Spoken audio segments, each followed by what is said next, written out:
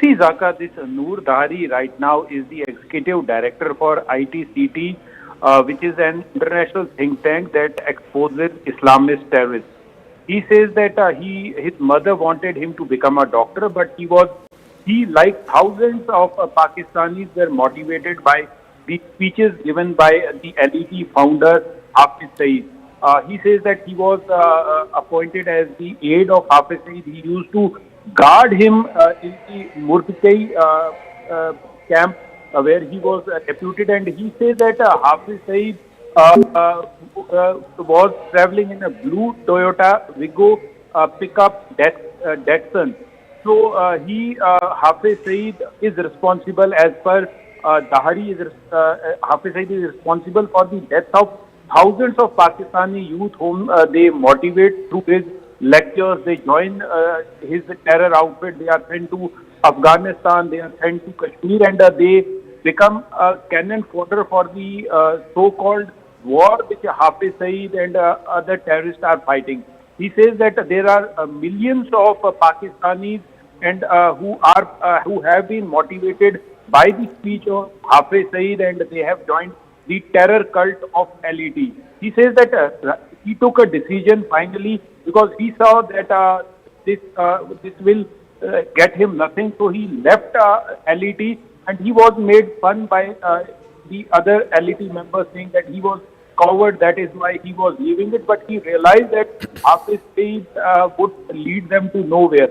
So finally, he right now in UK settled there and is working with one of the international think tanks as an executive director. So this person has exposed Hafiz Saeed and how this terror factory is radicalizing the youth of Pakistan, the youth who could have taken a pen, who could have taken a stethoscope to become a doctor or an engineer. But Hafiz Saeed and his ilk is making these people the cannon fodder for their so-called jihad, training them in several terror training camps across Pakistan, in borders with Afghanistan, and then sending them to fight and get killed in Kashmir.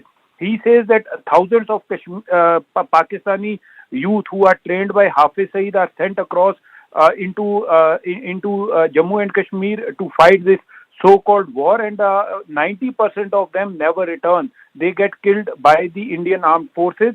So clearly exposing Hafiz Saeed and his terror factory. Yes, Zaka. Jinder, we'll leave it at that. Thank you very much. So that's a former operative of the Lashkar-e-Taiba exposing the founder and the chief architect of one of the most dreaded terror organizations, an organization that's wanted for numerous terror attacks here in India. His headquarters, of course, was bombed in Operation Sindoor a couple of days ago. Meanwhile, let's bring you up to speed with where things are as of right now. In the last 24 hours, Pakistan has made multiple attempts to breach India's air defense systems, but the good news is India's air defense has prevailed against Pakistani missiles and drones. The army has managed to neutralize the air defense system in Lahore after Pakistan attempted to engage a number of military targets in northern as well as western India. When Pakistan made failed attempts to send a swarm of drones across at least half a dozen, if not a dozen places along the line of control and the international border, over 40 to 50 drones, and this is what the Indian Army statement said earlier today, over 40 to 50 drones were successfully neutralized in a 3-4 hour period from about 8:30 in the evening yesterday all the way up to about midnight. The engagement involved extensive use of the L-70 guns, the Zu-23 Shilkas, and of course other advanced counter-UAS equipment, including of course the S-400s and the indigenously built Akash surface-to-air missiles. It also showed the Army's capability to counter these aerial threats. So what are these weapon systems, these air defense systems which were activated yesterday and managed to avert what could have been a big sort of barrage of attacks by the enemy on Indian soil? The L-70, it's developed by Bofors, it's produced under the license here in India. It's a 40mm gun, modernized with radars, electro-optical sensors, and also auto-tracking systems. It can fire anywhere between 250 to 300 rounds per minute. It's got a range of up to 4,000 meters, about 4 kilometers or so. The L-70 excels in anti-drone warfare, saturating the sky with predictive fire, making it effective against a swarm of drones and also trying to evade the tracking of these aerial systems. So that's the L-70. It's a short-range gun. Then you have the Shilka, which is a self-propelled system, self-propelled gun. It's got 4 23mm autocannons that are guided by radar detecting targets, and it can detect targets up to 20 kilometers away. So that's again a short-range weapon. It can unleash about 4,000 rounds per minute, and it's been upgraded with proximity fuse ammunition as well as advanced fire control systems to tackle drones that are becoming smaller and smaller. The Shilka's rapid fire and radar precision make it lethal for UAVs, helicopters, light armored vehicles. The Shilka's dense curtain of rounds offers a last resort protection for air bases, military convoys, sensitive installations, much of which are now currently under elevated levels of threat because of the ongoing.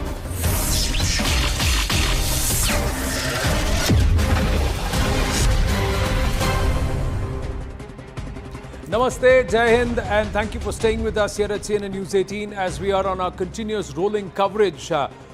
And here on the right stand, we continue to train the focus on Operation Sindoor, the post-Pahalgam massacre retribution exacted by Bharat, and Operation Sindoor continues because Pakistan has decided that Bharat's counter-terror strike will be retaliated or responded to by the Pakistan state and its military by targeting Bharatiya military installations.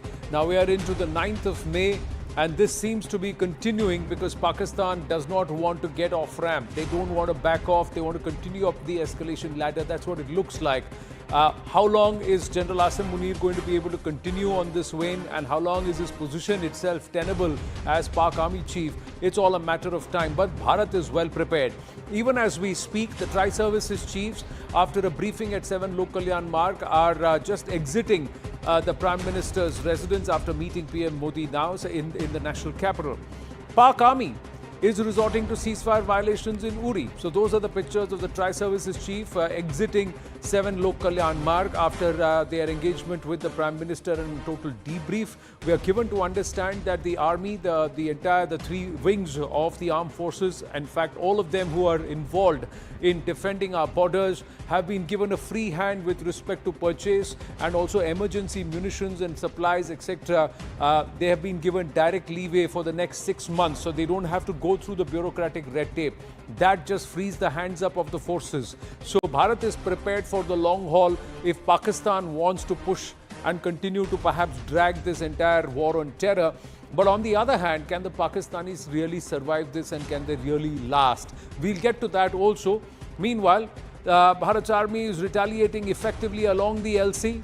There have been losses for us. Civilian lives have been targeted. But Bharat, with video evidence that we've put out, is targeting only Pakistan military posts and their bunkers. Now, even as Pakistan bombed the Gurdwara in Jammu Kashmir's Punch and attempted to strike Amritsar in Punjab, the Pakistani military lied about Bharat trying to hit Nankana Sahib Gurdwara in the Pak Punjab province. Another blatant lie by Pakistan and bid to spread misinformation has been exposed by none other than Vikram Misri himself during the 3rd briefing just earlier in the evening. The larger question is Bharat's unity a big challenge for Pakistan, or was Pakistan trying to find an off-ramp by blaming Bharat for a communal act? How bigoted, how far gone, how vile and devious can the Pakistan military establishment be is evident from this, that they tried to bomb Amritsar, the Harmandir Sahib, the Golden Temple in Amritsar, and then they were trying to work out their Khalistani goons and their cronies sitting across on foreign land to try and turn it around as a narrative that the Indian Air Force and the Indian forces themselves bombed Amritsar. That failed because of our defense system. So then they turned around and said that Bharat is sending drones across towards Nankana Sahib. So this is how devious the enemy is, and this is the enemy whom we are fighting.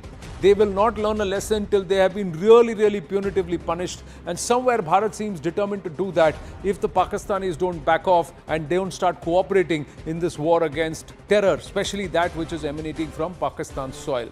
So from Operation Sindoor, marking the valor of Bharat, to 3 key press briefings represented by Vikram Misri, Lieutenant Colonel Sophia Qureshi and Wing Commander Vyomika Singh, Bharat's unity has been at play, dismantling Pakistan's communal fake factory. Let's listen into what the Foreign Secretary said a short while ago. Disinformation that is coming from Pakistan about India targeting the Nankana Sahib Gurdwara through a drone attack. This is again yet another blatant lie and part of Pakistan's disinformation campaign. As we saw in the Pahalgam attack, Pakistan is again trying desperately to impart a communal hue to the situation with an intention to create discord. Again, we are not surprised. India's steadfast unity in itself is a challenge to Pakistan.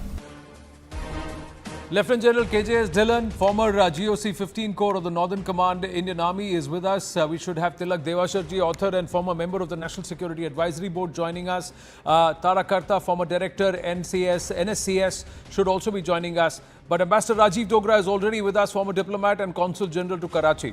My namaste and Jai Hind, gentlemen. Thank you very much. Let's start with this devious plot. General Dhillon, look at how vile the enemy is.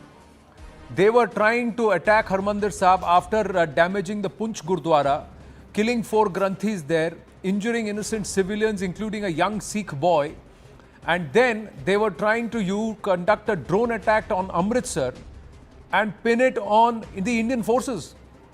Ab wo fail ho gaya, then they are trying to spread canards that the Indian forces are trying to bomb Nankana Sahib. Anand, good evening and good evening to your viewers and my fellow panelists. Pakistan can go to any extent and to prove their point or to drive their agenda. They can bomb any place of worship, and they have done it in the past, they have done it during this time also, and for them there are no qualms about it. You remember the Lal Masjid incident during Musharraf's time? Ji. So they have no holds barred policy as far as their agenda is concerned. Whereas India, we are a multicultural, multi-religious and very homogeneous society. We respect each faith, we respect each other's value system, and we are a different people. Ji. Like their chief was telling, Chief of Army Staff, Ji. you know, he was telling some other context, but I am saying we are custodians of 5,000 years of civilization, Ji. where we have lived together like brothers and sisters, and we will continue to do so. Ji. Whereas Pakistan, I can believe anything as low as the bottom of the ocean. Expecting it from Pakistan is okay, because they can actually go down to those levels of lowliness. So I am not surprised at all. And their agenda, good thing it has been exposed, and good thing that through your channel, through this program, you are exposing it and making your viewers aware about it, so that tomorrow, unintentionally also, nobody should fall prey to the false propaganda, especially in the era of WhatsApp forward, unverified rumors. And for this also, I would request the audience or the viewers, do not believe anything which is not coming from the official handle. Do not pass on anything which you have not verified. You are only adding to the enemy's agenda of misinformation. So be responsible, be very critical. If someone has sent you something, question him or her. Do not just spread the rumors, because in a war like this, where narratives and agendas play a very important role, truth is the first casualty. And we are seeing it happening. You are giving one example, we can give 20 examples, where killing of civilians, killing of innocent civilians, killing of people on the basis of religion, all these things are happening and counterclaims are being made. So as a responsible country, as a responsible citizenry, we must do our duty towards the nation, towards our fellow citizens. Sir, there is actually digital footprint of what they tried to do. There is digital footprint. I'm going to check if any of our cameras can capture the laptop, this laptop here, because this is this person, Harjeet Singh, who's a Khalistani. His handle has now been withheld in India. But look what he has tweeted at 2:13 a.m. on the 8th of May 2025. He has tweeted, "Attention Sikhs, brace yourself. India might target Sikh Punjab city with missiles and pin the blame on Pakistan." So this is what he has tweeted. I hope it's visible now. Yeah. So this is what he has said. "Attention Sikhs." This is at 2:13 a.m. on the 8th of May. And this is he's sitting over in Canada, and he's pushing this tweet out. Now let's see. So this is the tweet. So this is what they said, and this is just around the time. This is just around the time Pakistan fires artillery fire and also sends across projectiles over Amritsar, and they are headed towards Harmandir Sahib, the Golden Temple. Anand, all these things will happen during conflict or war. We should not take them too seriously, because this is the agenda as they are peddling it, and they will do anything. They will use any source or asset of theirs to fulfill and further their agenda. As Indians, we should be together. We should have faith in our government. We should have faith in our leadership. We should have faith in our defense forces. And we should have faith in the ethos and culture of our defense forces, which is above all these things. So I don't take these things seriously, and I request all the citizens also not to give too much bhav to these things, because these things are the start point of any rifts or any fissures which may be created by the enemy. We need to be very clear. We as a nation, we as citizens of this great nation called India, we are together, and we will fail or will negate or will defeat these agendas. Tilak Devasharji, good evening. Ambassador Rajiv Dogra first, and then Tilak Devasharji. Your thoughts on this treachery? How do we expose? This is wild. And also in Punch, they have killed Christian. They've bombed a church. They killed innocent Sikhs, Granthis. They bombed a Gurdwara. Christians are dead. They just don't care. They are attacking religious places and trying to give this entire thing a communal color. Even last evening on these drone attacks, when they have tried to mask themselves behind a civilian plane, they have allowed a plane from Dammam to fly over that airspace where they have deliberately tried to create trouble, hoping that one of our anti-aircraft missiles hits a civilian aircraft. This was also revealed by Vikram Misri. What kind of a nation is this, and what kind of a military is this, Tilak Devasharji? I agree with what General Dillon said. You cannot imagine the depths to which Pakistan has stooped in the past and can stoop in future. They have absolutely no morality. And for them, and also one other thing, I also get a sense that this is a sense of desperation. The more they do this, they show that they are getting desperate. They know they've got the wrong end of the stick. They are getting a thrashing from India. And so they will try and use these kind of cheap, low-level tactics to try and create a communal flare-up. I mean, trying to target the Harmandir Sahib or that Punch Gurdwara. I mean, how low life can you get? But must be expected from Pakistan that they will do this, they will do much more. So you have to be on your guard. You have to ensure that they are not successful. At the same time, we must also recognize that in terms of fake news, that in terms of spreading lies, they are far ahead of us. We have a sense of morality. We don't do these kinds of things, but they don't. So they will win the war of narratives, fake narratives. And I'm glad that the PIB has started fact-checking a lot of this, and it's coming out faster and faster after fact-checking whatever is being put out. So all of us need to be on our guard, need to be very careful, but accept the fact that Pakistan will stoop even lower as the days go by. Right. Now, even as we speak, the Raksha Mantri Rajnath Singh is at 7 Lok Kalyan Marg. So clearly there are hectic meetings that are going on in terms of deciding the next strategy, and also try and bring in a certain level of operational flexibility, fluidity and agility, if we may say, in terms of in a situation where Bharat is preparing for the long haul, and also, like they say, hoping for the best and preparing for the worst. So the assessment is continuously on. Let's quickly move on, and there is the other dimension that we want to bring for all our viewers. Now, even as a desperate Pakistan plays the communal card, Bharat has sent a very stern warning to Pakistan. The first warning is de-escalate or pay a heavy price. The second warning, give up on terror and give up the terror rakas. Now that's what the clear ask is. The first warning is de-escalate or pay a heavy price. The second one is focus on eliminating terror from its roots. So the warning is that if you don't help us, we will do it for you and we will continue to do it. We are not going to relent. The third warning is targeted. Bharat has always targeted terror emanating from Pakistani soil, not military or civilian installations or facilities. So stop spreading lies.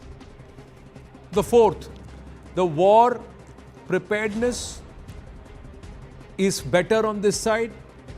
We have superior tech and the tech is indigenous. We can last and sustain this for far longer than you can afford to. The fifth warning, Pakistan ministers to stop creating hysteria, panic and stop spreading disinformation. That they are clueless is known to the world. That they are hopeless is known to their constituency, their voters, their people, and that the military is not even keeping them informed is evident by their bluster. The sixth warning, hand over the terror heads, Masood Azhar, Rauf Azhar, Hafiz Saeed, Tala Saeed. Hand them over. Till you hand them over, we are going to continue to come after these terror tanzeems and their akas. Warning number 7, stop proxy war, deal with domestic crisis.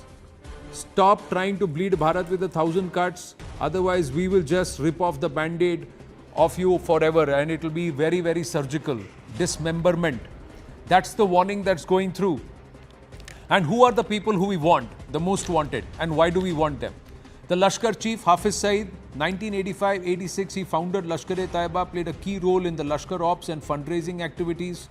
Leader of the terror outfit Jamaat-ud-Dawa, front of the Lashkar, most wanted in India and the United States. Bharat seeks his extradition. Pakistan has said no bilateral treaty and that's why we won't bring him out. His son Tala Saeed is an active Lashkar member.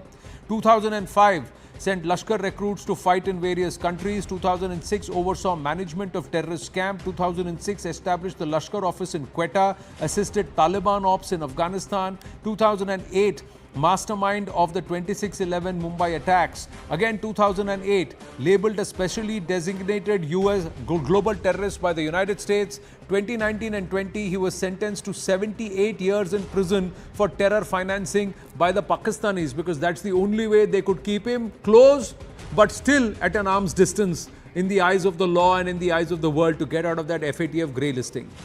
Jaish terror group chief Masood Azhar, radicalized in the Jamia Islamia Binori town in Karachi, influenced by the Harkatul Mujahideen, travelled to Afghanistan for arms training at the age of 21, linked to the 2001 parliament attack, designated global terrorist by the UN, orchestrated deadly Pulwama attacks in 2019. Jaish commander Abdul Rauf Asgar, Jaish chief Masood Azhar's brother, also known as Mufti Abdul Rauf Asgar, hardline cleric and jihadist, Jaish's supreme commander since 2007. 1999 orchestrated the IC-814 hijacking, 2001 linked to the parliament attack, 2002 linked to Daniel Pearl's murder, 2005 linked to Ayodhya temple attack, 2008 linked to Mumbai attacks, 2010 US designated him a global terrorist, 2016 involved in Pathankot airbase attack, 2019 involved in Pulwama attack, 2022 India moved to blacklist him by the UNSC and it's been blocked by China. Now, before we go back to our guests, you have to listen to this. It's a stunning confession from inside Pakistan. When confronted, a local boy confirms jihadis are trained here and that terror training was done here. He was referring to Muridke, the Markaz-e-Tayyaba, the Lashkar terror hub that turned into rubble in Operation Sindoor. तो इन्होंने उन पर इल्ज़ाम लगाया कि ये सारे मिलकर ना हम पर हमला कर रहे हैं। तो उनको पता है यहाँ से ट्रेनिंगें होती हैं, यहाँ से सब कुछ होता है, जो मुजाहिद वगैरह तैयार होते हैं, तो उन्होंने इसको निशाना बना के रखा हुआ था। फिर उन्होंने ना बच्चों को छुट्टियाँ दे दी पहले कि कोई पता नहीं किसी टाइम भी वो हमला कर सकते हैं। You heard that? I would like to play that out again. Viewers, listen to it carefully. He's saying उन्हें पता है यहाँ ट्रेनिंग होती है जिहादियों की. Listen to this. तो इन्होंने उन पर इल्ज़ाम लगाया कि ये सारे मिलकर ना हम पर हमला कर रहे हैं। तो उनको पता है यहाँ से ट्रेनिंगें होती हैं, यहाँ से सब कुछ होता है, वो जो मुजाहिद वगैरह तैयार होते हैं, तो उन्होंने इसको निशाना बना के रखा हुआ था। फिर उन्होंने ना बच्चों को छुट्टियाँ दे दी पहले ही कि कोई पता नहीं किसी टाइम भी वो हमला कर सकते हैं। उनको पता था यहाँ पे अटैक करेंगे क्योंकि उनको पता है कि यहाँ पर मुजाहिदों की ट्रेनिंग होती है। This is a young boy who's got an injury in his hand. He is talking to a local media person there, and this is what he's saying. Markaz-e-Taiba, Murid K, that was struck by Bharat's missile strike under the radar for terrorist activities. It's the alma mater of the Lashkar. Arms and training facility, radicalization and indoctrination acts are conducted. Osama financed 10 million for this place. They are spread over 100 acres. 2611 attacker Ajmal Amir Kasab got intel training here. 2611 plotters David Coleman Heddy, Tahavur Rana visited this facility. Siddhant Mishra now joins us. He is the one who's accessed this footage. This boy is so nonchalantly saying उन्हें पता है यहाँ strike करेंगे, इनको भी पता था वो स्ट्राइक करेंगे क्योंकि उन्हें पता है कि यहाँ पर मुजाहिदों को ट्रेनिंग दी जाती है, इसीलिए बच्चों को उस दिन छुट्टी दे दी थी। Correct, Anand. And there is a reason that we are doing story on this video, Anand, because what Pakistan is doing, or perhaps have been doing from a very long time, that they take international press, international journalists to these sites, and when they take them, they show that look, it is just a religious site, there is no terror camp going on, etc., etc. They try to cover up the reality of these markers, situated in POJK and POK. So this is the first-hand confession, Anand. He is a local journalist. Perhaps he is taking some vox pops of the local boys. Perhaps what do they know about Markaz Taiba, and is it just a Markaz religious place, or it has some other significance as well? And perhaps this boy is confessing that mujahids and jihadists are trained here. Perhaps this is the first-hand confession, Anand, and this boy is not affiliated to any ideology, or perhaps he was told to say this. It is a very organic vox pop which this local journalist, perhaps we really don't know who this journalist is, but this local journalist is speaking to the boys, group of boys, and perhaps only wanted to know more about Markaz Taiba, since India has struck down this particular target. So why India has chosen this particular site? What was the reason? So replying to this journalist, this boy very innocently went on to confess that mujahids and jihadists are trained here. Now this is a testimony, perhaps, which again exposes Pakistan, and this video is also for international journalists. Perhaps they keep on writing that the sites hit by India were the religious sites. Even Anand, the other day Foreign Secretary was also asked in the briefing that did you hit mosques, whether the religious sites were targeted. Perhaps that was asked to the Foreign Secretary on the basis of the reports which were filed by foreign journalists and foreign for the media. Pakistanis so are masters. For the sake of our viewers. Yeah, what they do is they turn Markaz, which is a center, and it may have a mosque, so they turn Markaz into a mosque and say Markaz is equal to mosque. Markaz is a center, so that's because it's a center for training, it's a center, and it may have a place for prayer, and that place which is inside the center for prayer may be a mosque if it is, that's how. So it doesn't become, the whole place doesn't become a mosque. Mosque or otherwise, a jihadi is a jihadi. How does that change? And he is himself saying कि यहाँ पर मुजाहिदों को train करते हैं.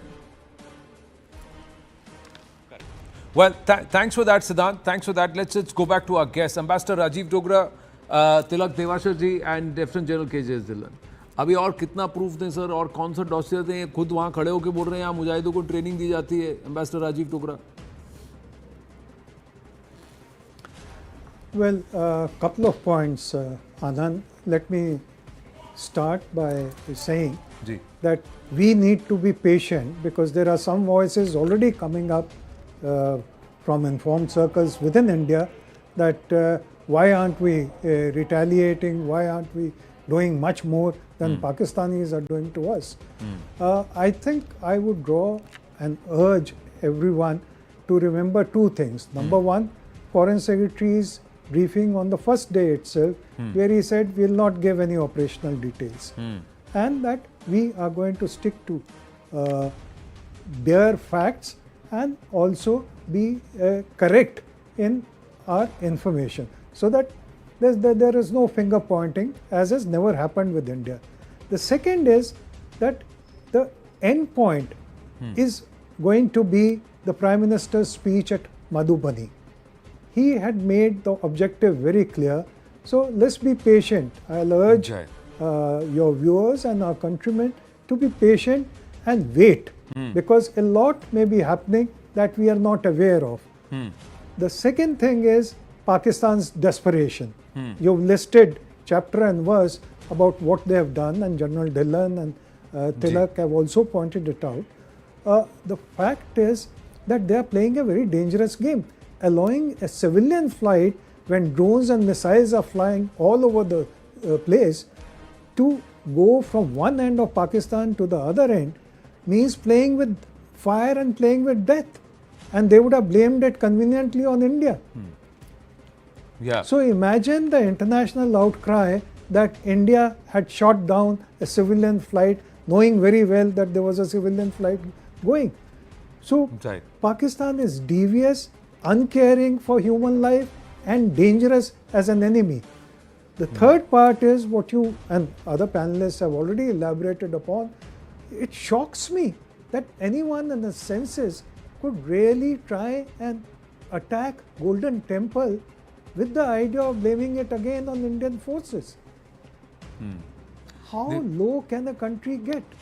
So the entire thing goes back to General Munir's first statement to non-resident Pakistanis about Hindus.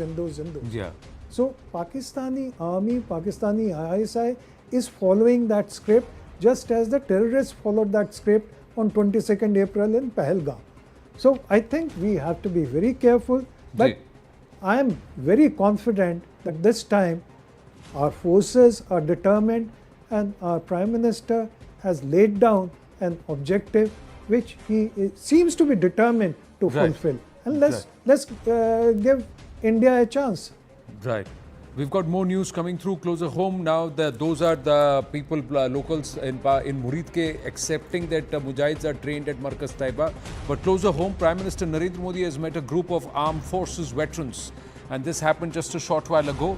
He's currently meeting with the Raksha Mantri Rajnath Singh. He met the Tri-Services Chief before that. But before that, he's also met armed service veterans that include Air Force Chiefs, Army Chiefs, Navy Chiefs and other veterans who have extensively served the country. Let's go across to Aman to try and understand more. Aman, when did this meeting happen? Those are pictures there. This is a meeting of these are reference visuals.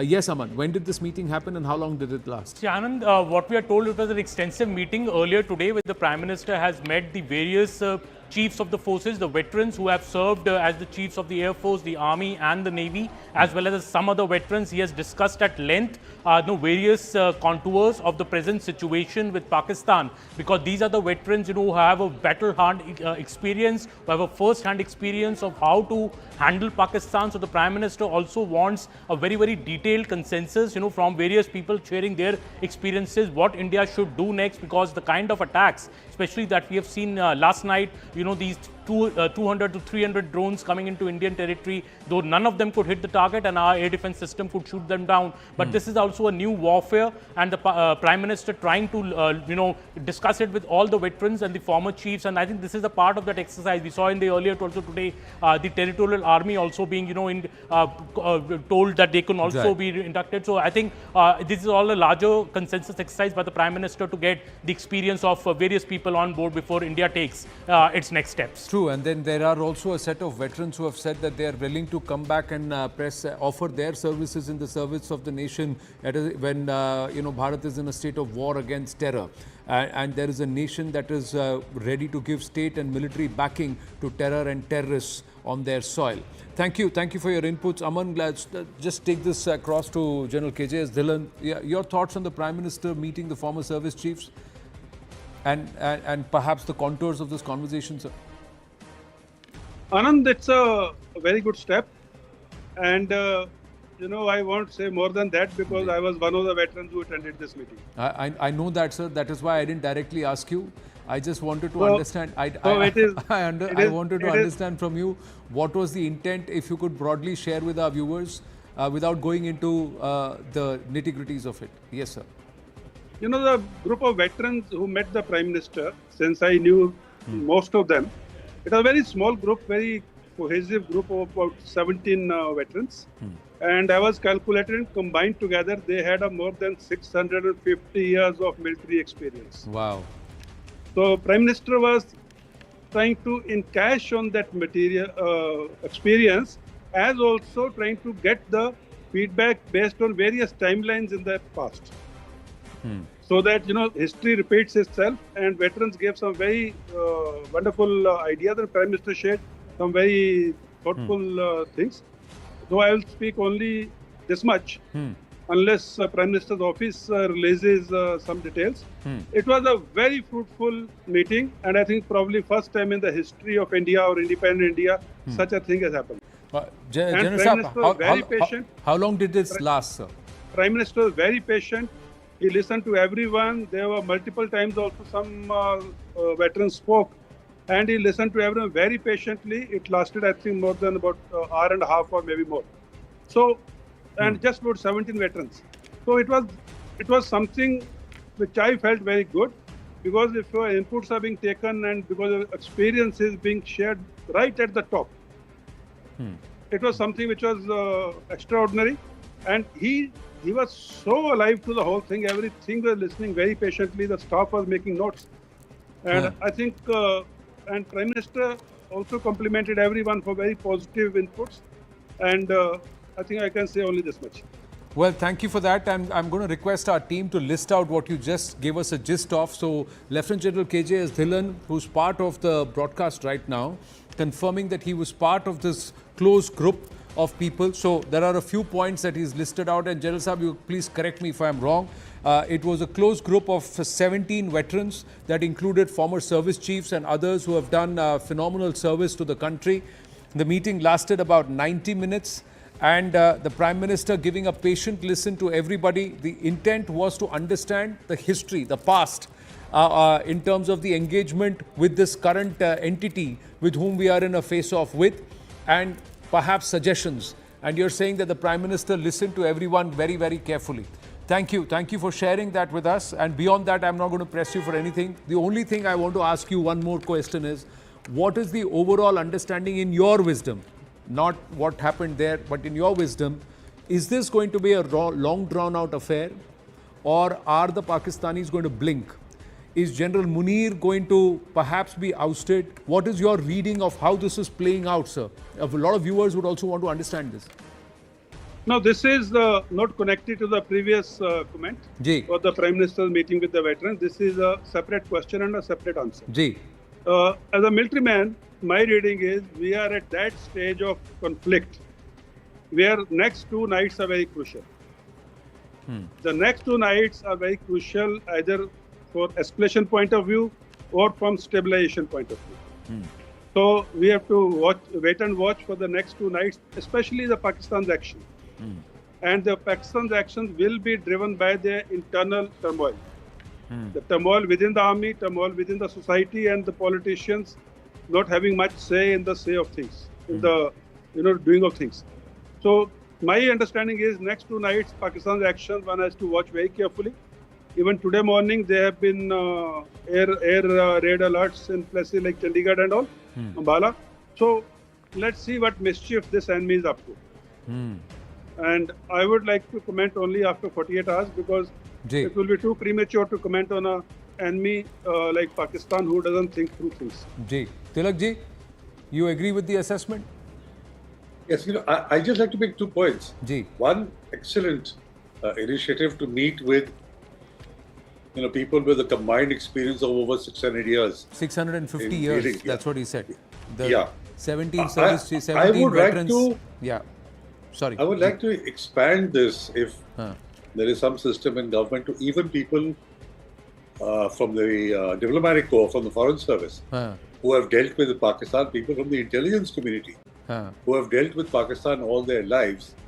And they could also provide very useful inputs at this stage on how to deal with an enemy like Pakistan. We have 2 of them sitting on the panel tonight. Yeah, so exactly. The other thing I want to say is, see, the government statement has been restrained, targeted only terror camps, avoided civilians, avoided the military installations. The questions I would like to ask and put on the table, we all agree that the head of the snake is the Pakistan army. You can kill 200, 300, 500 terrorists. It's not going to make a difference because the incubator, the facilitator, the creator is the Pakistan army. So strategically, are we aiming in the right direction? Are we shooting in the right direction? If you don't tackle the source of where terrorism is coming from, you can achieve whatever you want this time. 2-3 years later, there will be another army chief who will want to burnish his credentials, will do the same thing. What then? So this is, I don't have answers, and I'm sure the government has better minds who are answering this question.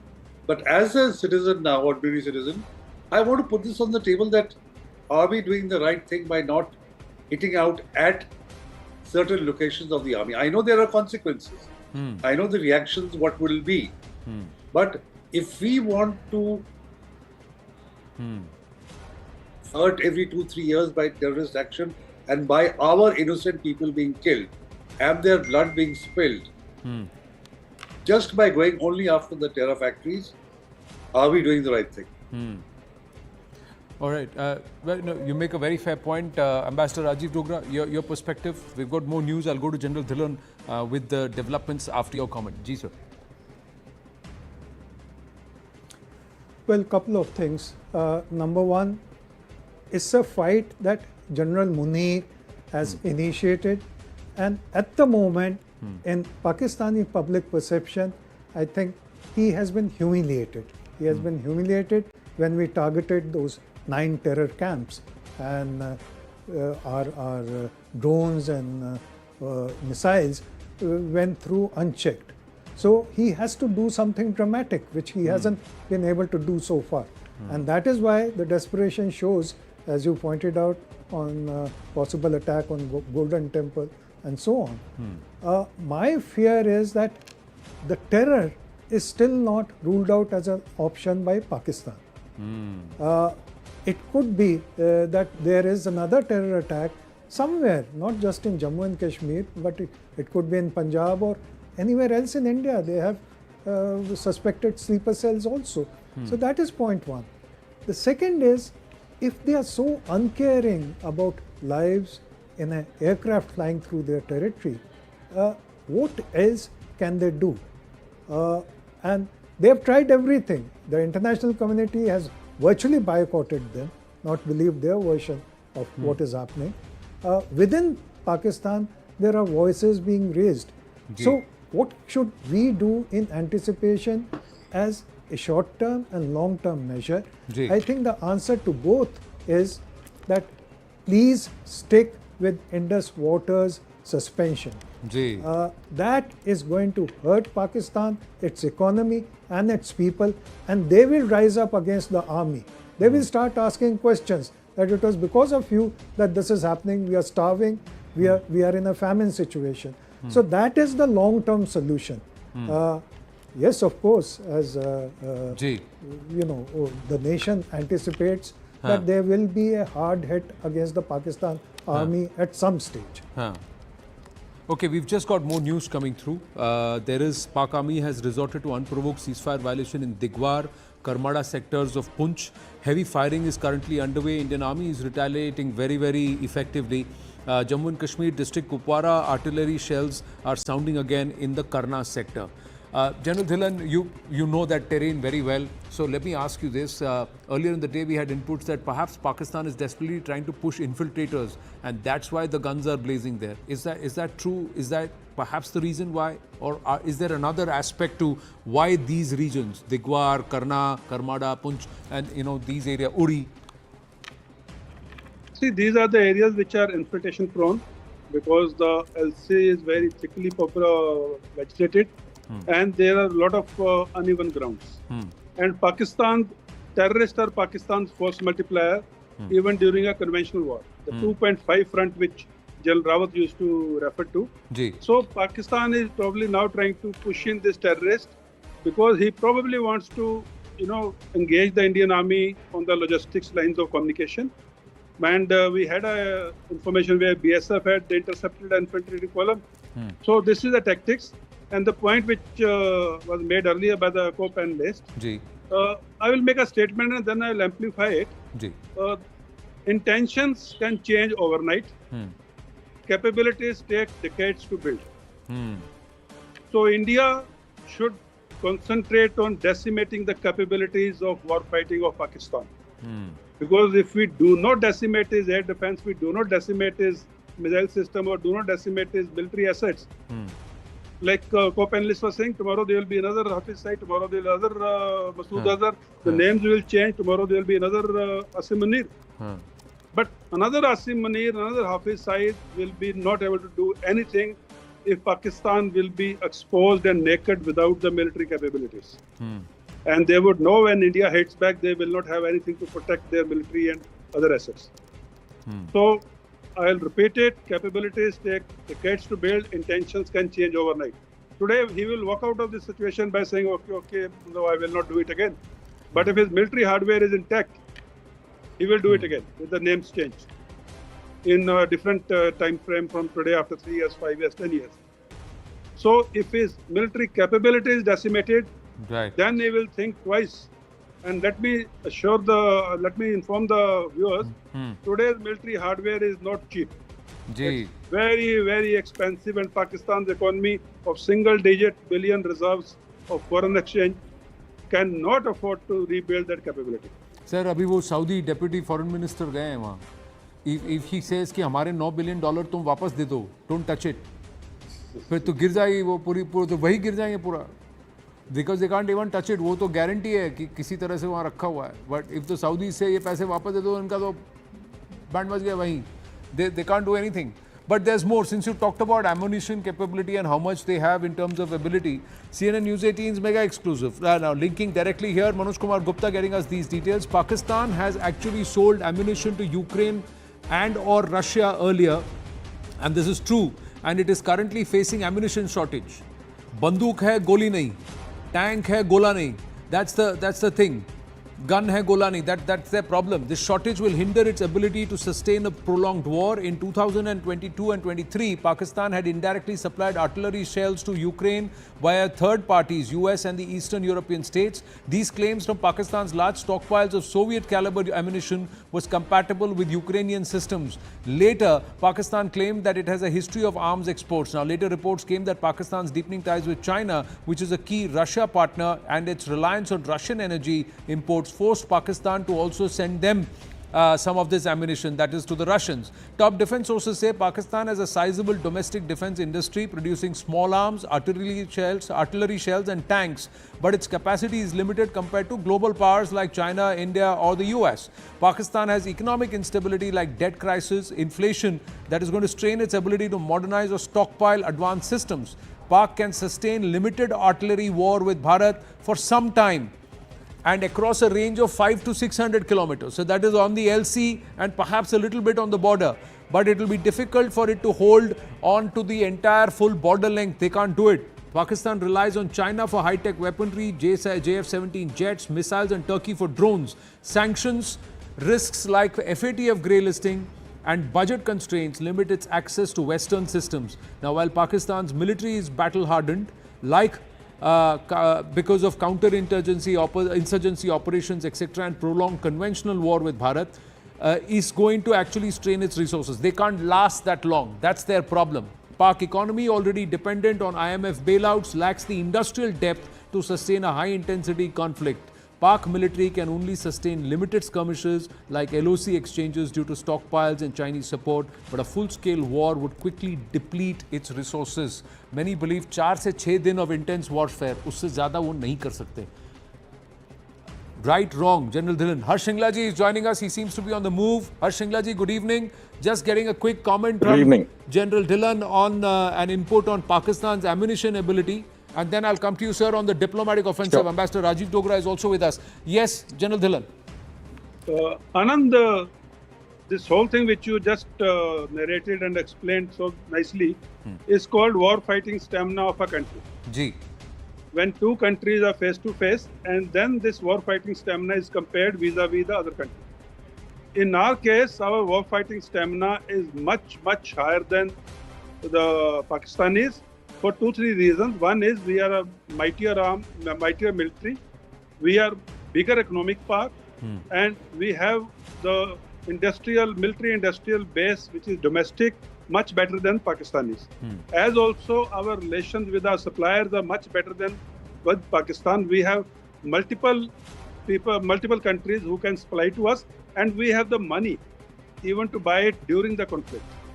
Whereas Pakistan supplies are limited to Turkey and China, and it does not have the money to buy those things which are very expensive when the hostilities are going on. So war fighting stamina, I agree with you, is very low in case of Pakistan, and if the war or the conflict continues for a longer duration with a higher intensity, it is advantage India. Harsh Shingla ji, your thoughts, sir? And also, what is the diplomatic posture? What is your reading? Based on what Foreign Secretary Vikram Misri has said, Vinay Kawatra ji has said, Vikram Doraiswamy is saying, what is the posture? Is it the effort or a slow calibration towards hyphenating Pakistan with terror state? Well, as far as we are concerned, we have always made it clear that our response has been calibrated and precise and responsible. I believe Foreign Secretary today also said that we will not, escalate if there is no further escalation from the Pakistani side. So, in a certain sense, we have also made it clear that we have no desire to take this conflict forward. We have achieved our aim of targeting terrorists and terrorist infrastructures, particularly those who are responsible and behind the Pahalgam incident attack. So from that perspective, I think we are fairly clear that while we don't want an escalation, we are prepared for any situation. I think General Dhillon was very correct in saying that the longer it goes, it gives us a greater advantage. So from that perspective, we have more staying power, and I think it's not in Pakistan's interest to take this forward. But then nothing has been in their interest, right from the from the initiation of the terrorist attack to their responses to our very targeted strikes on terrorist infrastructure. Nothing has been very logical from their side. So we don't know what's in store and how we will take this forward. But certainly the hyphenation between Pakistan and terrorism is a very strong one, and I think that has been the rationale also for our holding the Indus Water Treaty in abeyance. We have said that unless Pakistan takes a very considered decision to stop using terror as an instrument, not to stop supporting terror, we will have to hold back on some of the earlier let's say arrangements that we had with them. But is there a calibration beyond just looking at the kinetics? If Pakistan backs off on the kinetic engagement, does that mean that Bharat takes the foot off or the pedal off the non-kinetic offensive, or does that continue? And diplomatically, no, where do you see the gradient moving? Certainly not. I think diplomatically we will continue to put pressure, not just diplomatically but economically, and in any other way wherever there is leverage, we will certainly put pressure on Pakistan. I don't think there is any intention or rationale to take our foot off the pedal. I think it's very important that until and unless Pakistan abjures terrorism, as I said, as an instrument of its policy, actually starts dealing with terrorists and their infrastructure within that country, we will not be able to, I think, stop on, I would say, in many senses, keeping Pakistan under pressure. Whether it is the F8, whether trying to get Pakistan back on the grey list of the FATF, denying it the 25th IMF bailout, trying to, keep it under pressure in the United Nations and other multilateral institutions, and of course, I would say in any other manner that is available to us, including use of the Indus waters. We should definitely keep them under continued pressure. But the kinetic aspect of it is what we are talking about, and that's something that we have to see how that. But diplomacy proceeds. goes beyond the kinetics, and so that's why I'm asking you 2 points. And after you, I'll request Ambassador Rajiv Dogra and Tilak Devasharji also to weigh in. The one aspect is the Pakistan state machinery working overtime to get TRF out of the UNSC statement. One, and the entire recalibration drama that happened. The other one is the jihadi leading a jihadi's funeral, which was accorded state funeral, and the military and the polity standing behind this jihadi. How have we failed to leverage these two diplomatically? These two aspects, sir. No, I think we have. It's been amply sort of brought out that TRF has been the organization that claimed responsibility. They removed it later. This is an organization, the Popular Front, which is linked to Lashkar-e-Toiba very clearly, and that is why our targeting was specifically on the headquarters of Lashkar-e-Toiba, as well as the Jaish-e-Mohammed. But the LET is, and Masood Azhar is on the UN, Security Council's list. We had got him listed. When Trump was in his first term, it was a coordinated effort between the US, ourselves, and some other partners. And despite efforts from Pakistan and China to keep them out, and I think we have to keep that pressure up to ensure that this aspect of their involvement is not forgotten. I think the fact that Rauf Azhar was also killed in that strike, he is the person behind not only attacks within India, but also on the international community, including Wall Street Journal journalist Daniel Pearl, who was murdered by this man. So I think the fact that Pakistan has tried to take the TRF off the UN Security Council's press statement, in a certain sense, indicates that they are somewhat involved in it. I mean, why would you try to have an entity removed when you have nothing to do with it? That's one of those things that are there. This is normal in a press statement that you do name the entity responsible, which has claimed that they were responsible for that particular terrorist attack. And secondly, as you correctly pointed out, the presence of a number of other terrorist leaders who are involved with terrorist groups, as well as the state representatives, whether it's in the form of security forces or others who are part of that, not just there as security, but they're actually paying their bereavement on that particular incident, is something which ties in the Pakistani state complicitly with the terrorists and terrorist infrastructure in that country. So there is no gap between what is happening in terms of terrorism, cross-border terrorism, and those behind it, and the deep state of Pakistan. And that's what we are dealing with in the current context. Ambassador Rajiv Dogra, even as we speak, there is a blackout in Jaisalmer. Pakistani Asim Munir ne ego pe le liya hai. Bahawalpur is right across, so they are wanting to target Jaisalmer. Something there. Chupne do. But this is what they are doing. They are ready to go ahead and put everything at stake for a jihadi lot. And have we capitalized on this TRF aspect and also this, what we saw with Hafiz Abdul Rauf? Yes, sir. Well, as far as capitalizing on it, I think I would use the term whether we've informed our public and international opinion about that funeral with the military honors and national flag draped on the coffins and the terrorists standing by. Foreign Secretary set the ball rolling by showing the photograph to everyone in his, I think, first briefing. Then our High Commissioner in London and our Ambassador in Washington showed it to their audience there. So you can't do anything more than that. But one thing which strikes me repeatedly is that we are thinking only in terms of the short term. That when will this war be over? We hope Pakistan has been taught a lesson and so on. I think we should worry about the lessons Pakistan teaches us day in and day out. And I'll start from 1993. I was telling a channel in the morning, one of the business channels, that look at Mumbai today and look at Mumbai pre-93. It was a happy city. Today, every shop, major shop, mall, school, college, business establishment, government office, not just in Mumbai but all over India, must have a security guard. and the annual expenditure that India incurs on that is $11 billion. That is how Pakistan is bleeding us economically. So we have to find a permanent solution to this.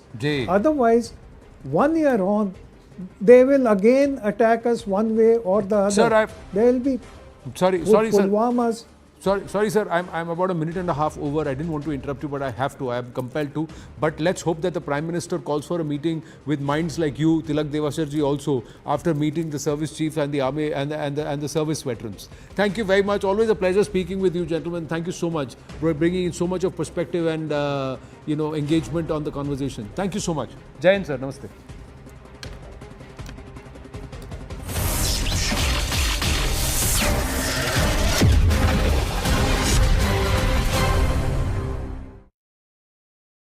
Brought to you by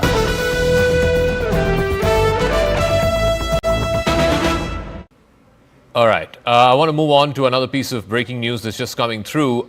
We're given to understand that a former Lashkar-e-Taiba operative and in aid of the Lashkar-e-Taiba founder Hafiz Saeed has exposed the outfit. He says that many youths motivated by Hafiz Saeed's speeches and then joined the Lashkar-e-Taiba subsequently traveled to Afghanistan as well as to Kashmir in India. Approximately 500 individuals from across the country traveled to Afghanistan to undergo training at a camp named Maskar Taiba that's located in Kunar province.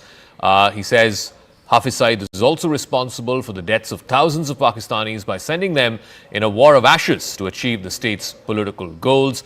This is something that Noor Dari, that's the name of the individual. He's a former Lashkar operative. Tejinder has more details on this. Tejinder, read the tea leaves for us. What does this necessarily mean? See, Zaka, this Noor Dari right now is the executive director for ITCT, which is an international think tank that exposes Islamist terrorists. He says that his mother wanted him to become a doctor, but he like thousands of Pakistanis were motivated by the speeches given by the LED founder Hafiz Saeed. He says that he was appointed as the aide of Hafiz Saeed. He used to guard him in the Murtikai camp where he was deputed, and he says that Hafiz Saeed was traveling in a blue Toyota Wigo pickup Datsun. So Hafiz Saeed is responsible, as per Dahari, Hafiz Saeed is responsible for the death of thousands of Pakistani youth whom they motivate through his lectures. They join his terror outfit. They are sent to Afghanistan. They are sent to Kashmir, and they become a cannon fodder for the so-called war which Hafiz Saeed and other terrorists are fighting. He says that there are millions of Pakistanis and who have been motivated by the speech of Hafiz Saeed, and they have joined the terror cult of LET. He says that he took a decision finally because he saw that this will get him nothing, so he left LET, and he was made fun by the other LET members, saying that he was coward, that is why he was leaving it, but he realized that Hafiz Saeed would lead them to nowhere. So finally he right now in UK, settled there, and is working with one of the international think tanks as an executive director. So this person has exposed Hafiz Saeed and how this terror factory is radicalizing the youth of Pakistan, the youth who could have taken a pen, who could have taken a stethoscope to become a doctor or an engineer, but Hafiz Saeed and his ilk is making these people the cannon fodder for their so-called jihad, training them in several terror training camps across Pakistan, in borders with Afghanistan, and then sending them to fight and get killed in Kashmir. He says that thousands of Pakistani youth who are trained by Hafiz Saeed are sent across into Jammu and Kashmir to fight this so-called war, and 90% of them never return. They get killed by the Indian armed forces. So clearly exposing Hafiz Saeed and his terror factory. Yes, Zaka. Tejinder, we'll leave it at that. Thank you very much. So that's a former operative of the Lashkar-e-Taiba exposing the founder and the chief architect of one of the most dreaded terror organizations, an organization that's wanted for numerous terror attacks here in India. His headquarters, of course, was bombed in Operation Sindoor a couple of days ago. Meanwhile, let's bring you up to speed with where things are as of right now. In the last 24 hours, Pakistan has made multiple attempts to breach India's air defense systems, but the good news is India's air defense has prevailed against Pakistani missiles and drones. The army has managed to neutralize the air defense system in Lahore after Pakistan attempted to engage a number of military targets in northern as well as western India. When Pakistan made failed attempts to send a swarm of drones across at least half a dozen, if not a dozen places along the line of control and the international border, over 40 to 50 drones, and this is what the Indian Army statement said earlier today, over 40 to 50 drones were successfully neutralized in a 3-4 hour period from about 8:30 in the evening yesterday all the way up to about midnight. The engagement involved extensive use of the L-70 guns, the Zu-23 Shilkas, and of course other advanced counter-UAS equipment, including of course the S-400s and the indigenously built Akash surface-to-air missiles. It also showed the Army's capability to counter these aerial threats. So what are these weapon systems, these air defense systems which were activated yesterday and managed to avert what could have been a big sort of barrage of attacks by the enemy on Indian soil? The L-70, it's developed by Bofors, it's produced under the license here in India. It's a 40mm gun, modernized with radars, electro-optical sensors, and also auto-tracking systems. It can fire anywhere between 250 to 300 rounds per minute. It's got a range of up to 4,000 meters, about 4 kilometers or so. The L-70 excels in anti-drone warfare, saturating the sky with predictive fire, making it effective against a swarm of drones and also trying to evade the tracking of these aerial systems. So that's the L-70, it's a short-range gun. Then you have the Shilka, which is a self-propelled system, self-propelled gun. It's got 4 23mm autocannons that are guided by radar detecting targets, and it can detect targets up to 20 kilometers away. So that's again a short-range weapon. It can unleash about 4,000 rounds per minute, and it's been upgraded with proximity fuse ammunition as well as advanced fire control systems to tackle drones that are becoming smaller and smaller. The Shilka's rapid fire and radar precision make it lethal for UAVs, helicopters, light armored vehicles. The Shilka's dense curtain of rounds offers a last resort protection for air bases, military convoys, sensitive installations, much of which are now currently under elevated levels of threat because of the ongoing situation between India and Pakistan.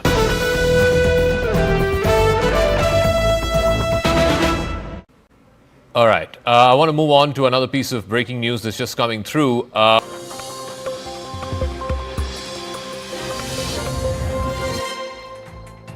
Good evening, you're watching Brass Tacks. I'm Zaka Jacob. India managed to thwart up to 400 drones that were fired from Pakistan, which targeted about 3 dozen Indian cities from Srinagar and Jammu in the north all the way to Kutch in Gujarat in the west.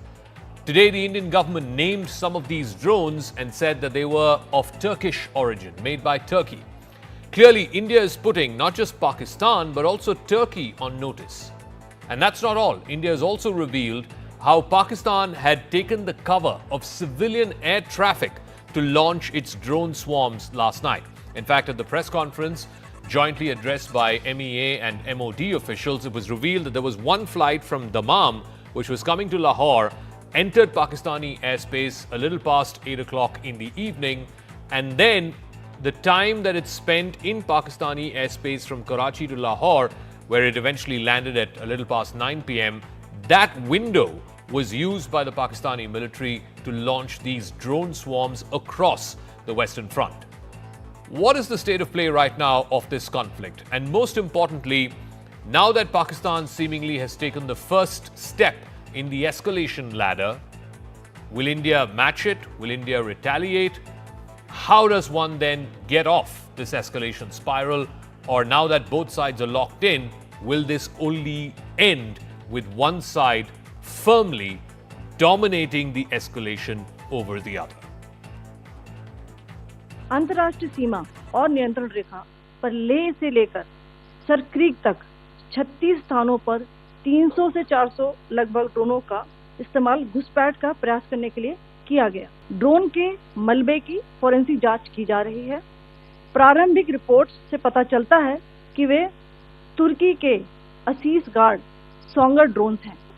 Pakistan का गैर जिम्मेदाराना व्यवहार फिर से सामने आया। 7 मई 2025 को रात 8:30 बजे एक असफल अकारण ड्रोन और मिसाइल हमला करने के बावजूद पाकिस्तान ने अपना नागरिक हवाई क्षेत्र बंद नहीं किया। पाकिस्तान अपने नागरिक विमानों को ढाल के रूप में इस्तेमाल कर रहा है, जबकि उसे अच्छी तरह से पता है कि भारत पर उसके हमले से हवाई रक्षा की तीव्र प्रतिक्रिया होगी। यह भारत और पाकिस्तान के बीच अंतर्राष्ट्रीय सीमा के पास उड़ान भरने वाले अंतर्राष्ट्रीय उड़ानों सहित नागरिक विमानों के लिए सुरक्षित नहीं है। रात में पाकिस्तान के एक सशस्त्र यूएवी ने भटिंडा सैन्य स्टेशन को निशाना बनाने की कोशिश भी की, जिसे पकड़ा गया और उसे निष्क्रिय कर दिया गया।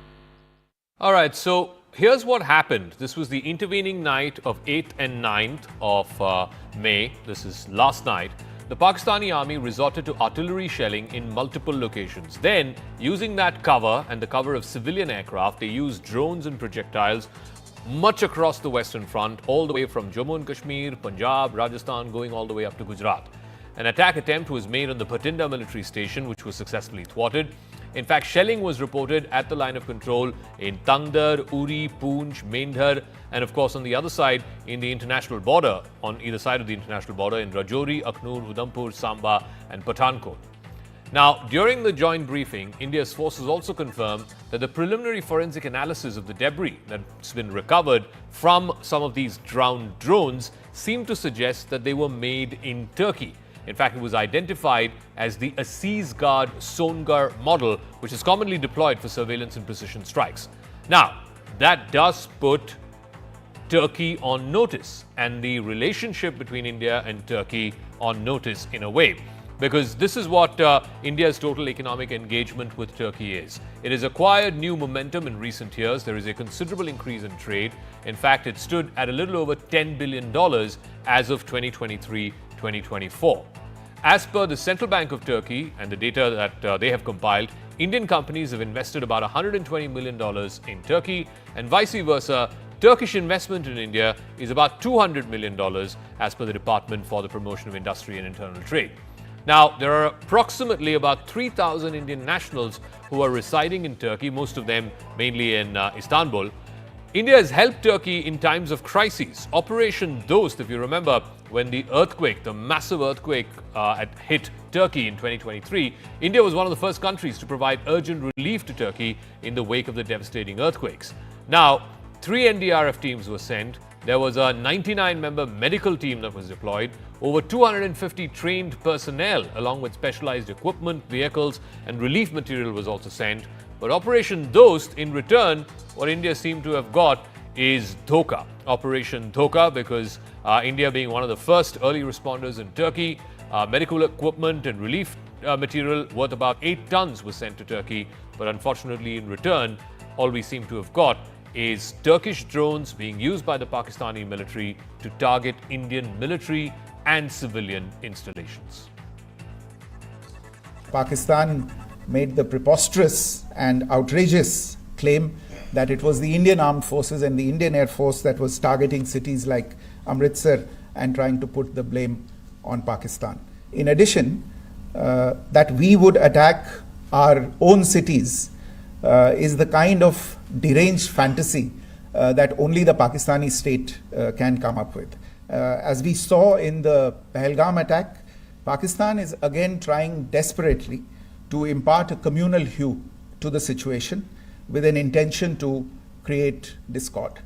In view of the existing security scenario, the services of the Kartarpur Sahib corridor have been suspended till further directions. All right, let's try and make sense of what happened last night, this drone swarm, what was the attempt, and what happens here on, what next? Lieutenant General retired D.S. Huda is former Army Commander of the Northern Command of the Indian Army. Thank you very much, sir, for speaking with us. First things first, I want you to make sense for our viewers of what was Pakistan attempting to do last night. The swarm of drones, now we know 400 of them were employed over 30 plus Indian cities from Srinagar all the way to Kutch in Gujarat. Could this be characterized as, Pakistan climbing the first rung of the escalation ladder? So, my own sense is, Naka, from a purely professional point of view, is this was a probing kind of an attempt to try and see where the vulnerabilities are, because they have attempted this at more than 30 places. See where our air defenses are active. See whether they can find some vulnerabilities that they could attack. Fortunately, the air defense systems have reacted extremely well and made sure there are no casualties. But I see this as a preliminary attempt that in case we have to do something, we have to retaliate, can we find some weak spots in the air defense architecture of the Indian military?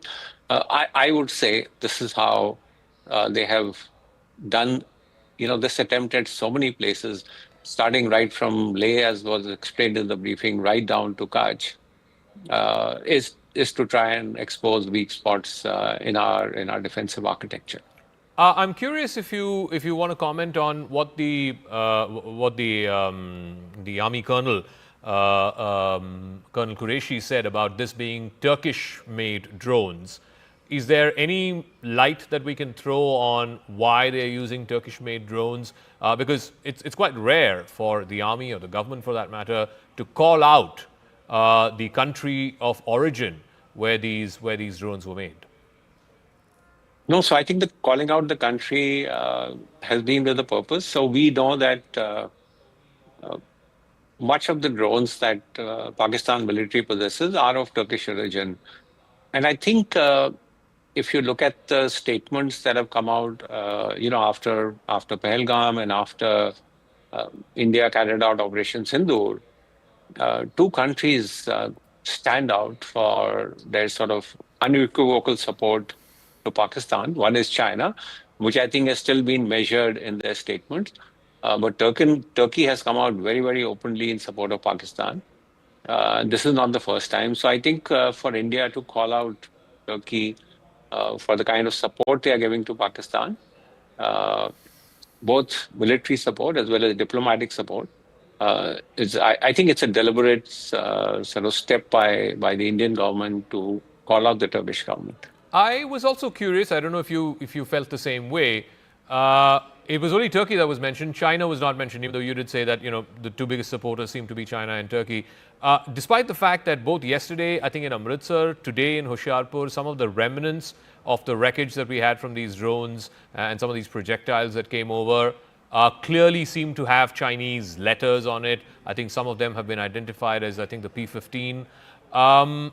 Any thoughts on why, why the briefing did not mention about Chinese weaponry, even though we know that almost 80% of Pakistani arms currently have either a Chinese origin or jointly made with China? So yeah, spot on. Over the last 15 years or so, about 80% of what Pakistan is getting from equipment that they're getting is from China. Why did the government not sort of call out the Chinese government for this? Perhaps given the nature of relations and how the situation at the LAC has just got calmed down, we are trying to improve our diplomatic relations. The Kailash Mansarovar Yatra is about to start. Perhaps, those are the reasons. But as I said, Turkey has come out very strongly, very openly in support of Pakistan, and I think it's right for the government to call out the Turkish government on that. So General Huda, I want to know what your thoughts are on what happens next. Now, yesterday was this drone swarm, like you said, it was some kind of a probing mission, some kind of an expedition to see, if there are any weaknesses in India's air defenses. Clearly, Pakistan got a bloody nose for that. But these were all drones or projectiles without any explosives, without any kind of warheads attached to them or explosives attached to them. Is the next step going to be that they will have projectiles or drones with explosives, and then what happens after that? I mean, do we progressively go up the ladder? You have, short-range rockets and missiles, and then eventually start scrambling fighter jets and so on. Is that the trajectory? See, I see that as the trajectory. If we think that, what Pakistan has done last night and the fact that we've countered them is an attempt to sort of de-escalate the situation, I would sort of be cautious about, making that assessment. I do see, and we should be prepared for further action from the Pakistan military.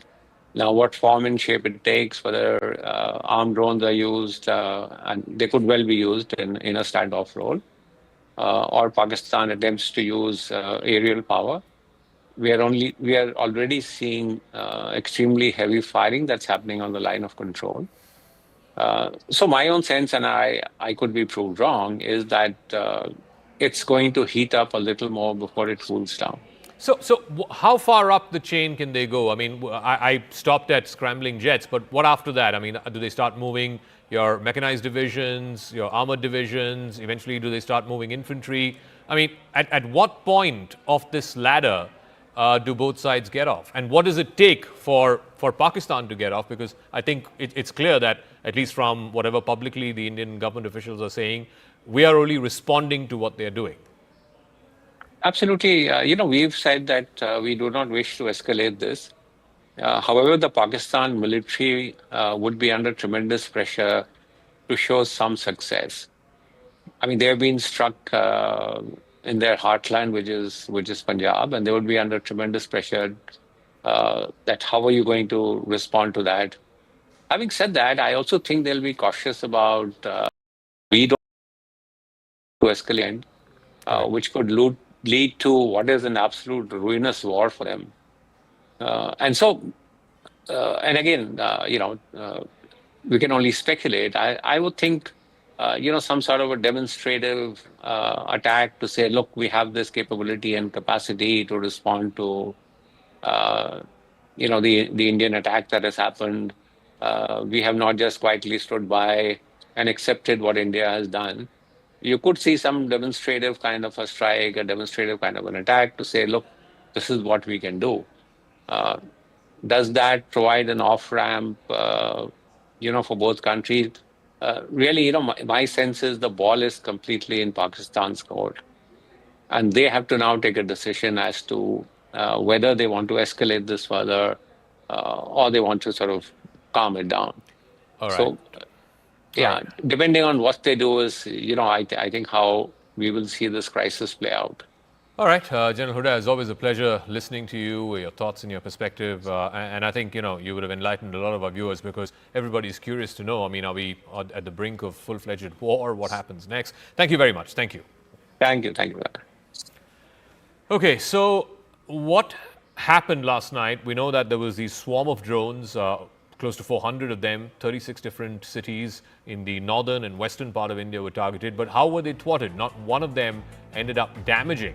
There were certainly no, casualties in terms of injuries to folks or even fatalities for that matter. But what exactly did India use in its air defense system to thwart these attacks? India, of course, has a huge edge over Pakistan when it comes to the air defense system. So the L-70, which is developed by the Bofors company, the Bofors Arms Company, produced under its license here in India. It's a 40mm gun. It's modernized with radars, electro-optical sensors. It also has an auto-tracking system. And at one given point of time, in a minute, it can fire anywhere between 250 and 300 rounds. It's got a range of up to 4,000 meters, that's 4 kilometers. The L-70 also excels in anti-drone warfare, saturating the sky with predictive fire, and making it effective against exactly what we saw last night, these drone swarm attacks.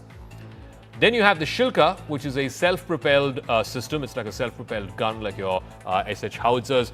It's got 4 23mm autocannons that are guided by radar detecting targets. It can detect targets up to 20 kilometers away. It can unleash up to 4,000 rounds per minute. So it's like almost cluster ammunition. Now it's been upgraded with proximity fuse ammunition, and it's got advanced fire control systems. So basically, again, what it does is a counter swarm to a swarm of drones. The Shilka's rapid fire and radar precision make it lethal against UAVs, helicopters, and light armored vehicles. It's also a weapon of last resort, if you will, against, for protecting air bases, moving convoys, as well as sensitive installations. Now, the big question that's being asked is, can Pakistan, and clearly it's Pakistan that's climbing up the escalatory ladder, but how far can they go? And can they afford to do this economically? The last few nights have witnessed heavy artillery shelling. It's in fact happening right now across the line of control. In fact, the last few days it was both the line of control as well as the international border.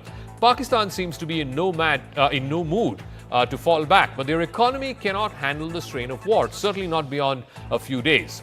It's been battered by inflation, there is massive debt, there's dependency, of course, on the IMF, and right now, even as we speak, they've gone to the IMF with a begging bowl. Another tranche of over $1 billion is due right now in Washington. So the question is, the ongoing tensions that have been amplified by Operation Sindoor, the Indus Water treaties put in abeyance, all of this has hugely disrupted trade and investor confidence in Pakistan. It is almost an economic existential risk. It's a very small economy, just barely $350 billion. India, on the other hand, is a $4 trillion economy, more than 10 times the size. So a $350 billion economy does not have the shock absorption capacity, whether it's kinetic action or whether it is these trade bans and water shortages. India, like I said, is now the 5th largest economy, poised to become the 4th very soon. It's positioned to absorb the cost of the conflict much, much more. It's got $680 billion in forex reserves, which is twice of the size of the Pakistan economy. There is very, very little reliance on Pakistani trade or India-Pakistani trade. In fact, the forex reserves in Pakistan are just 15 billion. So India has, again, like I said, almost 9 times that. Now, the question also is that Pakistan's reserves would cover barely 2 months of imports. The IMF has a recommendation of 3 months, the threshold. And like I said, right now they're discussing with the IMF, negotiating with the IMF for the next tranche of $1 billion in what was a $7 billion allocation that's been given to them. It's an aid. Now, if tensions escalate into a full-scale war, then Pakistan's economy could collapse. A 3-month-long conflict would put the cost of something to the tune of $10 to $15 billion. Now, this is based on inflation that's been adjusted for the costs compared to what the Kargil War was. The Kargil War was 25 years ago. It was a 3-month war between May and July. If we were to have a same 3-month war today, Pakistan's entire forex reserves would be wiped out. Pakistan would necessitate emergency loans from either allies like China, which is not interested in turning over these loans. In fact, China has refused to change the terms of repayment of these loans. The IMF, of course, like I said, right now they're having a meeting for the next tranche of money. Also, a naval blockade, for example, of Karachi. There was a lot of fake news doing the rounds yesterday that the Indian Navy has hit the Karachi port and that there is a blockade of the Karachi port, etc. But if that were to happen, then that would choke again Pakistan's $30 billion of export, particularly textiles. And textiles make up for about 60% of Pakistani exports. Currently, the Indus Water treaties is in abeyance, so if there is a full suspension, that could slash agricultural output by 40%. It would push 15 million rural workers into poverty and drive up food prices by 50%. And that is something that ordinary Pakistanis cannot afford. Foreign direct investment, up to 20% of the $1.8 billion in the first half of FY25 would completely vanish. A war could also displace, and this is the human cost, anywhere between 5 to 10 million people, particularly those in the border regions, and that would strain Pakistan's annual $10 billion social welfare budget. And yet, we have Pakistan's defense minister resorting to blatant warmongering. अगर table पे बात नहीं होती तो क्या अगली बात बंदूक पे होगी, बंदूक के जरिए होगी? जी बिल्कुल, then that is the only option left to us. We do not have the luxury of waiting for days. मैंने plural इस्तेमाल किया. We do not have the luxury to wait. This patience will cost us. So we have to stop them right now in the tracks. कि ये चीज जो acceptable नहीं है. All right, let me go across to Mr. Mukesh Aghi. He's the founder, of course, of the US-India Strategic Partnership Forum. Thank you very much, Mr. Aghi, for joining us. The US seems to be watching from the sidelines right now. We had comments from President Trump, a few days back saying This is between India and Pakistan. They've been fighting for 1,000 years. J.D. Vance yesterday in his latest remarks said, this is none of America's business. How do you view that? Why is America taking this sort of hands-off-ish approach? Well, you have to understand that when you have a cross-border terrorism, there has to be a zero tolerance by any nation. And we saw that in the October 7th happened between Gaza and Israel itself. And India has every right to respond and protect his civilian population. Now, as far as the current situation goes, we believe that India has given a response to that terror aggression. And it's up to Pakistan now to have some kind of an exit ramp to be able to manage the current situation. Because a long-term war is not sustainable for Pakistan economy, whereas India, yes, can sustain this up to certain length itself. And the view in the Washington, D.C. is this is not our dog in the fight between India and Pakistan. They should be able to manage this.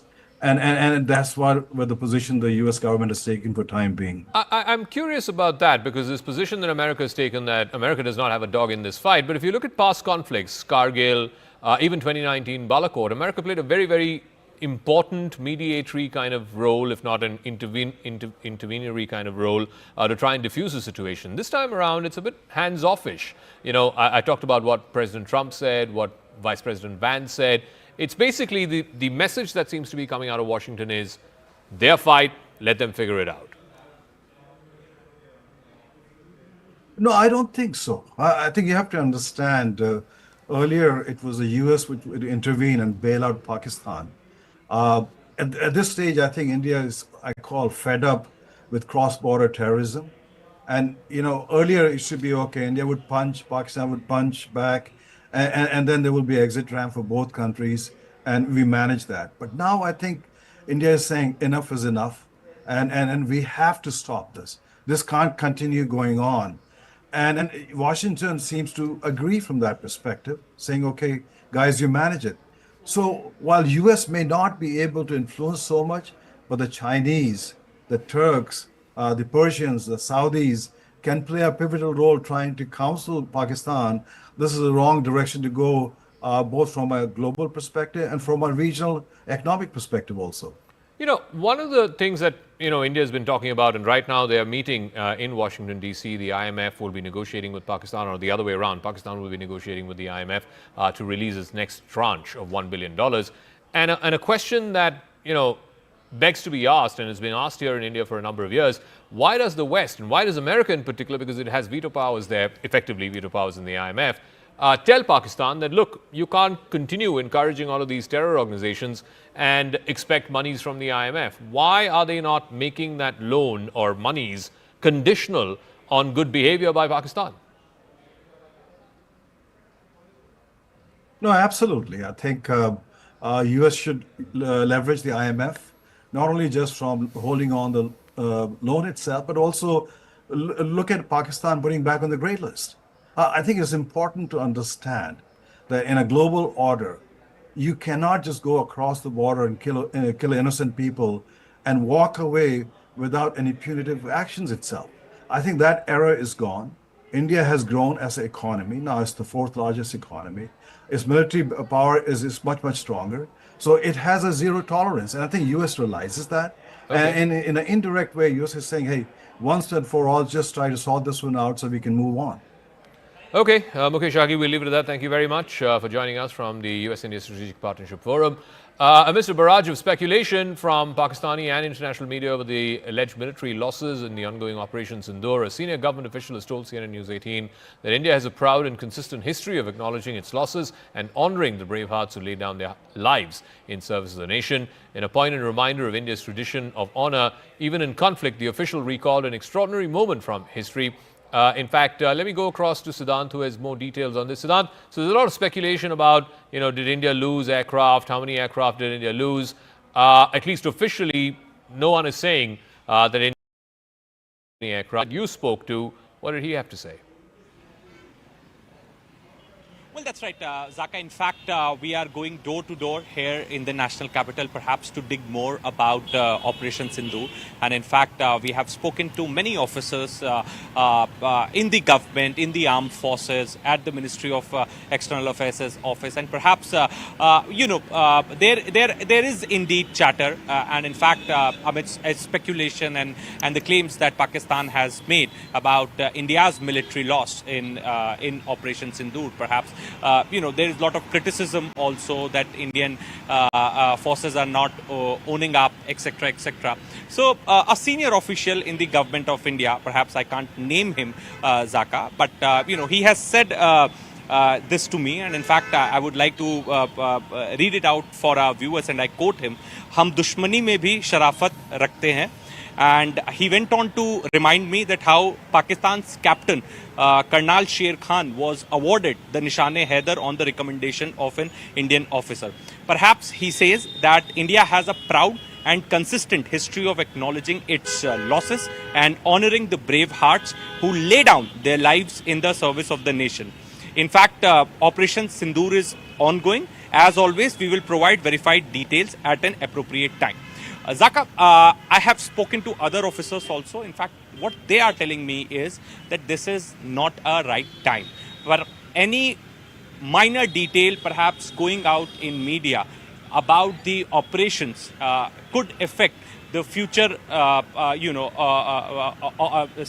future success of operations. And this is the reason that, there is a blanket silence as far as these chatter and, claims that Pakistan is making and the speculative stories that are getting published in the foreign media. So, the message is very clear that Indian Army, Indian forces are known for their professional conduct.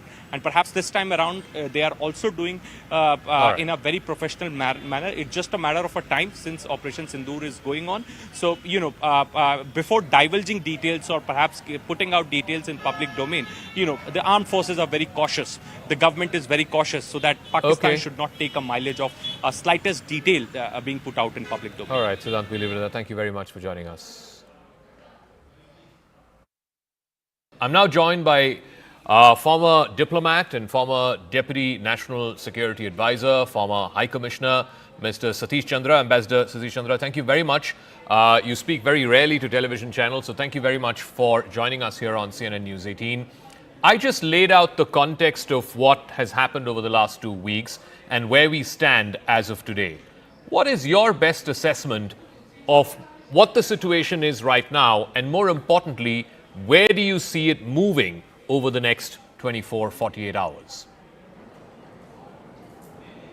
Good to be with you, Zaka, on your channel. It's a pleasure to interact with you.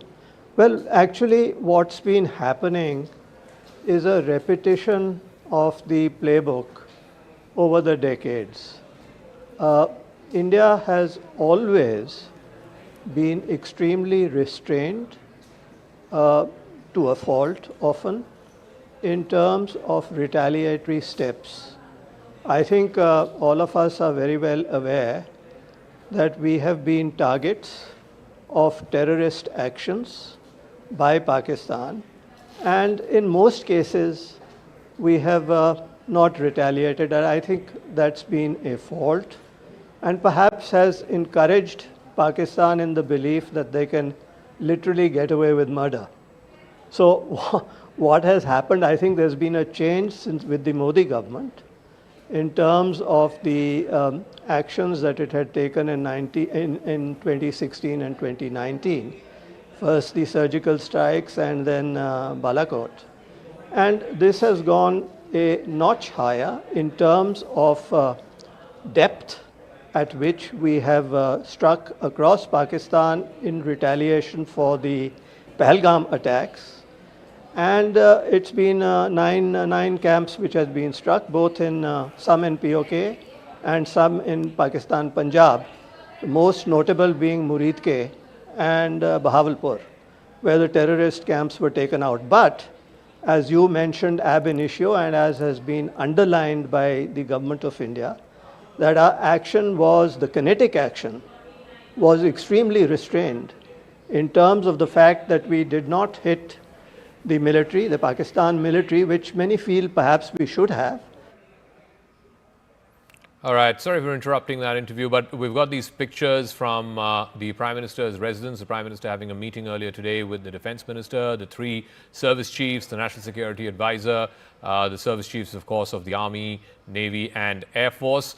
There seems to be, of course, the body language, of course, everyone seems to be in a slightly more relaxed frame of mind. It was very different from the images that we had a couple of days ago, which the Prime Minister had met with the service chiefs as well as the National Security Advisor and the Defence Minister. I want to go across to our political editor Aman Sharma, who has more on this. Aman, so this is from the meeting that the Prime Minister had earlier. Visible difference in the body language from the first meeting that we had, pictures of which a few days ago. Clearly, there seems to be a degree of comfort in what India has achieved through Operation Sindoor and a degree of surety that India can handle whatever it is that Pakistan is trying to achieve.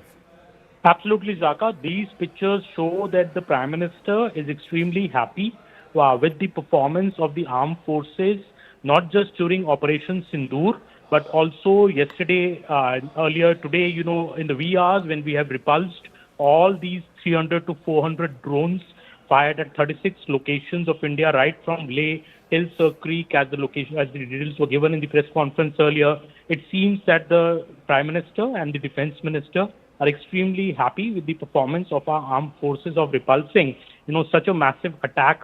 And earlier in the day, we also saw the Defence Minister meeting the chiefs of the armed forces and the CDS, and where also the body language seemed far more comfortable, far more easy.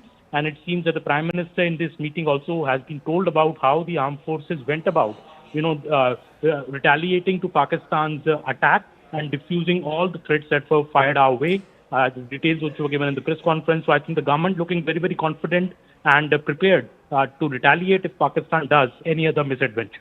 And what is the sense you're also getting from the government that if Pakistan does not do any misadventure, as you said, then is India not looking to amp up on the escalation ladder? Is India only now keen to be seen as responding if Pakistan chooses to escalate this? Well, yes, Zaka, it is very difficult actually to anticipate what the government could do next, because these are very operational decisions based on strategy and planning. But whatever we heard at the press conference earlier today, the Foreign Secretary saying that our response was measured and our response was responsible.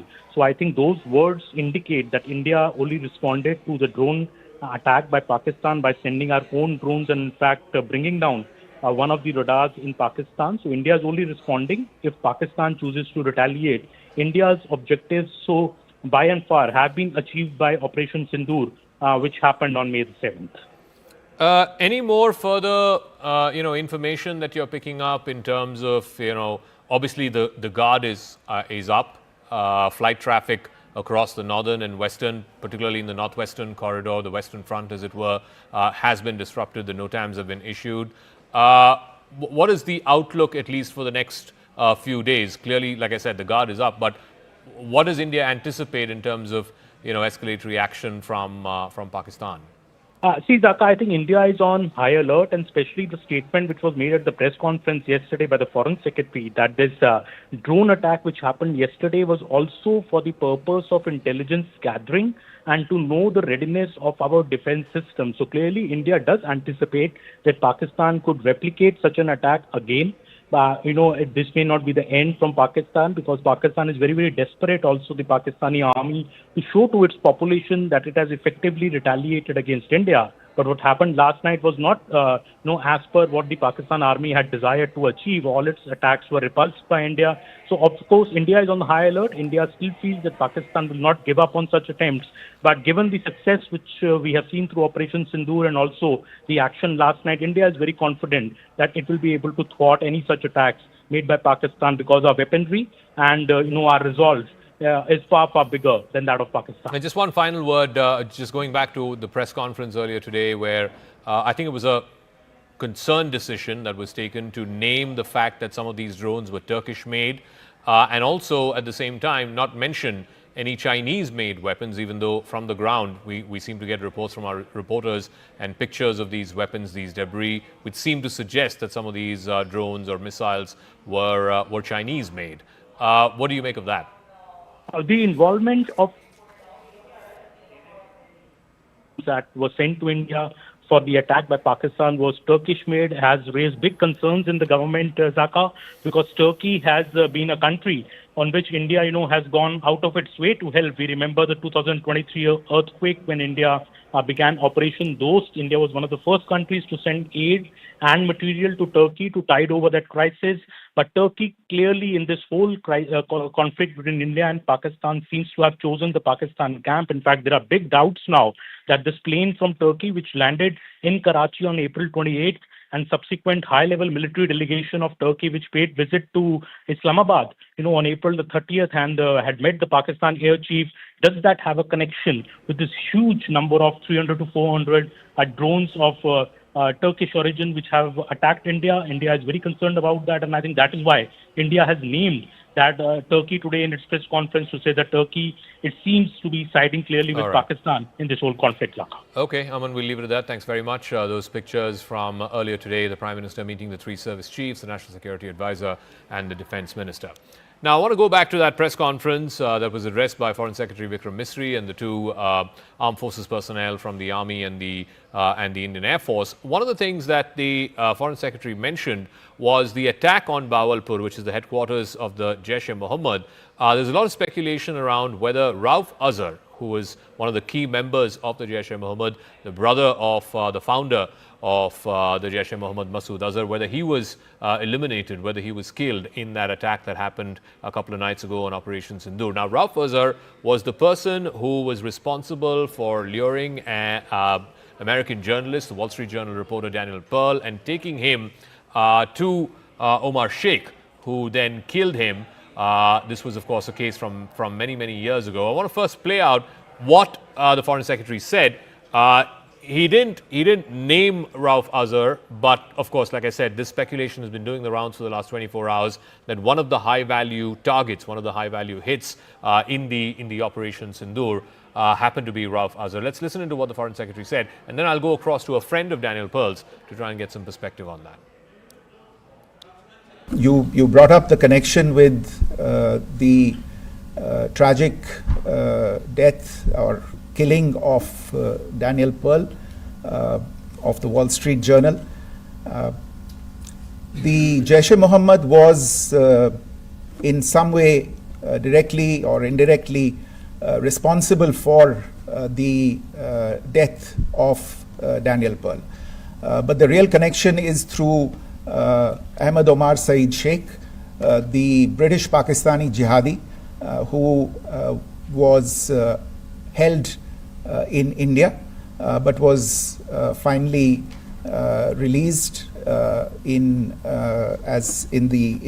2000, and he was the person who lured Daniel Pearl to his eventually leading to his murder.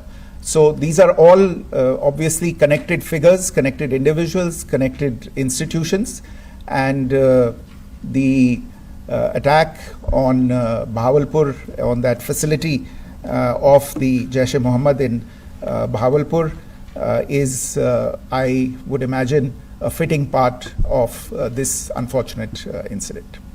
I'd stand corrected. It was Omar Sheikh who lured Daniel Pearl and eventually, of course, to his tragic killing. Asra Nomani is an Indian-American journalist and a former colleague of Daniel Pearl's. She now joins us. Asra, thank you very much for speaking with us. I know there's been a lot of speculation around whether Rauf Azhar was killed or not, but the Bahawalpur headquarters of the Jaish-e-Mohammed has been reduced to rubble. When you saw those pictures, when you heard that news, what did you feel? What went through your mind? It was haunting for me to see Bahawalpur on the map, because Bahawalpur has been on my map for 23 years. It was where Daniel Pearl went in December 2001, when he was on the trail of the jihadis that have caused so much violence in the world, from India to the United States to Europe. And so Danny went to Bawalpur. He knocked on the door of Jaish-e-Mohammed, and he saw that despite the claims of General Pervez Musharraf, it was open for business. And what Danny discovered was what we all have known for these decades, that Pakistan has been fomenting a terrorism industry with a headquarters in Bawalpur. So it was haunting to see Bawalpur on the map now as one of the places where India struck. It's really important for me to recognize that why this family is important is because Ibrahim, the brother of Masood Azhar, was one of the hijackers on that airplane in 1999 that went from Kathmandu to Kandahar. The man that was killed this week, Masood Azhar, he is the brother and he was the mastermind of that hijacking. So what happened was that Omar Sheikh was freed because of that hijacking. So I want to just correct the record that this family was not involved in the actual plot to kidnap Danny, just as you mentioned. It was this man, Omar Sheikh. Yeah. But it was this industry that created these jihadis that murdered Danny.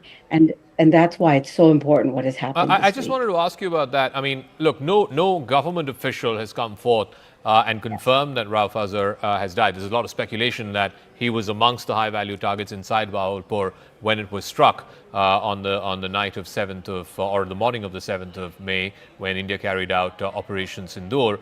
Have you been able to hear from, either people on the ground in Pakistan, or have you heard from any government official about this operation taking out the man who killed your friend? I have not. And I think that would be really wonderful if the government of India did communicate with Danny's father. His mother passed away, and his father is very engaged in this battle. His father has fought to keep the men that were convicted in Danny's murder in jail. And we have failed because the Pakistani court system has released those men essentially to house arrest and, very convenient, a good life in Pakistan. And so I would invite that kind of communication. And I know that Danny's dad is very relieved that this issue is in the front again, because the truth is justice has been denied Danny Pearl all these years. All right, Asra Namani, we share your sense of grief, sense of hurt, sense of loss, and now hopefully, in some measure, a sense of closure and sense of justice more than closure about losing your friend Daniel Pearl, and now the killers being avenged. Thank you for joining us, Asra. Thank you. Thank you.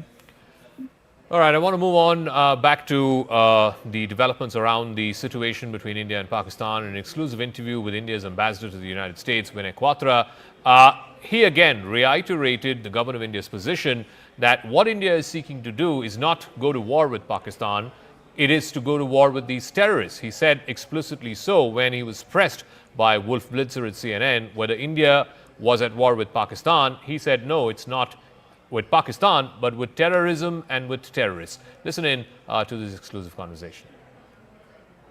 It looks like the situation, the tensions between these two nuclear-powered countries, India and Pakistan, is escalating.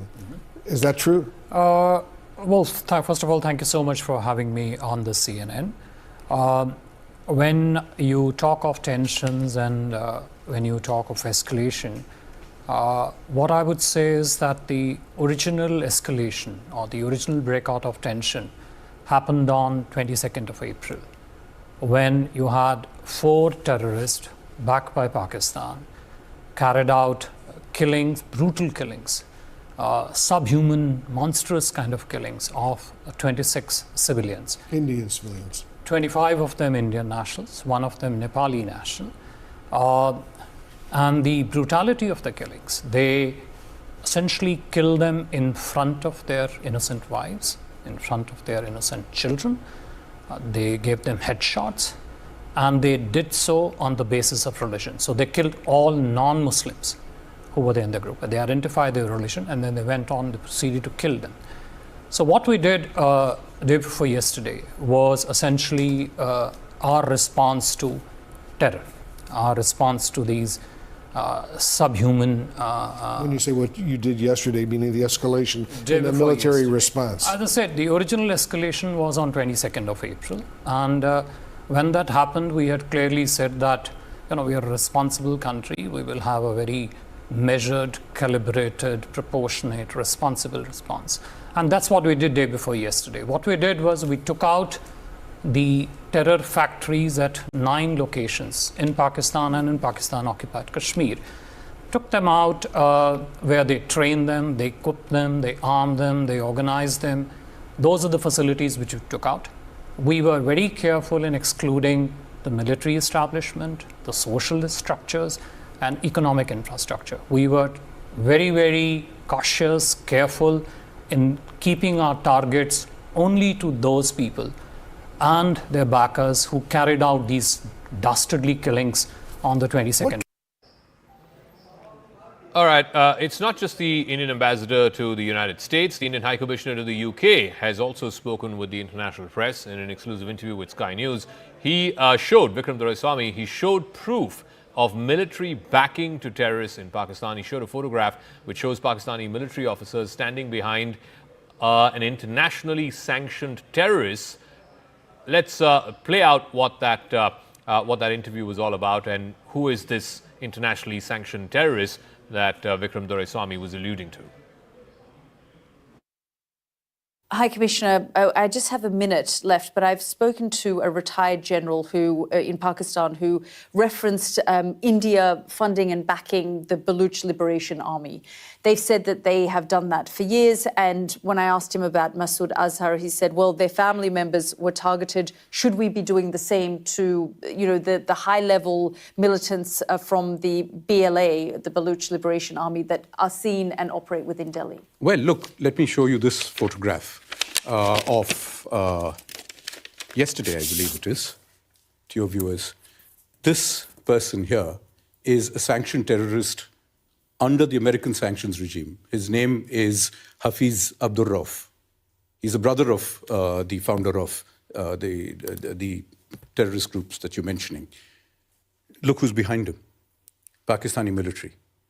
Look at the coffins there. They have the Pakistani national flag. If you're going to be giving terrorists state funerals, what does that make of your system? And everybody knows that for the last 30 years, Pakistan has used this as a means of subcritical warfare against India. If the international community really wants to be able to look at this and worry about it, the simple solution is to tell Pakistan it has an opportunity for an off-ramp. These are things that the world should have compelled Pakistan to do 30 years ago, and to compel them to implement their promises about taking down this infrastructure. It has not done so. There is an information warfare that's taking place, and independent journalists can't seem to get access to either side. Well, look, it is a fluid situation out there. I don't know how helpful it would be to have independent journalists or any kind of journalists wandering around in an area where there is active military operations happening. The logical solution would be, as we've said repeatedly, for Pakistan to take the opportunity of an off-ramp, which we have made abundantly clear, including this morning, that if Pakistan stops attacking our military facilities, the matter ends there. But it is for them to decide. All right, we're just getting some breaking news before we close out the show. There's been a massive blackout followed with siren sounds that have been activated in Udhampur, a complete blackout in Udhampur. Also, multiple ceasefire violations happening across different sectors on either side of the line of control. So not yet quite the repeat of what we saw yesterday, but still heavy artillery firing happening on across the LOC. Akash has more details on this. Akash, so is it restricted to CFV violations and artillery shells right now? Are we seeing any kind of drone activity yet? Is there any possibility of a repeat of what happened yesterday, or it's following a familiar pattern? I'm hearing the sirens. In fact, here in Jammu, I'm not allowed to go outside because of the light and some sort of restrictions that are in place, Zaka. Yes, we are learning about one drone attack here in Jammu. In fact, defense sources are telling us, and we have heard multiple firing sounds as well. You rightly pointed out on line of control, we are having ceasefire violations in different sectors, not only in Jammu, but in Kashmir as well. In Uri and Kupwara, we have been reporting since evening And at this point in time, in Poonch and in Samba, we are learning about this ceasefire violation from Pakistan, where they are in fact firing the artillery. Here in Jammu, I have heard multiple sounds. I was trying to count 11 at least. I have heard, and I am learning. In fact, defense forces are telling me that it was, drone once again. It was a drone attack once again. We'll wait for the police to confirm it as well. But I am learning that yesterday it was the airport, and once again it is in the close vicinity, possibly the airport only.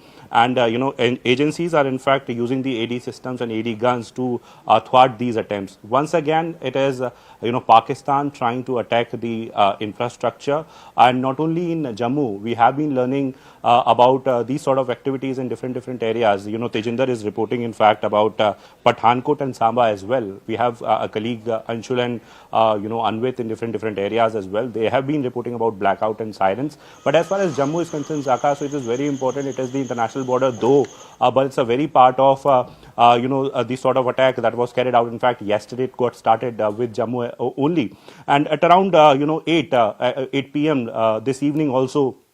We heard sirens, and soon after that a blackout was there. Yes, it's a precautionary measure, Zaka, but it has been categorically mentioned by the police and the civil authorities that people cannot stay, outdoor, and in fact they need to go inside whenever they are hearing these sort of sounds, and in fact whenever there is blackout, they need to go indoors. Okay, Akash, we'll leave it at that. Thank you very much. So yes, ceasefire violations are happening in Samba, in Uri, in Tangdar, all across the line of control. Akash, they're reporting that one drone was reportedly intercepted in Samba and one drone intercepted in Jammu. As of now, it seems sporadic. It seems, restricted to one or two places. We're not seeing a swarm of drones like we saw yesterday, but I don't want to jinx it.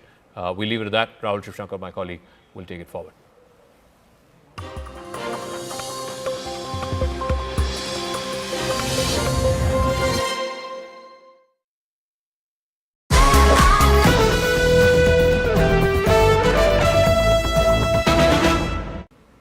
All right. I want to move on to another piece of breaking news that's just coming through. We're given to understand that a former Lashkar-e-Taiba operative and in aid of the Lashkar-e-Taiba founder Hafiz Saeed has exposed the outfit. He says that many youths motivated by Hafiz Saeed's speeches and then joined the Lashkar-e-Taiba subsequently traveled to Afghanistan as well as to Kashmir in India. Approximately 500 individuals from across the country traveled to Afghanistan to undergo training at a camp named Maskar Taiba that's located in Kunar province. He says Hafiz Saeed is also responsible for the deaths of thousands of Pakistanis by sending them in a war of ashes to achieve the state's political goals. This is something that Noor Dari, that's the name of the individual. He's a former Lashkar operative. Tejinder has more details on this. Tejinder, read the tea leaves for us. What does this necessarily mean? See, Zaka, this Noor Dari right now is the executive director for ITCT, which is an international think tank that exposes Islamist terrorists. He says that his mother wanted him to become a doctor, but he like thousands of Pakistanis were motivated by the speeches given by the LET founder Hafiz Saeed. He says that he was appointed as the aide of Hafiz Saeed. He used to guard him in the Murtkai camp where he was deputed, and he says that Hafiz Saeed was traveling in a blue Toyota Wigo pickup Datsun.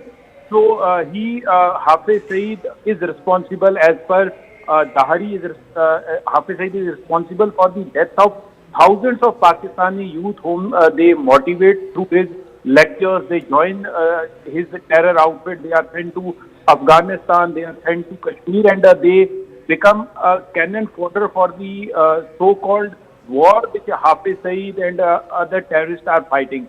He says that there are millions of Pakistanis and who have been motivated by the speech of Hafiz Saeed, and they have joined the terror cult of LET. He says that he took a decision finally because he saw that this will get him nothing. So he left LET, and he was made fun by the other LET members, saying that he was coward, that is why he was leaving it. But he realized that Hafiz Saeed would lead them to nowhere.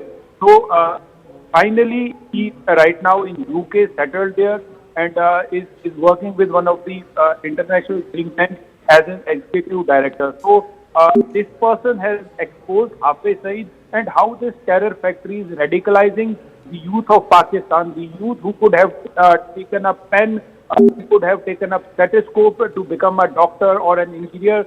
But Hafiz Saeed and his ilk is making these people the cannon fodder for their so-called jihad, training them in several terror training camps across Pakistan, in borders with Afghanistan, and then sending them to fight and get killed in Kashmir.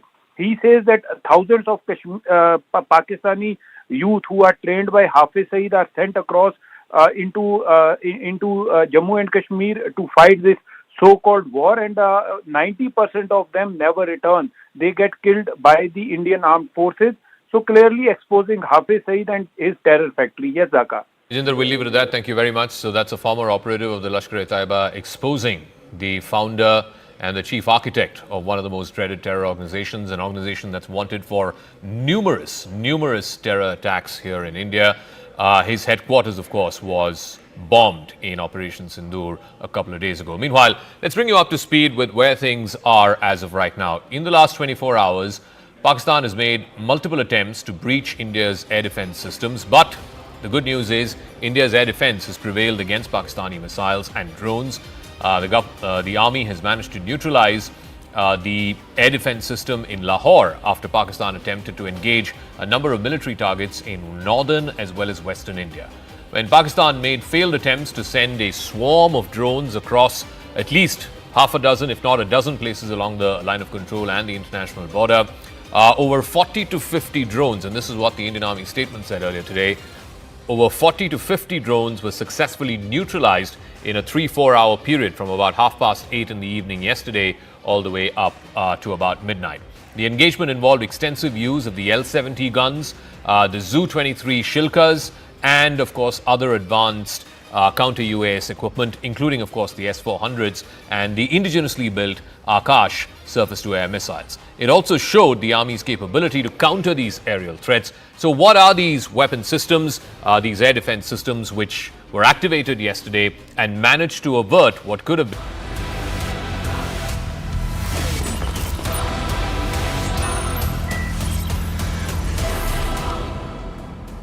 Viewers, Operation Sindoor is not just a retaliatory strike, it's a declaration that India will bleed no more in silence, that every act of terror will be answered not with dossiers but with devastation.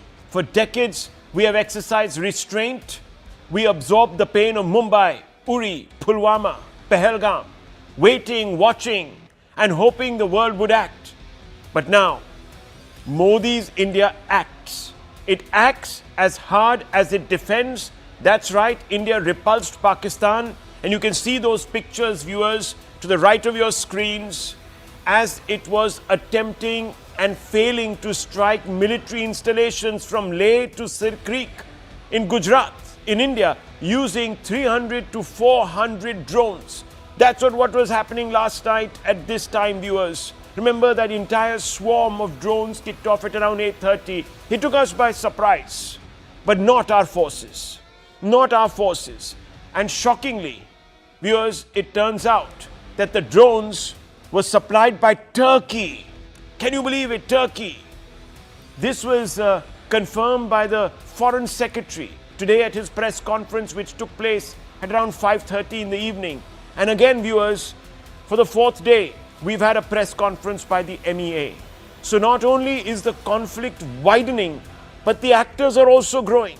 China, Turkey, Pakistan, many people are today calling for the boycott of Turkey or some sort of actions involved in lowering our engagement with the country. So many Indians travel through or to Turkey. They buy Turkish dates and other products. Viewers, Turkish service providers are quite active in our airports. But this same Turkey, viewers, takes advantage of our generosity. But we'll come to that later. If India defends as hard as it gets, it also gives as hard as it gets. Indian Armed Forces launched counter-drone strikes at 4 sites in Pakistan last evening. And I'm going to show you not pictures of that particular strike, viewers, but a strike that took place in Lahore yesterday. One of those destroyed an air defense radar. The second one in 2 days, and this was also confirmed by the Foreign Secretary. So 2 out of 3 points, viewers, which were the main headlines of that press conference we've covered. The first one, that Turkey is a silent partner now of Pakistan. It's confirmed. China is the more voluble one, but Turkey is not far behind. It's supplying it weapon systems. Some of them have bitten the dust. Secondly, viewers, that we've hit back. We've hit back for a second time, and for the second time in 2 days, we've knocked out an air defense system in Pakistan. And those are the kind of attacks we must have mounted. This is, of course, from yesterday, Lahore, where the weapons, where the defense system was taken out. Today also, I don't know in which city, because we haven't been given those details, those operational details, but we have done pretty much the same in Pakistan, leaving Pakistan's biggest cities now exposed. But it is important to remember that Operation Sindoor on May 7 was not the finale. It was a prelude, the beginning of a long overdue doctrine of dominance. Pakistan's deep state remains intact. Its terror machinery still churns beneath a fragile surface. And we know that. And unless we push forward, we risk letting Pak off the hook. And this, viewers, has not escaped the mind of the Prime Minister, and therefore he held a very, very significant meeting with the 3 chiefs of the military, the CDS, the Raksha Mantri, Ajit Doval, all of them. Viewers, these are not those pictures from right after the Pahalgam attack. These are from today. The setting is different. This is 7LK. Now, viewers, the Raksha Mantri had already held a meeting with the CDS and the 3 chiefs, where, and I'm going to show you the photographs of that meeting, show India's core military think tank looks unfazed and confident. If we can just pull out that picture of that meeting, it would be great. There it is on the right, viewers. There you can see it. They're all looking very relaxed. It is quite clear that something big is cooking. And you can see on the right, there's a difference. The body language is relaxed. Of course, the principles of our military are in their combat gear, as it should be, sending the right signals. But there's a distinction. Here the Prime Minister is laying out quite clearly the strategy. And on the other side, viewers, they're not only going over what has been executed, but also planning what they can take to the Prime Minister, the options that he can tick off. So something very big and perhaps even decisive is in the works. Now the timing is the question. And knowing it is vulnerable, Pakistan has taken to the cowardly practice of using Pakistani citizens as human shields. Can you believe it, viewers? How do we know this? Because it hasn't closed its airspace to commercial airlines. It wants to put its own children, women and men in harm's way. It is so cowardly, so shameless, but also diabolical. It knows that if India hits these commercial planes, it will turn the narrative on the head. Right now, viewers, India has been able to convince the world that it's the victim of Pakistani-sponsored terror. But if some accident takes place, some mishap, and this plane comes down, even one of them, Pakistan will say, see, we told you. Irresponsible nuclear power doesn't even spare innocents. And how do we know that Pakistan is up to these tricks of not closing their airspace, viewers? Because we were told this today in that briefing. Listen. Pakistan is using civil airliners as a shield, knowing fully well that its attack on India would elicit a swift air defense response. This is not safe for the unsuspecting civil airliners, including the international flights which were flying near IB between India and Pakistan. But if the Pakistan establishment, viewers, if the Pakistan establishment thinks it can hide its incompetence behind its own citizens, it is mistaken. MPs in the Pakistan parliament are frothing at the mouth, breaking down and cursing their own government. Watch these pictures. दुनिया में जहां भी देखें शायद हमारी कमी है, हम मजबूर हैं, हम गुनाहगार हैं, लेकिन रब्बे काबा हम तेरे हबीब के उम्मती हैं, खुदा का वास्ता हमसे रहम का भला फरमा। आप चले जाएं, उधर फिलिस्तीन में चले जाएं, कश्मीर में चले जाएं, जहां भी जाएंगे मुसलमानों के साथ वो ऐसे रो रहा है जो हम सोच भी नहीं सकते हैं। इनका पता नहीं कौन सा कायद, वो इंडिया के इन मामलात के ऊपर एक स्टेटमेंट नहीं आई। जनाब डिप्टी स्पीकर साहब, मुझे टीपू सुल्तान के वो एक कॉल याद आ रहा है कि अगर एक लश्कर जिसका सरदार शेर हो और उसके साथ लश्कर में गीदड़ हो तो वो शेरों की तरह लड़ते हैं, अगर शेरों का लश्कर उसका सरदार गीदड़ हो तो वो नहीं लड़ सकते। There you go, viewers. The complete meltdown in Pakistan. One is tearing up, praying to God, saying, save us from India's wrath. The other one abusing the Prime Minister, saying that you're a geether. You're a coward, basically. You can't even look Modi in the eye. The lack of faith is totally understandable. India seems to strike at will. It's taken out its second Pakistani air defense system in 2 days. The time is right to strike, and strike to break Pakistan and enforce deterrence.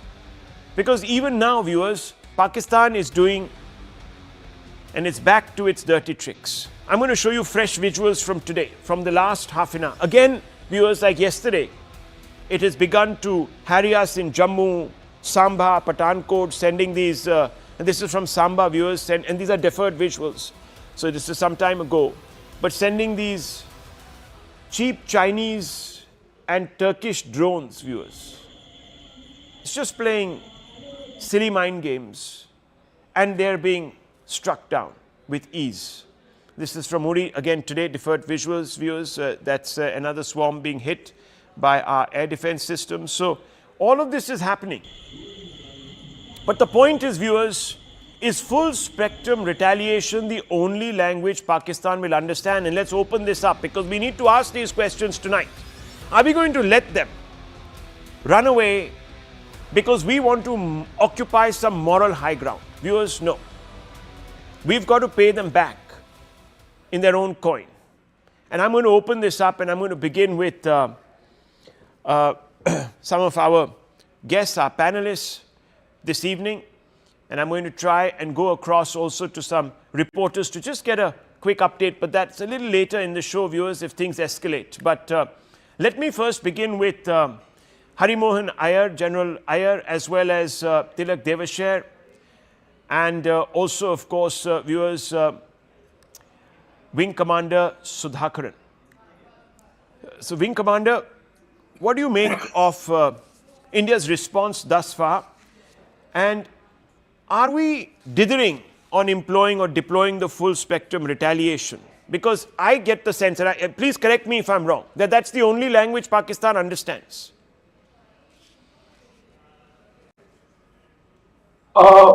If you ask me, I would take this back right from 2014. Modi has steadily gone up the ladder step by step.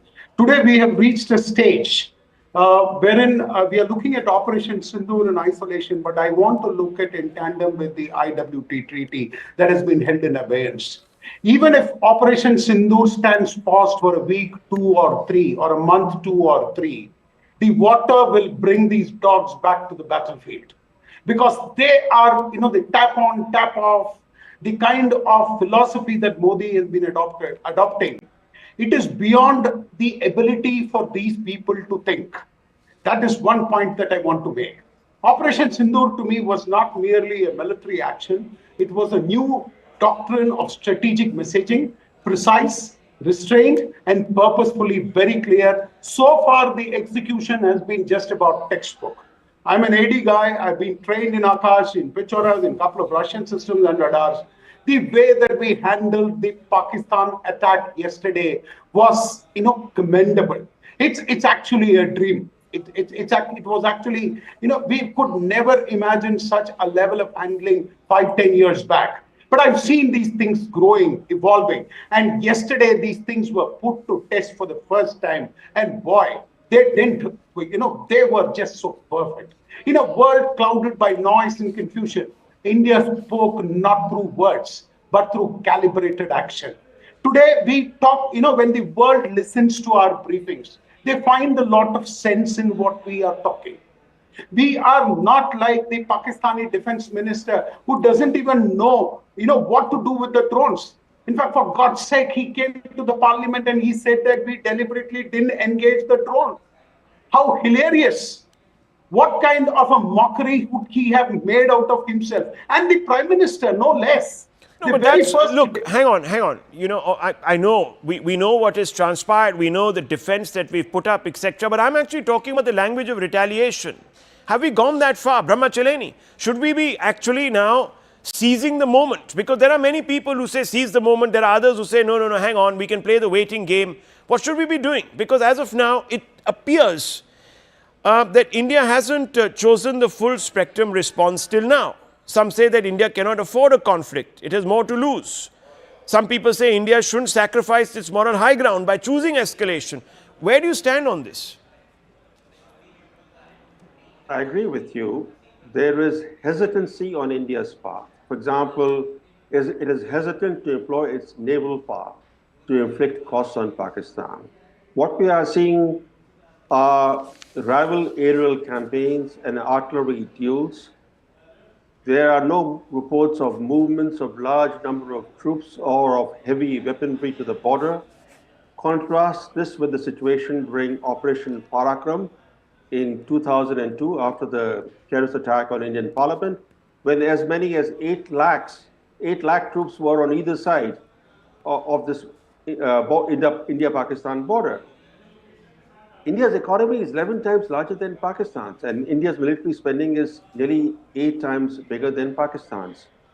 Yet, see how we are responding. According to our own language, we are saying that we are responding in equal measure to Pakistan's military provocations. India is responding in similar domain, in similar fashion, in a responsible manner. Today's briefing said by the MEA that Indian armed forces have responded, quote unquote, proportionately, adequately, and responsibly to Pakistan's aerial attacks. Now, this amounts to allowing Pakistan to control escalation dominance. We are responding to what Pakistan is doing. Why don't we up the ante? Shouldn't India bring its superior military power to bear on Pakistan in a way to impose high punitive costs? Okay. What is India's end objective in Operation Sindoor? The end objective should be to humiliate Pakistan's military so that they are left licking their wounds. Yeah, but we don't seem to be doing that. We are going from one TV interview to the other saying, no, you see, we are not trying to target the military. We are trying to target the terrorists. Tilak Devashir, I'm getting that sense. I don't know, we are so stuck on trying to draw this distinction between the two when there isn't. And then we sort of contradict ourselves to say, no, but the state also stands with these terrorists. So if that is the case, and the Prime Minister has said, I'm not only going to come after those who have carried out, the perpetrators that is, carried out the dastardly act in Pahalgam, but also their backers. Now, are we doing that? Or should we already have been doing that? Or should we be reacting? And if we are reacting, why are we reacting? Why aren't we taking the initiative? Those are the questions that come. If you're saying let's respond proportionately, then sending 4 drones across is not a proportionate response. These chaps yesterday kept us awake all night till about 4 in the morning, harrying us from Leh to Sir Creek. I agree with what you're saying. You see, Pakistan is a country that does not exercise restraint or responsibility or proportionate response. They are the ones who commenced this round by killing our people in Pahalgam. So we have to react and react severely to make them suffer the consequences of what they have done and to ensure that they don't do it again. So if that is the objective, I think that has to be the objective. The objective would be to just 4 drones as against 200 drones. So I agree with you that, we need to hit them much harder than what we have so far. Because Pakistan is a different kettle of fish. It doesn't believe in any rules or any responsible behavior. It's hitting you hard as it can. And if you think, as the saying goes, कि वो कत्ल करते रहते हैं और हम शर्माई जा रहे हैं. But why are we feeling on the back foot? We should hit them far harder than what they are doing. Okay, so let's 1 second. Let's break this down here. Let me get in General Pandey and ask him, what is possibly, sir, holding us back from using the full spectrum option? Okay, Rahul, firstly, let me tell you that we spent that late night with you, and thereafter I saw 4 anchors yesterday back to back. My back was literally broken, but I think spirit was not. And right now I'm in a colder environment watching all this which is happening somewhere in Himachal. Why is it this in the entire conundrum of discussion, I being a military man, while I have retired, so jingoism will come to very easily to me. Why am I the only guy trying to say that don't rush, right? So while we are talking that we have got power, might, we are controlling escalatory, again, please understand, who's controlling the escalatory ladder? That is how you perceive. I think we are controlling the escalatory ladder. I'm not on the behalf of the government. I've not spoken to anybody. What I can make a sense of the entire thing, that there are 5 basic tools of your state tools, element of power, which are now being utilized. Military is being utilized in a graduated manner. Today, we are not in the time of an Parakram mindset that we need to, you remember the Cold Start doctrine. We deployed forward for a very quick walk-in environment. But the circumstances today have changed, right? We need to, I feel, like I want to just break down very simply that if economic might is in our power, let's not rush into it headlong. Let it be calibrated, drawn. Drawn one is in our interest, not in the interest of Pakistan. They will want a quick closure, right? Let's have a fight. Let's have a number of casualties. Let's kill enough number of people this side, that side. And let's thereafter drop our arms and say, now we are tired. Where is everybody? Let's come back. So while we may be still economically powerful, there is a whole back end thing which has to now gear up and ginger up and go up to support for a longer time. We may have a staying power for 20, 25 years, maybe a year worth. Pakistan may have just about 4. But the fighting hang on. is not... General Saab, look, this afternoon I do a show called Take 3 with 2 other of my colleagues, and I was having this debate. And ironically, I was the one who was saying we shouldn't rush in, that we should take a step back. Yes, we need to take decisive action, which will lead to a certain degree of the reimposition of deterrence, but we can wait it out. My colleague was arguing that no, we should do a short, sharp, quick one because we're the bigger economy. We have much more to lose. What does Pakistan have to lose? So that's why I'm asking you. Hold. Let me just quickly go back to Israel, Hamas, and Ukraine, Russia. Ukraine backed up with NATO, the power and everything, money. Whose economy is rising? The Russians, right? Look at Israel and Hamas. Whose economy is rising? Let's not jump into this thing in which this guy will still come out up in a stronger. Okay. We have got him strangulated. Look at the naval power now which is getting deployed. When you start choking him on that side, when you're choking him from the Western Front, when the routes from the Chinese are not going to be limited, right now, who is going to invest in this radical rabbit guy? Let's draw him out. And trust me, Rahul, 2 years heading a very, very important assignment. I have worked strategic wargaming not once. I have done variety of tools. Before that, I have held appointments where lives have been lost on my orders and lives have been saved on my orders. I understand what I'm trying to say. We have got the capacity. I've worked on not on my back of the envelope. I can sit across the table to your team or anybody who wants to argue to tell you, let this draw out. You will see what I'm saying. Okay. So and the second part, we should look rational. We should have adequate, just at Balam for going for a full-fledged war. Everybody's calling a war. I don't call it a war. I have been in the scenario of ceasefire violation, taking shells on my head.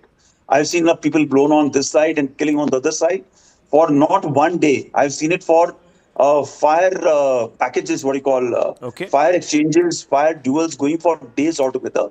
I've seen Kargil quite up close front. Please understand, wars don't go in jiffy. Okay. Right? The people who want to go into jiffy will be the losers. You may be a very, very powerful nation. Okay, You look at the Americans. Okay, so I'll just close on this. Let's look at the Americans, the most powerful country. How do they go into war? They go with preparation, right? When they have to go into attack, they spend time more than 3 to 4 years, 3 to 4 months, 6 months. I'm not saying we have to go for 3 to 4, 6 months. What I'm saying is, let's play it out. Let's control the thing. You jump, you take a decision, you will not be able to come out. So you're already saying that the pincers that we've applied are beginning to hurt Pakistan. Okay, let's just, 1 second, before I bring in the Air Marshal, I'll quickly go back to the gentleman who was saying, let's get more decisive and let's get decisive quicker. So Tilak Devashir, your first response to what General Pandey is saying, then I'll get in Brahma Chileni, and then of course I'll get in the wing commander. Yes. Yeah, I'd like to just say this, that for the last 3 days, the people in Jammu, in Samba, Kathua, Jaisalmer are being traumatized because of blackouts, because of massive drone attack from Pakistan. Gee. Don't we owe them a responsibility? Are we allowing them to suffer the consequences of what Pakistan is doing by your 4 drones or 5 drones or something?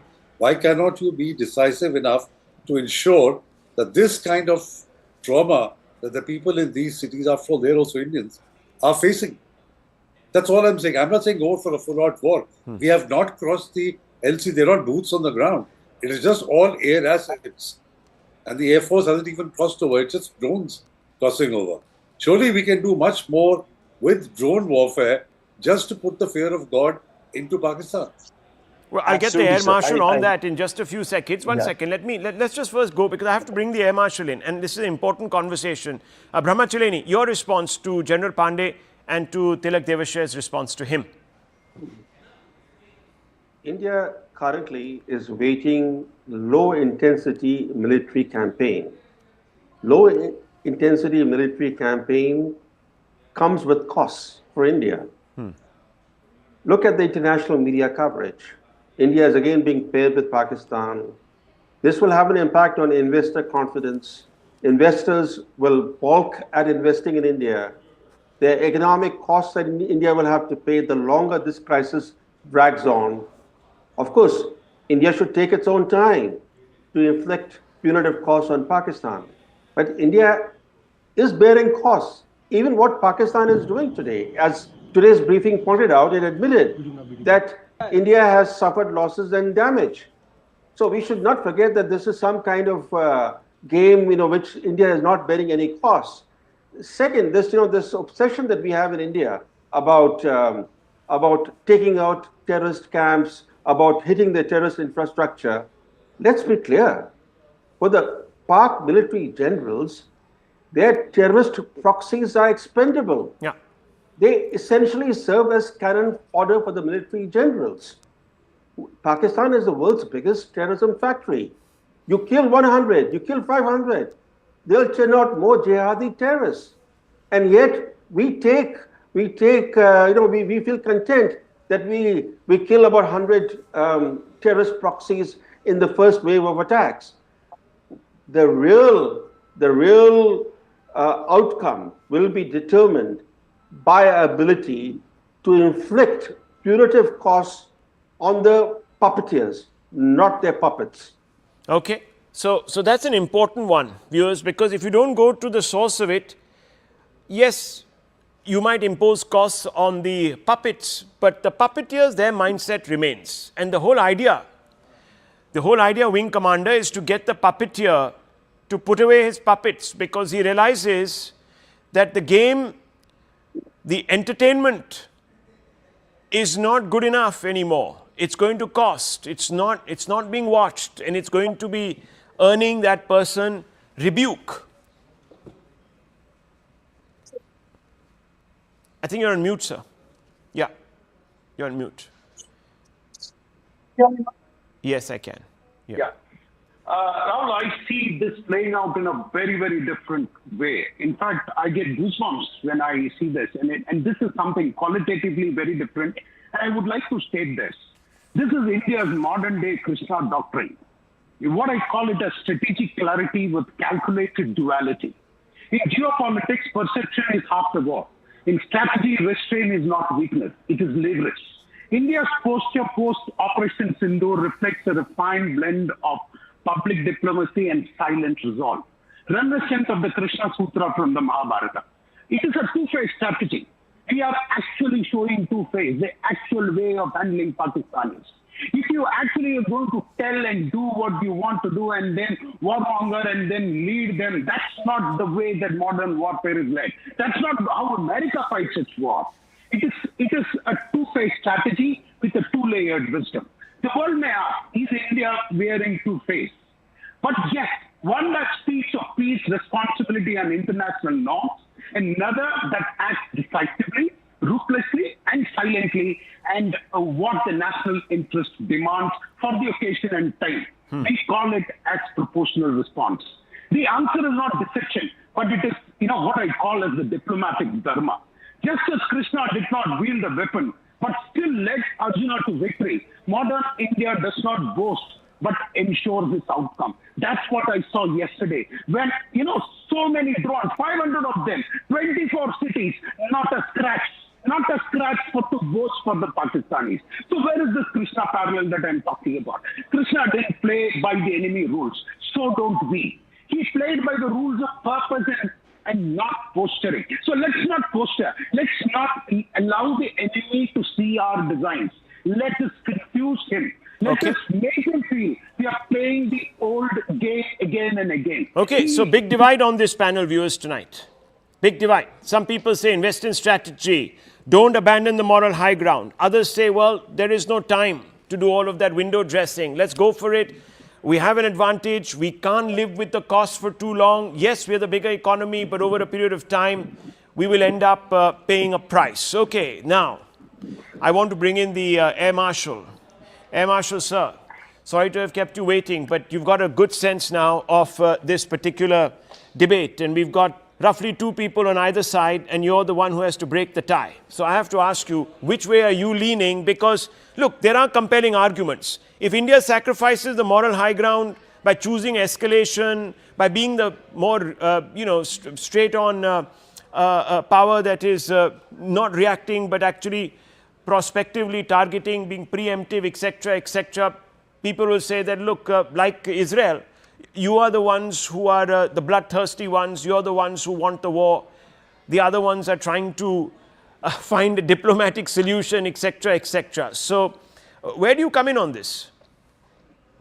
The 14 days that went by after Pahalgam to starting of operations, I think so after the 5th or the 6th day, the same rhetoric began. Why are we delaying? Why? What is the hurry? They have killed our people. Why have we not reacted? We are a weak state. We are falling into the eyes of the global people that the fourth largest economy cannot take out a rogue country. All that thing went on. Now that the operations have begun, now we are in a hurry to take out, their sea lanes of communication. We want to take out their establishments and other things. My take on the whole issue is that we have taken certain steps which have never been taken in last 65 to 70 years. First, after the 65 wars, 3 wars after 1960, never ever the Indus Water Treaty was, held in a mess. This we did on the first day itself, the first announcement which the Foreign Secretary made. Second observation, I mentioned it earlier, who is driving the narrative here? I told this after the last Balakot strike. Who did the briefing after the Balakot strike? It was not the army, it was not the Ministry of Defense, it was not the Defense Secretary, it was done by the Foreign Secretary. India's image of this government, I feel, is wanting to turn things through diplomatic channels. Who received PM Modi when he cut short from Saudi Arabian team? Foreign Secretary. Who is briefing him now, or who briefed him that day in Parliament? Foreign Secretary. Who is conducting the briefing every day now is the Foreign Secretary. So India has engaged 180 countries out of 193 to put across our position after each action. So the strategy, in my opinion, and the people seated who are taking decisions are much more wiser than I feel that we are discussing here. So they are aware of the whole things, how it unfolds, how it takes. Now, certain key factors. Striking Punjab in Pakistan has never been done since 1971. Taking out targets right next to GHQ or the Lashkar-e-Taiba or Jaish-e-Mohammed headquarters with precision has never been done. So slowly, if you see the war waging, it is the new dimension that we have seen. It is closer to Israel-Hamas kind of a conflict. Okay. Because the Hamas people did come to POK a few months ago. Yeah. And the warfare which we are doing now, the loitering munitions, we are seeing the drone warfare in swarms. We are using the use of satellites. We are using, see, the last attacks. But aren't they doing more of that, sir? Isn't the Pakistani side doing more of that? We've only sent 4 across. Let's just admit it. They are picking it up from that side. Okay. So the warfare which is being done in West Asia is being replicated by some sort by Pakistan. So you're absolutely correct on that observation. No, but it's quite clear, sir, that those strikes that you're talking about, and again, let me just bring in Brahma Chileni, those strikes that you're talking about before we go to the reporters, because I want to get quick updates. There's news coming out of the IMF. Viewers, they're meeting because the IMF is wanting to, or at least the Pakistanis want the IMF to give it a bailout, and that would be catastrophic at this time because the money won't be used on the public welfare. They'll take it in their public's name, but they'll use it to pump up and, you know, buy more weapons and this, that, the other. There are plenty of people who want to sell it to them, the Chinese, the Turkish people. So this is an important interdiction by India. And number 2, of course, we just want to get a quick status update. Loud bangs being heard around the LOC. So I just want to go to the reporter for that. But I want to bring you in, Mr. Chileni, before I do that. Look, fundamentally, those strikes that we conducted in the first round, yes, we took out terror camps. It's looking very bad for Pakistan. It's in Punjab, etc. But clearly it's not failed to deter them. They've come after our military installations. It was admitted today. Yes, but look at this stance of taking the high moral ground. In my career, I've only come across in India this stance of taking the high moral ground. I've never seen it anywhere else in the world. It's not, you never see it in the international relations discourse. It's an Nehruvian hangover. It's a Nehruvian hangover. It's a form of escapism from realism. So there's no morality in international relations. Okay. Let's be clear. Okay, so you're saying don't invest in this too much. Let's put our national interest first. Okay, just hold your thoughts because I'm being told that there has been developments there. India has made a strong case to deny Pakistan the funds, and I want to go straight across to Pallavi Ghosh, who's joining me for more on this. Pallavi, what are you hearing? This is a big moment, really, isn't it? It could be a point of inflection. I saw the Pakistani stock exchange rise because they're anticipating some big monies today. Well, it's a little disappointing, I would say, what happened at the IMF. India, of course, came out with a very strong statement. It gave evidence to show that how there's a lot of diversion of the money which the IMF gives to Pakistan into terror activities, and it's not being used for development. It also raised the point that it's been a defaulter, and also that there has been scant. The people of Pakistan have not benefited with these kind of bailouts. Yet what we get to hear is that the IMF has considered yet another bailout. However, whenever that voting took place, India has abstained. It has made its point of view very clear to IMF, and has also made the point to the world that, you cannot hold us responsible. We warned you, we consistently warn you, but you, in a sense, are also funding the terror activities of Pakistan by giving them this kind of a bailout. So are you saying that it's going Pakistan's way? Is that what you're saying? What is the outcome? Has the statement come out? Yes, Rahul, in fact, there are many parameters, just to put the picture correctly, there are many parameters on which funds are given to countries who are on that list. So there are 25 countries with executive directors who are a part of that meeting. And that statement, which has now been issued by the finance ministry, also makes it very clear. And the last line, I would say, is very significant, that India put forward its point of view, which IMF understands. However, we decide to abstain, and that makes the picture very clear. It also did say that it's unfortunate in a sense that IMF has considered a further bailout to Pakistan because it's sure that this money is going to be used as far as terror funding is concerned. And we are sitting on the moral high ground, viewers. The IMF is not sitting on a moral high ground. That's exactly the point that Mr. Chileni was making. And I want to bring in Tilak Devasher and Mr. Chileni. I'll just check back with you, Pallavi, just stay on there because let's read that statement and I want you to read it for me in just about 2 minutes. I just want to get quick reactions. Tilak Devasher, this is not good news. This is not good news. Let's be honest. Exactly. So, that's what I said, you have to understand that Pakistan does not appreciate restraint and responsibility. I have no problem with what the Air Marshal said, that our strike initially on the first day was decisive, never been done before, took out 9 terror training camps. But the follow-up and the pushback that came from Pakistan, we over the last 2 days seem to have, sort of pulled our punches and adopted the moral high ground. I think we should be far more decisive. I'm not saying cross the border. I'm not saying go and do any action inside Pakistan. But certainly with drones, apart from being defensive and blocking the drones, I think we should be also hitting Lahore and Sialkot and Rawalpindi and Karachi as much as what 300, 400 drones are being, are sending on to India. We should be far more decisive in that. Well, maybe this will now shake us up. Maybe this will shake us up. I don't know if Pallavi is still there. If Pallavi is still there, I just want her back. We're going to try and get her to read that statement. That's not great news. Brahma Chileni, not great news. I also feel very disappointed that the Americans haven't stood in our corner. They have a lot of influence on the IMF. Well, today, what the IMF has done, or is about to do, is to put its stamp of approval on a staff agreement with Pakistan. We should have begun exerting pressure on the IMF much earlier with the help of a friendly administration in Washington. We didn't do that. When the Biden administration, it was the Biden administration that first provided the big bailout. Yeah. So now this is the second bailout. The second bailout of which today the IMF is going to release immediately a $1 billion payment to Pakistan and trigger a new $1.3 billion loan to Pakistan. But when Joe Biden initiated this bailout business for Pakistan, we didn't protest. We didn't say it should be contingent on Pakistan taking concrete counterterrorism action. Look what Biden did.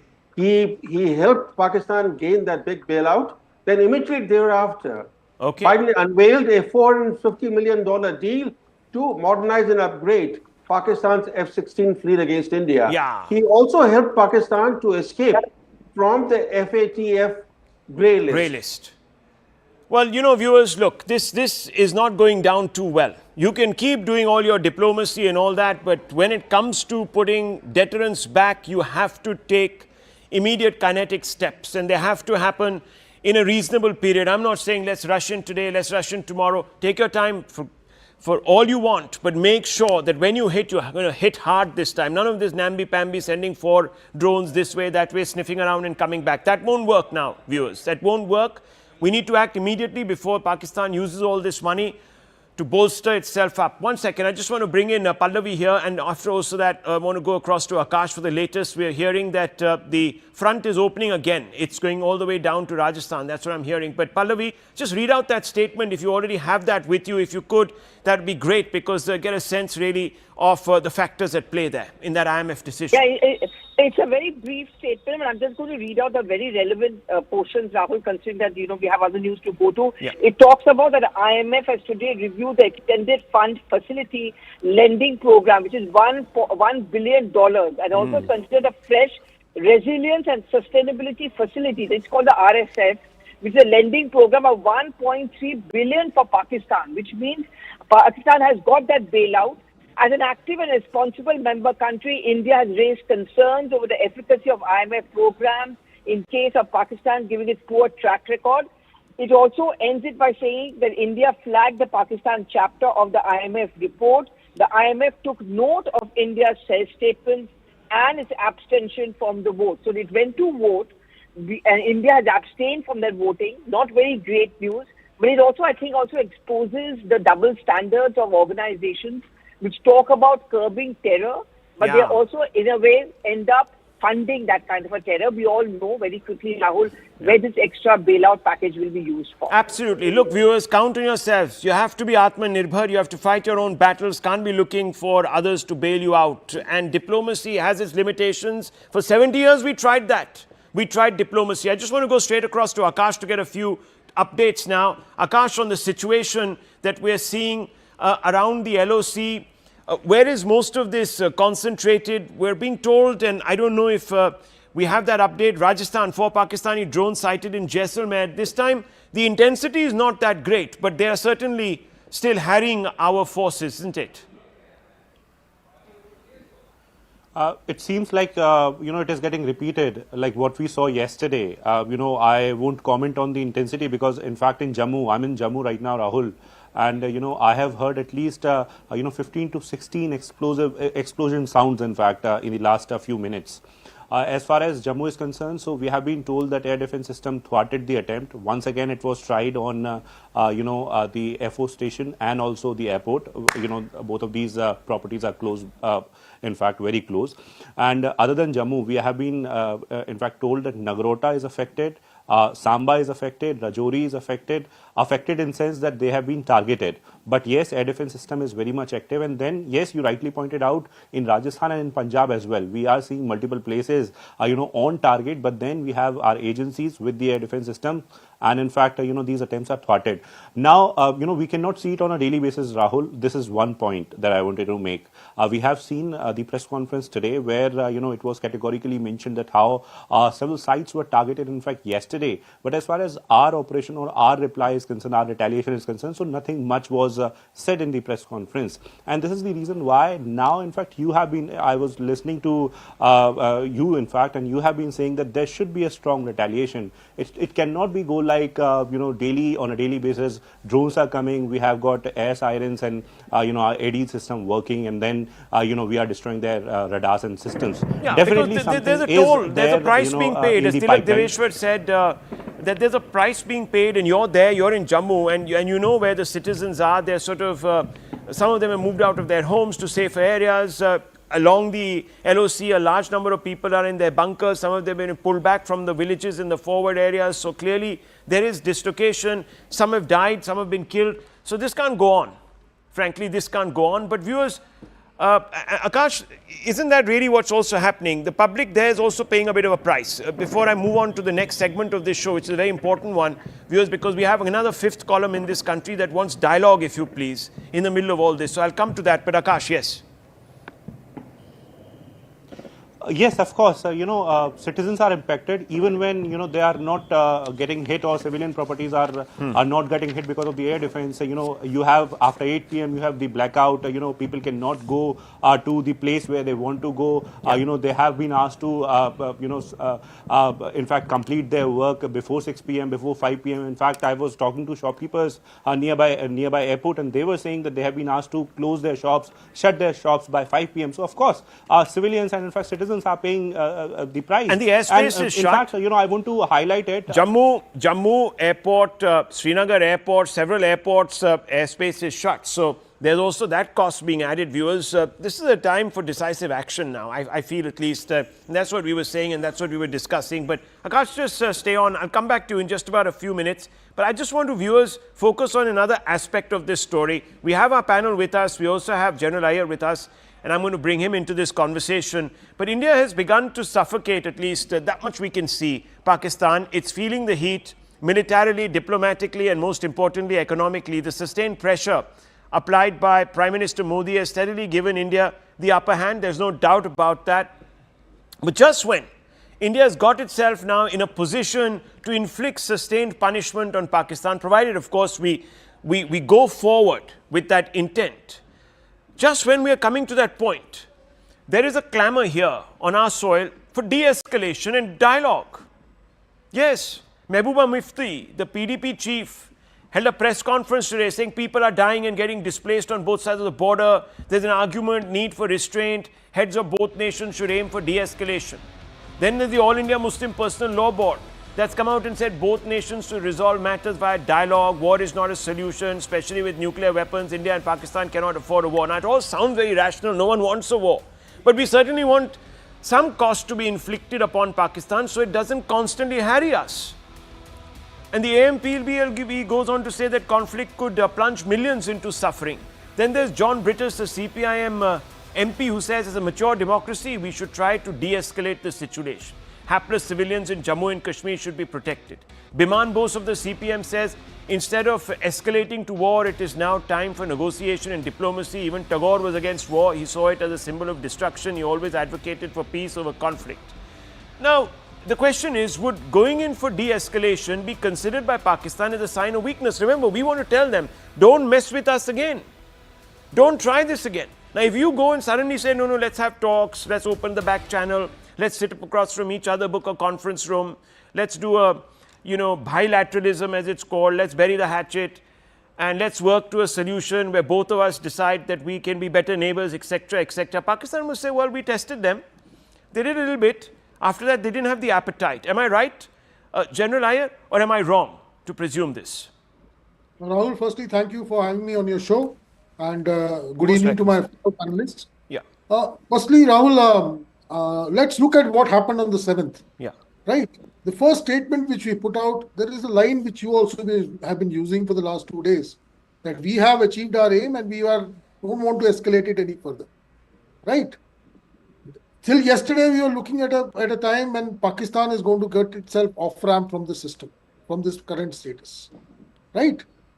What has he done to us? He sent a set of drones, possibly launched some missiles into our area, which is possibly, he was trying to create a kind of a scenario where he can possibly exit at a higher note. We have not allowed him to do so.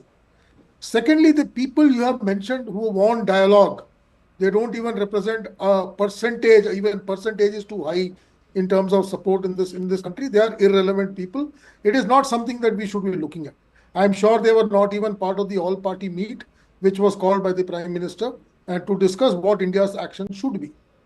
Now for us to, and I totally support General Pandey's viewpoint when he was trying to put across a point, when you have put out a statement that we have done what we had to do, now we want to de-escalate, that was our first line.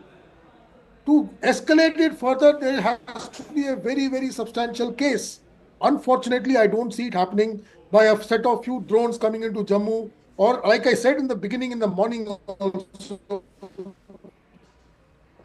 I think we've lost that. Line of control cannot be, equated.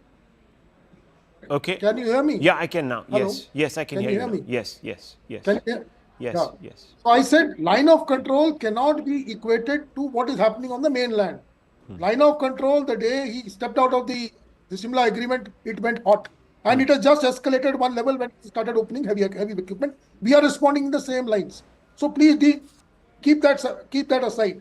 And there is multiple amount of things you can do on the line of control to give him a bloody nose. So that I'm sure our army and our armed forces are doing in due course of time in that area. And General Pandey has been the corps commander, and he knows how things are to be, escalated. No, but this whole business of coming and saying that let's now call it off, let's have a conversation, let's have dialogue. Are you in favor of that? No, I'm not. No, but you're not. Who are these people? Who are these people? Who are these people? They're a political... Who are these people? Well, these people don't represent, sorry, Rahul. Yeah. These people don't represent even 1% of India. No, actually, I'll tell you, this is just the political face of a large number of others in civil society who in very powerful places. I haven't even listed the civilians who've been asking for this. I look at the political face of what represents the all-party meeting. Okay.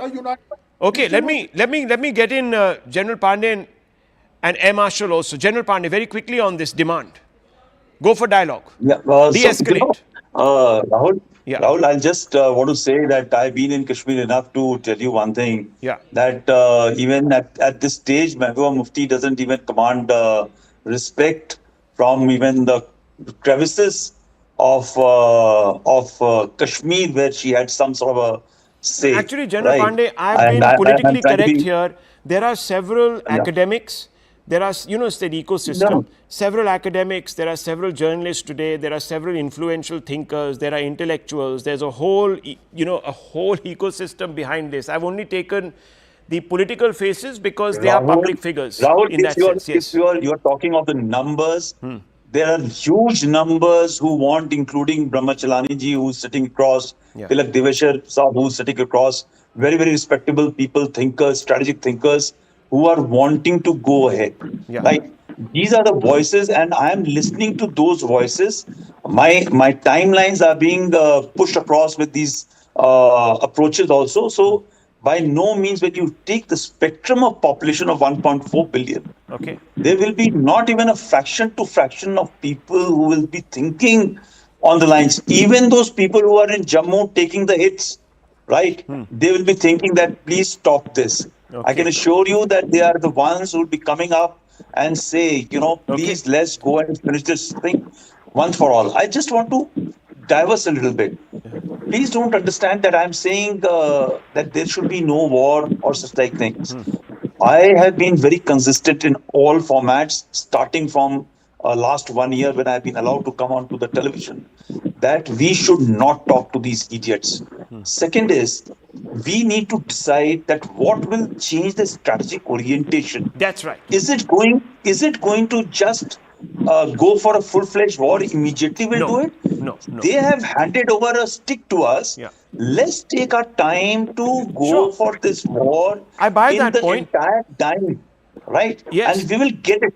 Prepare well, and once you get your strategy together, Air Marshal, then go for the kill. That's what you're saying, basically, isn't it? You're also on that same page. Air Marshal. Yeah. Air Marshal? Yeah. When the white people left the subcontinent, the 1948 war is an example which I'll just narrate. India and Pakistan fought, but the generals from the both sides of Britishers. It's the only war in the mankind when the two opposing armies had the generals from the same country. Okay. Now, what we have inherited is left by that. Ever since, the Americans have had a soft corner for the Pakistanis. Whatsoever you may say, after the last attack at Balakot, we gave example of AMRAAM, F-16, everything. Nothing happened. The Americans didn't, Lincoln I did. So, this may be a trap in which India must be, taken to now. Why is this conflict started when the trade war has begun? Why did on 16th April, Asim Munir made that statement of Hindu and true ideology? Why did 6 days after that we kill Hindus by this thing? So he wants to divide the community. Why did he allow only the Sikhs to go to Gurudwara when they closed the border? I understand all of that. But so it may be a larger plot which our leadership must be reading well, and we are avoiding to walk into that trap. Well, Brahmachalani, quick wrap out from you, 34, 35, maybe 1 minute at the maximum. Yes, please. Unfortunately, there are some Indians who see options only at extreme ends. Continue a weak-kneed approach or face an all-out war. Between these two positions is plenty of other ground. Yes. There are more than 100 different options today between lower intensity military campaign of the type that we are seeing and a full-fledged war. 100 different options lie between these two extremes. Yet there are some people in India who say that the only other option to turning the other cheek is war. Okay, well, viewers, I'm going to end this show by putting out those pictures of the Prime Minister meeting with the 3 defense chiefs, with the RM, with the NSA. Those are the pictures, viewers. This is one of those moments in this campaign for justice, viewers, that could prove decisive. There is clearly a lot of thinking going on in the Union capital. The outcome of that will reflect I don't know, tomorrow, tonight, maybe. Who knows? We don't know. But I just hope it does in a decisive way. That's all I'm saying, a decisive way. I'm not baying for blood, I'm not wanting war. I'm just saying there should be a decisive outcome. We should make our impression that will lead to a change of mindsets in those that run Pakistan so that they don't continue to, at any level or the other, gestate these notions that they can continuously cut us with this subcritical warfare that they have designed. I leave it at this, viewers. Lots more coming up. Don't go away.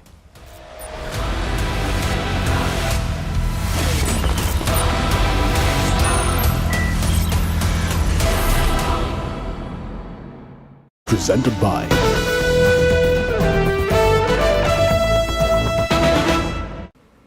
All right. I want to move on to another piece of breaking news that's just coming through. We're given to understand that a former Lashkar-e-Taiba operative and in aid of the Lashkar-e-Taiba founder Hafiz Saeed has exposed the outfit. He says that many youths motivated by Hafiz Saeed's speeches and then joined the Lashkar-e-Taiba subsequently traveled to Afghanistan as well as to Kashmir in India. Approximately 500 individuals from across the country traveled to Afghanistan to undergo training at a camp named Maskar Taiba that's located in Kunar province. He says Hafiz Saeed is also responsible for the deaths of thousands of Pakistanis by sending them in a war of ashes to achieve the state's political goals. This is something that Noor Dari, that's the name of the individual. He's a former Lashkar operative.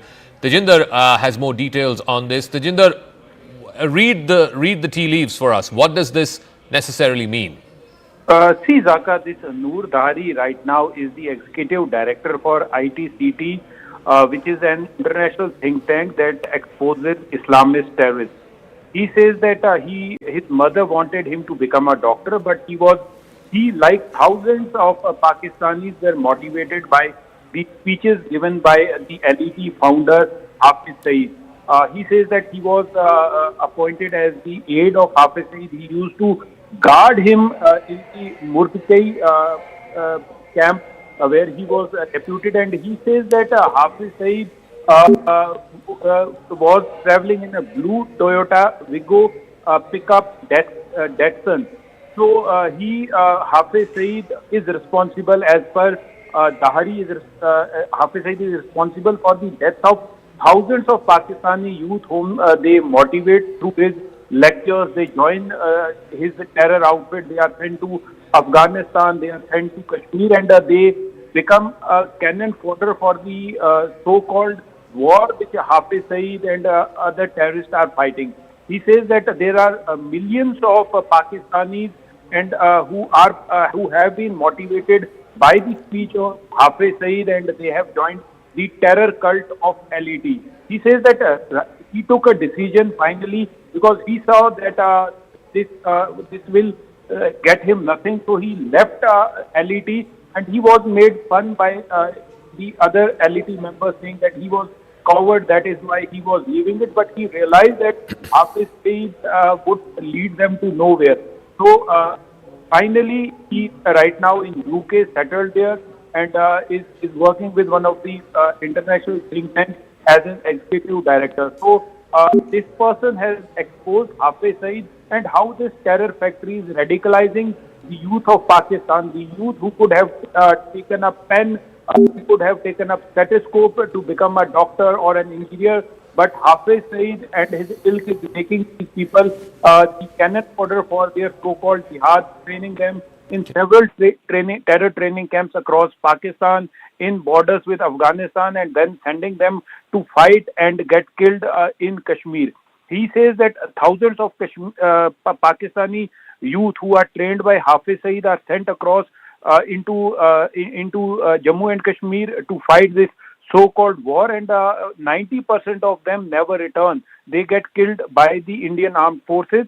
So clearly exposing Hafiz Saeed and his terror factory. Yes, Zaka. Tejinder, we'll leave it at that. Thank you very much. So that's a former operative of the Lashkar-e-Taiba exposing the founder and the chief architect of one of the most dreaded terror organizations, an organization that's wanted for numerous terror attacks here in India. His headquarters, of course, was bombed in Operation Sindoor a couple of days ago. Meanwhile, let's bring you up to speed with where things are as of right now. In the last 24 hours, Pakistan has made multiple attempts to breach India's air defense systems, but the good news is India's air defense has prevailed against Pakistani missiles and drones. The army has managed to neutralize the air defense system in Lahore after Pakistan attempted to engage a number of military targets in northern as well as western India. When Pakistan made failed attempts to send a swarm of drones across at least half a dozen, if not a dozen places along the line of control and the international border, over 40 to 50 drones, and this is what the Indian Army statement said earlier today, over 40 to 50 drones were successfully neutralized in a 3-4 hour period from about 8:30 in the evening yesterday all the way up to about midnight. The engagement involved extensive use of the L-70 guns, the Zu-23 Shilkas, and of course other advanced counter-UAS equipment, including of course the S-400s and the indigenously built Akash surface-to-air missiles. It also showed the Army's capability to counter these aerial threats. So what are these weapon systems, these air defense systems which were activated yesterday and managed to avert what could have been a big sort of barrage of attacks by the enemy on Indian soil? The L-70, it's developed by Bofors, it's produced under the license here in India. It's a 40mm gun, modernized with radars, electro-optical sensors, and also auto-tracking systems. It can fire anywhere between 250 to 300 rounds per minute.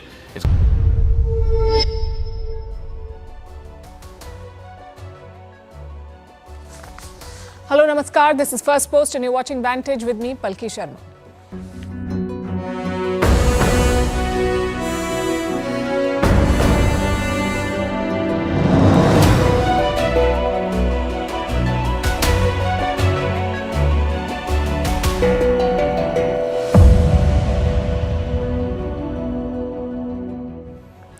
Day 3 of Operation Sindoor, the fighting is intensifying. Pakistan has fired 300 to 400 drones into India. Most of them have been neutralized, no damage reported. India fired back and has stepped up its war preparedness. But here's the million-dollar question. Are we at war with Pakistan? The answer officially is no, and we'll tell you why. Meanwhile, there's a third party in this conflict. Pakistan is using Chinese weapons to strike at India. A special report on India's stellar air defense. We tell you how the Indian forces blocked drones and downed missiles from Pakistan. On international airwaves, India is winning the narrative war. We'll tell you how. Also debunking fake news and Pakistani propaganda designed to create panic. Tracking the IMF meeting. Will they bail out Pakistan again? From 26/11 to Pahalgam, how Prime Minister Modi has set a new precedent to secure India. What this escalation means for you, we'll tell you 5 things that you must know. Also a report on how civilians are coming under Pakistani fire. All this and more coming up. The headlines first. The Board of Control for Cricket in India suspends the Indian Premier League or IPL for a week. The decision comes amid escalating tensions between India and Pakistan. On Thursday, the match in Dharamsala was called off over security concerns. The IPL was to wind up on the 25th of May in Kolkata. Russian President Vladimir Putin vows Moscow will be victorious in Ukraine, just as the Soviet Union was in World War II. He made the remark during Moscow's Victory Day parade, where Russia showcased attack drones for the first time. At the parade, Putin sat with China's Xi Jinping and greeted North Korean military officers. Iranian Foreign Minister will visit Saudi Arabia and Qatar tomorrow, just days before Donald Trump begins a regional tour. Trump is scheduled to visit Saudi Arabia, Qatar and the UAE from the 13th to the 16th of May. This will be his first major foreign trip since he returned to the White House in January. It comes amid US-Iran negotiations over Tehran's nuclear program. A Sri Lankan Air Force helicopter crashes during a graduation ceremony, killing 6 of the 12 military personnel on board. The helicopter plunged into a reservoir during a demonstration. The tragedy is the Sri Lankan Air Force's worst one since a Chinese-built aircraft crashed in 2020. Drone strikes hit the Sudanese city of Port Sudan for the 6th straight day. The army has once again blamed the Paramilitary Rapid Support Forces, or RSF, for this attack. Since last Sunday, the port city has been hit by daily drone strikes. Port Sudan is the main entry point for humanitarian aid into the Sudan. And the new Pope says, don't reduce Jesus to a superman. Pope Leo's address to cardinals came less than 24 hours after his election. His inauguration mass will take place on Sunday in St. Peter's Square. The 69-year-old is the first American pope.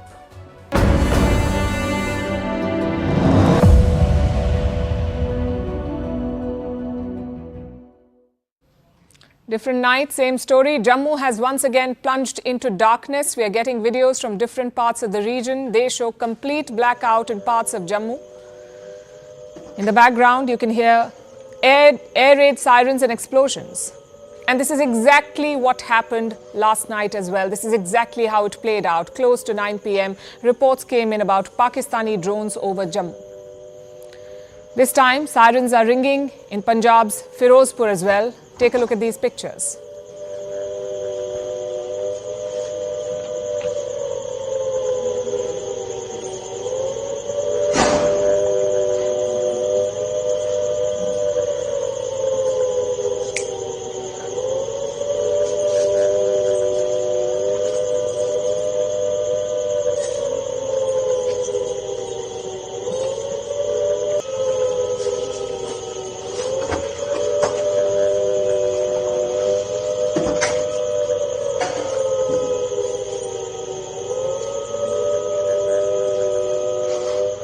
The Jammu and Kashmir Chief Minister is himself posting updates. He has confirmed sounds of explosions in Jammu, most likely from heavy artillery. That's what he said. He's also issued an appeal to the people living in this area. Stay off the streets and stay at home. That's what the Chief Minister is asking people to do.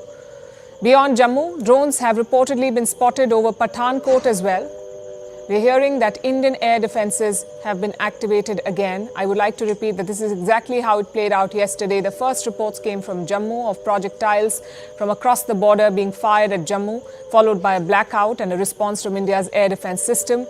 Subsequently, multiple sites in India were targeted. We'll tell you about that shortly. But this is playing out yet again for the second time in 2 days. The first reports again coming from Jammu. These are pictures from Firozpur, as you can see, and similar reports coming from Pathankot as well. The Chief Minister of Jammu and Kashmir making an appeal, asking people to stay indoors.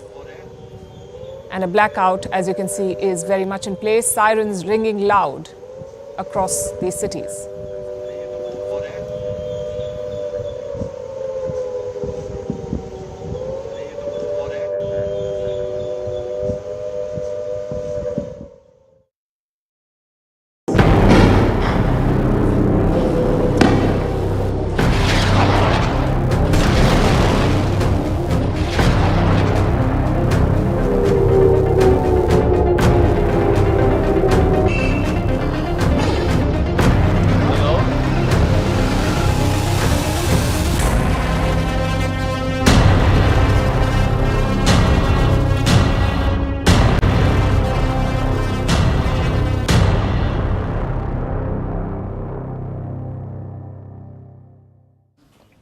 There's one question everyone is asking. Are we at war? Some journalists have declared it already. Some social media users are asking for it. But are we truly in a state of war with Pakistan? As of now, the answer is no. And we'll explain why tonight. We'll also tell you how India usually declares a war. But first, let's get you the battlefield updates. Yesterday night was tense and chaotic. Between 8 and 9 p.m. IST, Pakistan started firing projectiles at India. We brought you these pictures yesterday. Bright dots could be seen over the skies in northern and western India. The first reports came in from Jammu. But similar scenes were seen in Punjab and Rajasthan as well. Information was hard to come by last night, but now the fog of war has lifted. And here's what we can tell you about what happened there. Pakistan targeted sites across the western frontier, all the way from Leh to Gujarat. At least 36 Indian locations were targeted. This includes Pathankot, Udhampur, Jammu and Jaisalmer. Pakistan fired some 300 to 400 drones. Apparently, the idea was to test the Indian air defenses, perhaps even to gather intelligence.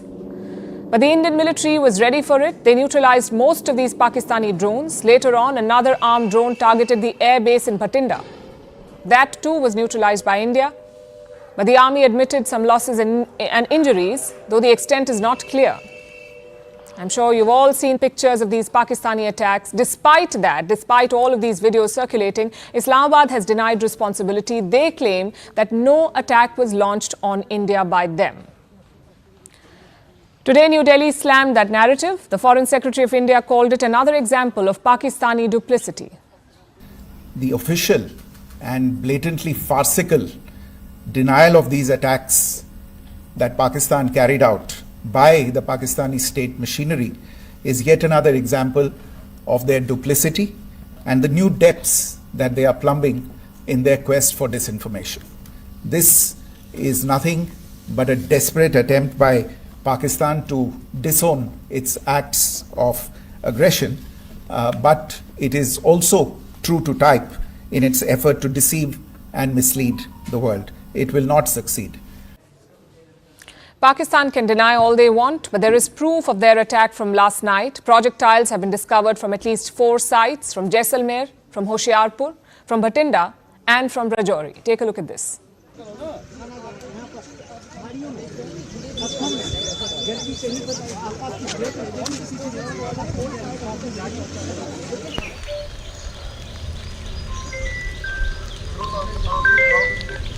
Hello.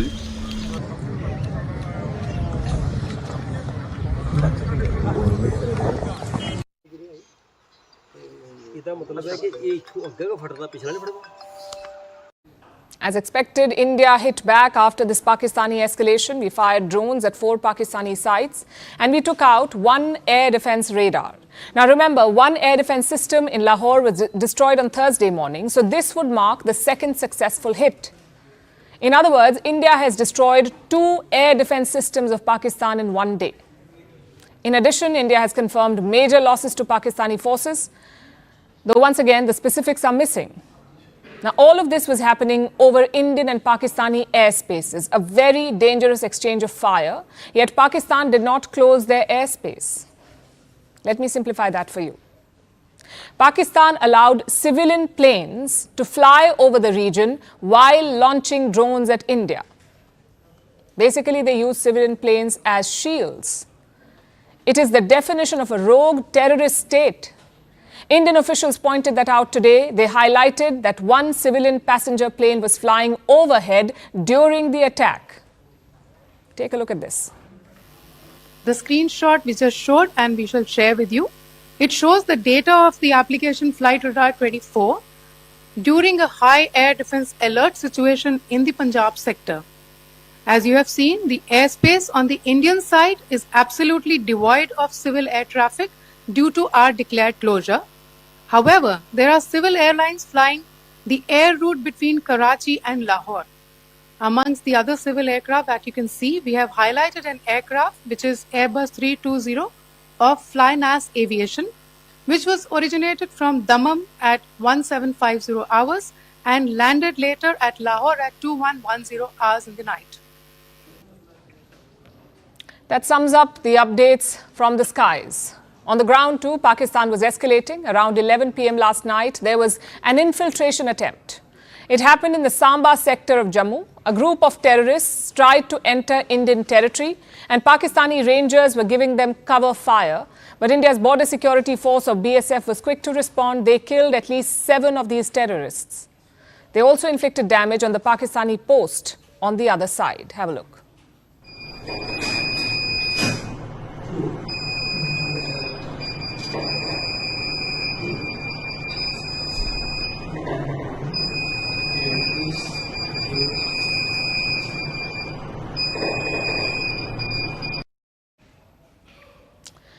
These are worrying signs for the region. A, Pakistan is escalating despite warnings from India. B, they are refusing to take responsibility for their attacks. And C, they are putting civilians at risk, both on land and in the skies. Look at what they're doing near the line of control. This is the de facto border between India and Pakistan, the LOC, line of control. And here, Pakistan is openly firing at civilians.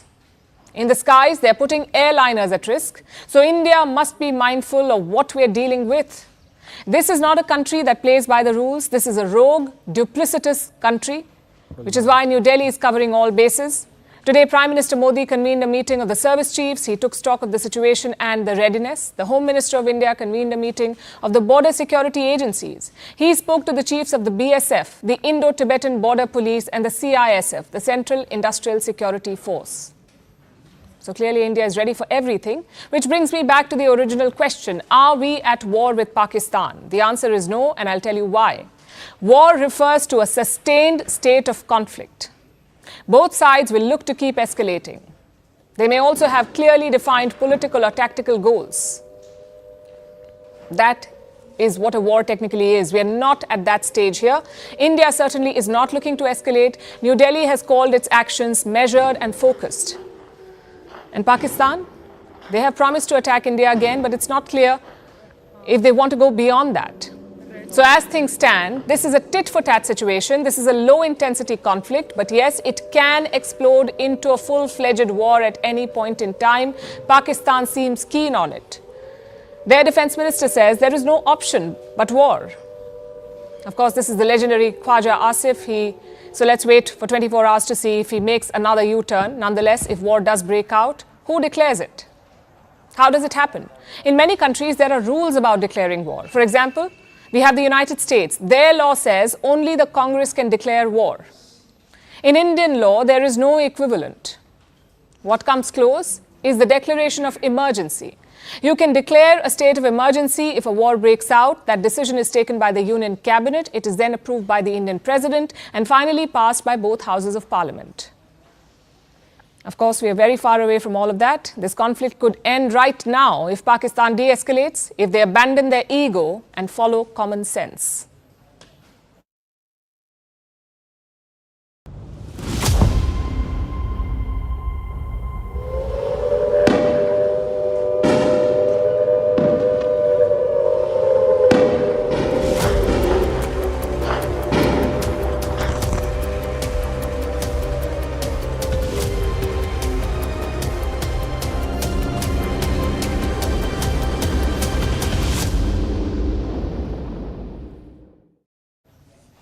Pakistan strikes have exposed one more country, and that is China, their iron brother, ATM, and arms supplier. Pakistan is getting all the help from China. Beijing, which offered to mediate 2 days back, is not a spectator on the sidelines. It is an active player in this conflict. And I'll show you how with a video. This is a field in India's northern state of Punjab. This morning, some missile debris was recovered from here. No crater, no blast, just a wreck. It shouldn't have been there. And it shouldn't have fallen this way. Security teams have cordoned off the site, and some early but unconfirmed assessments are in. They say that this could be a Chinese PL-15 missile. China's so-called next-generation air-to-air missile. It is meant to be precise, fast, and lethal. But from these pictures, it appears that the missile did not even detonate. It fell to the ground like a heap of metal. Was this an operation failure? Or was it just another Chinese product that did not work? Either way, India should take this discovery seriously because clearly Chinese hardware has been deployed against India. The PL-15 is one of China's most advanced munitions. It is designed by the Air Force of the PLA, the People's Liberation Army. This is the Chinese Air Force, basically. The missile boasts a range of up to 300 kilometers. In theory, it can change course after it is fired. In theory, it can also outsmart jamming systems. But in practice, it just landed in a field in India. It is possible that the missile was fired during Pakistan's barrage last night. Remember, Indian air defenses have intercepted almost all incoming threats, missiles, drones, everything was shot down. A lot of debris has been found, and it offers more clues of Chinese involvement. More photographs have surfaced online. One of them shows a part of a missile. You can see a serial number printed on it. There's also a small panel. Apparently, this is used to test the missile's tracking system. Another picture shows the tracking device itself. That's part of the missile, which helps find its targets. If these claims are officially verified, this would be the first time a Chinese PL-15 was used in combat. It seems Pakistan just got these missiles. China is said to have delivered them right after the Pahalgam terror attack. So when India retaliated with Operation Sindoor, Pakistan may have decided to use these to fire back their fresh supply of Chinese weapons. Chinese jets, too, have seen some action. Pakistan's Foreign Minister Ishaq Dar has confirmed that. He said the J-10C fighters were used during combat and that China was kept fully informed about this, which basically means that China and Pakistan are working together. There is real-time coordination and planning, and that should not come as a surprise. China is Pakistan's largest weapons supplier. We have data from 2019 to 2023. In these 4 years, 82% of Pakistan's arms imports came from China. But the alliance goes beyond weapons. It is strategic and political. After the Pahalgam attack, China has defended Pakistan. On the 27th of April, that's 5 days after the attack, Chinese Foreign Minister Wang Yi spoke to Ishaq Dar, the Pakistani Foreign Minister, and Wang Yi echoed Islamabad's talking points. He called for an impartial investigation. He called Pakistan an ironclad friend. He backed what he called Pakistan's legitimate security concerns. And after Operation Sindoor, Beijing issued similar statements. China finds India's military operation early this morning regrettable. We are concerned about the ongoing situation. India and Pakistan will always be each other's neighbors that cannot move away.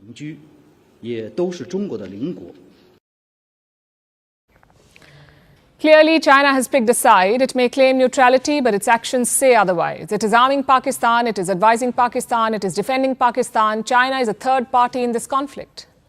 And it presents a broader threat to India, a threat that we cannot afford to ignore. Vantage continues after a short break.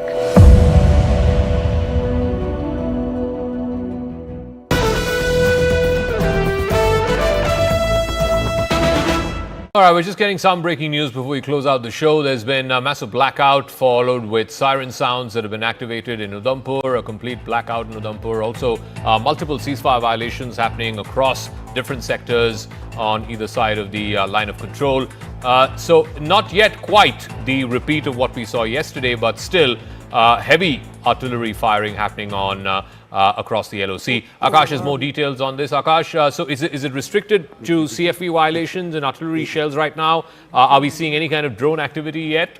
Is there any possibility of a repeat of what happened yesterday, or it's following a familiar pattern?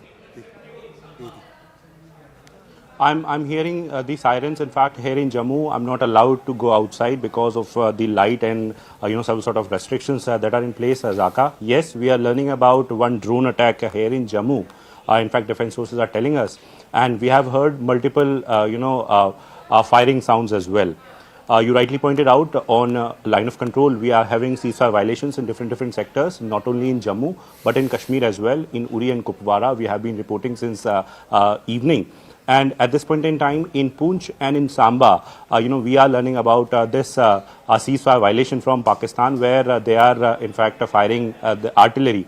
Here in Jammu, I have heard multiple sounds. I was trying to count 11 at least. I have heard, and I am learning. In fact, defense sources are telling me that it was, drone once again. It was a drone attack once again. We'll wait for the police to confirm it as well. But I am learning that yesterday it was the airport, and once again it is in the close vicinity, possibly the airport only.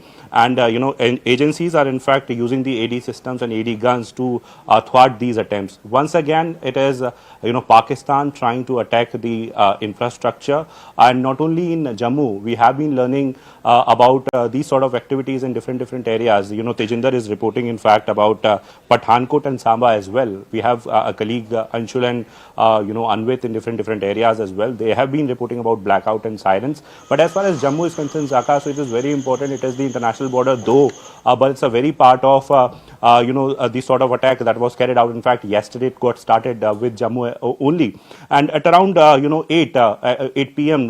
This evening also, we heard sirens, and soon after that a blackout was there. Yes, it's a precautionary measure, Zaka, but it has been categorically mentioned by the police and the civil authorities that people cannot stay outdoor, and in fact that they need to go inside whenever they are hearing these sort of sounds, and in fact whenever there is blackout they need to go indoors. Okay, Akash, we'll leave it at that. Thank you very much. So yes, ceasefire violations are happening in Samba, in Uri, in Tangdar, all across the line of control. All right, we're just getting some breaking news before we close out the show. There's been a massive blackout followed with siren sounds that have been activated in Udhampur, a complete blackout in Udhampur. Also, multiple ceasefire violations happening across different sectors on either side of the line of control. So not yet quite the repeat of what we saw yesterday, but still heavy artillery firing happening on across the LOC. Akash has more details on this. Akash, so is it restricted to CFE violations and artillery shells right now? Are we seeing any kind of drone activity yet? Is there any possibility of a repeat of what happened yesterday, or it's following a familiar pattern?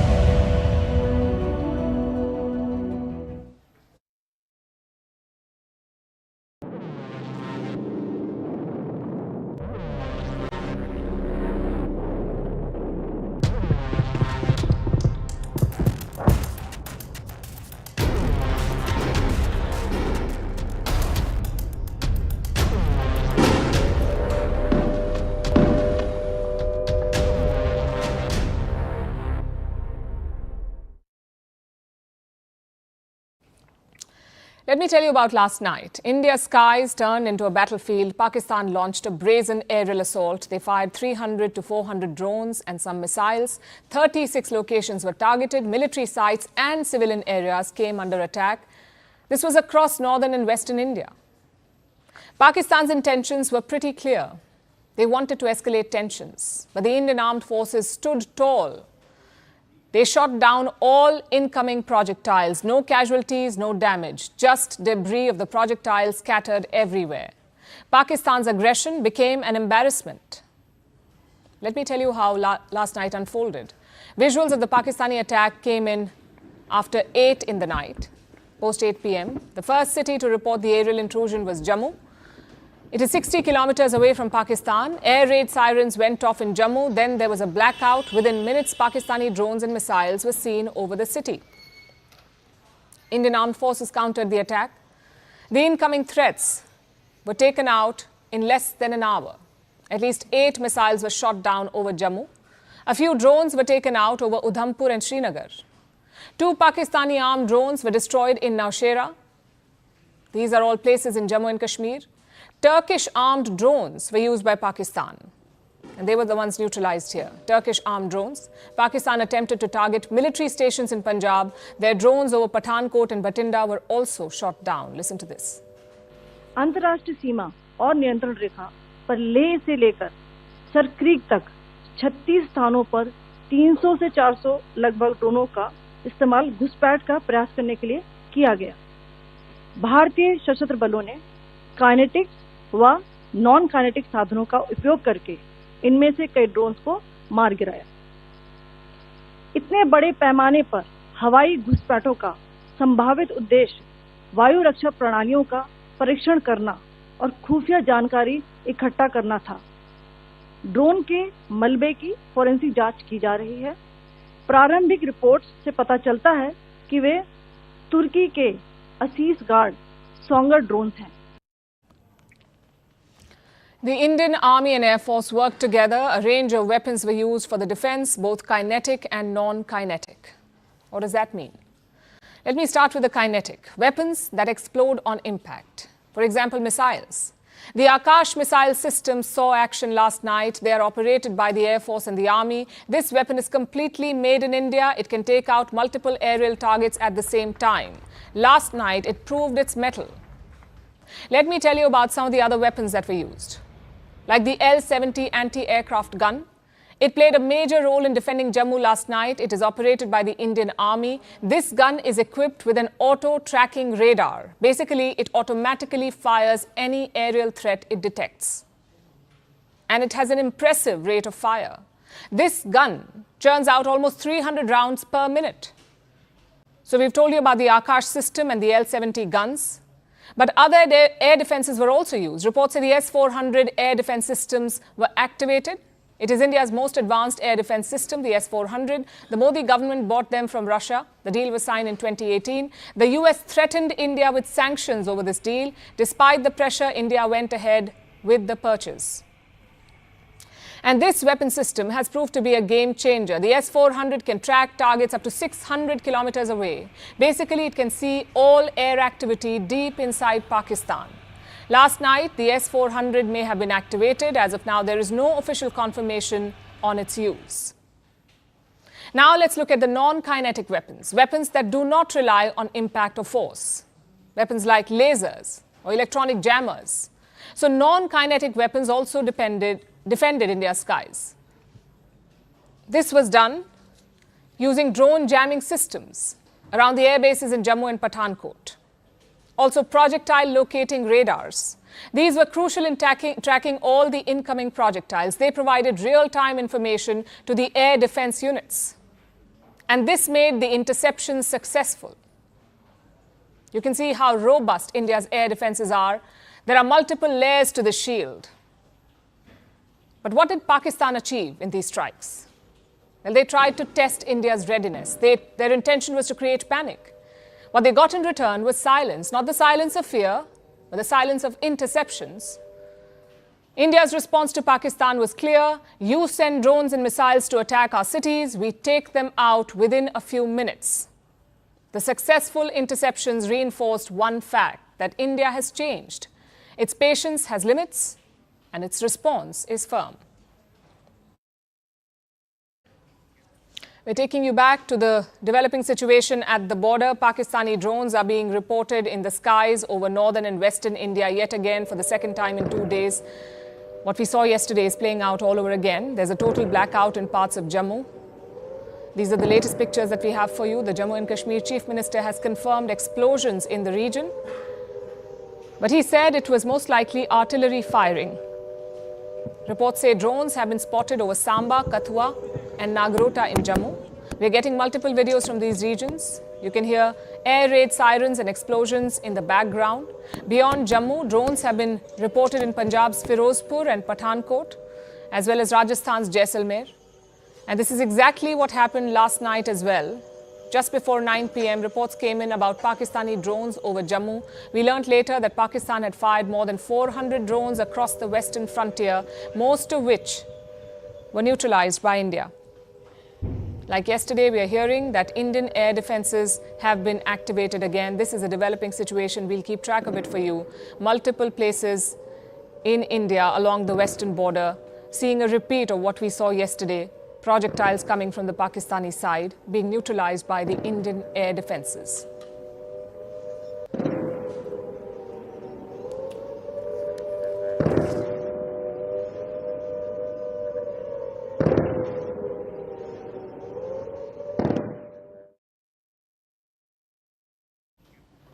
This conflict has many battlefields: the ground, the air, and the airwaves. It is being fought not just with missiles and drones, but also in newsrooms, on prime time, in interviews streamed across the globe. This is a battle of narratives, a test of who can tell their story better and convince the world. And here too, India is winning decisively. You've got Indian diplomats. They're calm and collected, their responses are measured, every rebuttal is backed with facts. On the other side are Pakistani ministers. They think it's fun to wing it on air. And you've got to hand it to Islamabad. For a country that loves war metaphors, they're shockingly bad at the war of words. Look at some recent interviews. We'll start with the Indian ones. Indian ambassador to the US, Vinay Quatra, went on CNN, the American channel. He was our foreign secretary before this. Now he's India's ambassador to the US, so a seasoned diplomat on an important mission. Ambassador Quatra was asked if this is a religious war, a war between Indian Hindus and Pakistani Muslims. It's an absurd question to ask. But Ambassador Quatra made his point loud and clear. He said, India is not at war with Pakistan. India is at war with terrorists. The terrorists who killed 26 people in Kashmir. The anchor also called it Indian-administered Kashmir, but Ambassador Quatra did not let it slide. He reiterated India's position. The whole of Jammu and Kashmir is ours. The only problem is Pakistan-occupied Kashmir, or POK. It was an interview that packed a punch. But the knockout came from across the Atlantic. From India's High Commissioner to the UK, his name is Vikram Doraiswamy. He went on Sky News and he was armed not just with talking points but also concrete proof. He went on British television and showed this picture featuring Hafiz Abdul Rauf, a sanctioned terrorist, at a funeral. Standing beside him are officials of the Pakistan Army. The picture tells you everything you need to know. Pakistan is not just supporting terrorists, Pakistan is standing shoulder to shoulder with them. You may think, why are Indian diplomats going on foreign channels to make their point? Why are they facing Western grilling? Well, the logic is quite simple. This narrative war is all about perception. If you cannot tell and defend your story, someone else will twist it and write it for you. So that's what India's diplomats are doing. They are defending India's story. Now let's look at the other side of the border, which is quite chaotic, I must tell you. Pakistan has no dearth of talking heads. In fact, they had quite the army to send to foreign channels, like Defense Minister Khwaja Asif, Information Minister Ataullah Tarar, and former Foreign Minister Bilawal Bhutto. Instead of defending, they are scoring own goals. They don't offer facts. They come with feelings and Freudian slips. Take Defense Minister Khwaja Asif. He went on Sky News. He was asked if Pakistan backs terror groups, and this is what he had to say. You do admit, sir, that Pakistan has had a long history of backing and supporting and training and funding these terrorist organizations. Well, we have been doing this dirty work for the United States for about 3 decades, and West, including Britain. It was quite the moment of honesty, I must say, but Khwaja Asif was not the only one sipping the truth serum. Enter Bilawal Bhutto Zardari, the former foreign minister of Pakistan. He too popped up on Sky News trying to do damage control. Instead, he let the truth slip out. He was asked about Pakistan's terror links and he ended up saying this. I don't think that it's a secret that Pakistan has a past as far as extremist groups are concerned. And as a result of this, we have suffered. Pakistan has suffered. Credit where it's due. This is more honesty than we're used to hearing from Islamabad. Bilawal Bhutto's right, of course. Pakistan does have a terror-linked past. But he skipped a tiny detail. Pakistan also has a terror-linked present. And if things keep going this way, a terror-linked future too. So should Pakistan's ministers get some media training? Well, we can offer some tips. Before setting your ministers loose on BBC and CNN, run a few mock interviews. Or better still, just watch India's diplomats for some time. Take notes. And if that's too much work, here's an easier option. Stick to state TV, read from a script, blame a foreign hand, and hope that the world is not watching.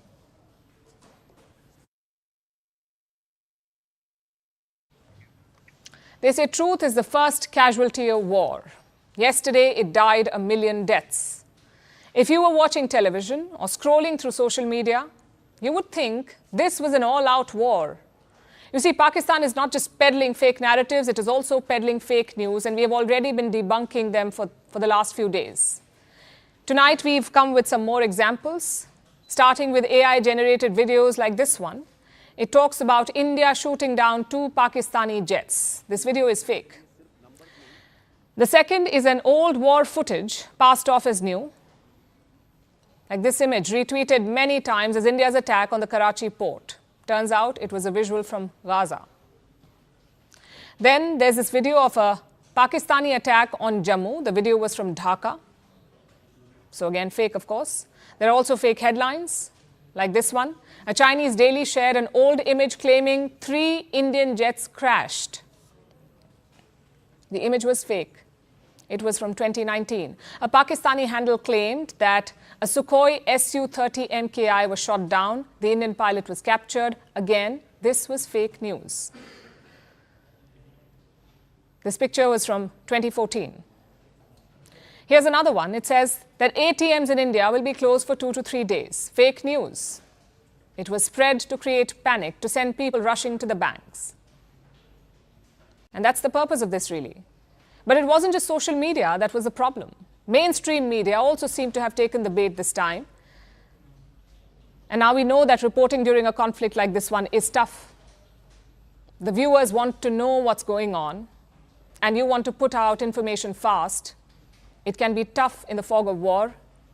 So it's important to prioritize accuracy over speed.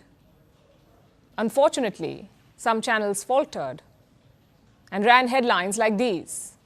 Indian Navy strikes the Karachi port, fake news. Indian Army takes over Lahore, again fake.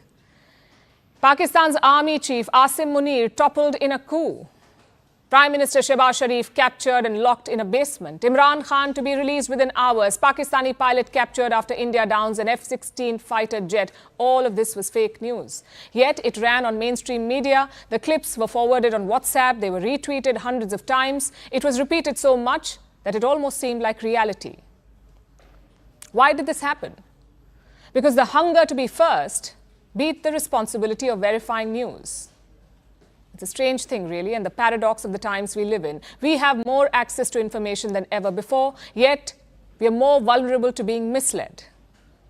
And a war makes that even worse. In moments of national anxiety and crisis, people aren't just looking for news, they're looking for credibility, they're looking for clarity, something to hold on to during a crisis. And the answer to that can never be fake news. We know you want updates, but accuracy is more important than speed. At First Post, we are choosing to hold on to that. We are choosing to hold on to accuracy. That means we won't always be first. You may not get your breaking alert from us, but what you will get is what we owe you. And that is the truth. Verified, cross-checked and cross-checked. We rely on sources and verified ones. After all, that's what separates a journalist from a loudspeaker. But sometimes even we miss a beat, and when we do, we will tell you. Yesterday, we ran visuals from a registered news agency. This visual turned out to be fake, so we are taking responsibility. And from now on, we will cite the source of every image, every picture, every video that you see on First Post will have a source mentioned. That is our commitment to you. We will wait, we will verify, we will ask again. Only then will we tell you. No noise, no panic, just the facts. Because right now, that's what the country needs most.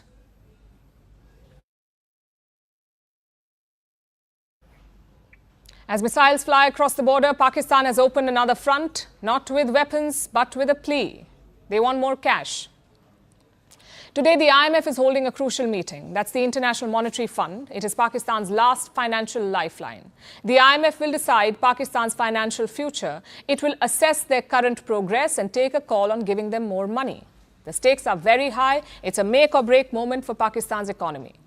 So hours before the IMF meeting, Islamabad put out a not so subtle appeal on X. The post came from Pakistan's Economic Affairs Division. It openly asked for more loans. It cited the current conflict with India. It referred to the recent stock market crash, and it urged the world to help de-escalate. Now, let me be clear. This is not a fake account. This was an official government handle of Pakistan openly begging for money in the middle of a military standoff with India. Of course, the internet reacted instantly. India's very own PIB, Press Information Bureau, joined in with a sharp dig. Soon, the backlash grew, and Pakistan scrambled for cover. A clarification was issued. Pakistan claimed that this account was hacked and the post was not an official statement. But the damage was done. Now the spotlight shifts to the IMF. Will they grant Pakistan the next tranche of loans? Around $2 billion are on the table, and this is in two parts. One half is a $1 billion tranche. This is out of the $7 billion bailout package that has been promised to Pakistan. The second half is a new loan, a loan worth $1.3 billion. Pakistan is asking for more funds under the IMF's Climate Resilience Program. Climate Resilience Loan Program. They want $1.3 billion. So today's meeting can unlock upwards of $2 billion for Pakistan. This money is critical for them. Without it, they will plunge deeper into crisis. The country is already sinking under debt. Their external liabilities now exceed $130 billion. Foreign reserves are just about $15 billion, which is barely enough to pay for 3 months of imports. And there are significant payments due. This year, Pakistan has to pay its lenders $22 billion. Nearly $13 billion of that is owed to bilateral partners, and one of them is, of course, China. It is Islamabad's single largest creditor, also its biggest weapons supplier. Of course, India is watching the IMF meeting closely. New Delhi will have representation there, and they will want the IMF to block the money. India's Foreign Secretary Vikram Misri issued a statement today. He called on the IMF to look hard at the facts. He pointed to Pakistan's long history and bailout packages. And India has a strong case here. Pakistan has received 24 IMF bailouts since 1958. That is the highest number for any country in the world ever, 24 bailouts. So India is raising some very tough questions. It wants the IMF to ask how that money has been used. जहाँ तक IMF bailout का सवाल है, आपको ज्ञान होगा कि IMF की आज मीटिंग हो रही है. हम वहाँ पे अपना पक्ष रखेंगे और जो हमारा मत है इन चीज़ों को लेके वहाँ पे साझा करेंगे दूसरे मेंबर्स के साथ. ये बोर्ड पे निर्भर है कि वहाँ पे क्या निर्णय होता है. In the backdrop of the Pahalgam terror attack and Pakistan's provocation since, India's message is clear. Agencies like the IMF should stop giving aid to Pakistan blindly. Clearly, that money is funding terrorist groups. India has impressed the same upon its partners. Yesterday, there was a surprise visitor in New Delhi. Saudi Arabia's junior foreign minister, his name is Abdul Al-Jubair. He met with India's External Affairs Minister S. Jaishankar. Jaishankar discussed the issue of cross-border terrorism with him, and today Al-Jubair is in Islamabad, presumably to share that same message, to try to get Pakistan to behave itself. As for the Americans, they aren't too keen to interfere right now. That is what Vice President J.D. Vance has said. What we can do is try to encourage these folks to de-escalate a little bit, but we're not going to get involved in the middle of war. That's fundamentally none of our business and has nothing to do with America's ability to control it. America is keeping its hands off this conflict. That's the message from J.D. Vance, their vice president. But behind the scenes, their diplomats have been busy. America's acting ambassador in Islamabad called on Pakistan's interior minister today. We'll have to wait for the outcome and for the IMF's decision. India says it will present its case firmly. Pakistan will try to spin the narrative. It says the IMF deal is about ensuring stability. But the thing is, stability cannot come with missiles in the sky and a begging bowl in hand. Let's once again check in on the situation at the border. Pakistani drones are being reported in the skies over northern and western India for the second straight night today. There's a total blackout in sites near the border. These are the latest images that we have. The Jammu and Kashmir Chief Minister has confirmed explosions in Jammu. He said it was most likely artillery firing. Reports say drones have been spotted over Rajouri, Samba, Kathua, Nagrota and Nagrota in Jammu. We're getting multiple videos from these regions. You can hear air raid sirens and explosions in the background. Take a look at this clip from Samba.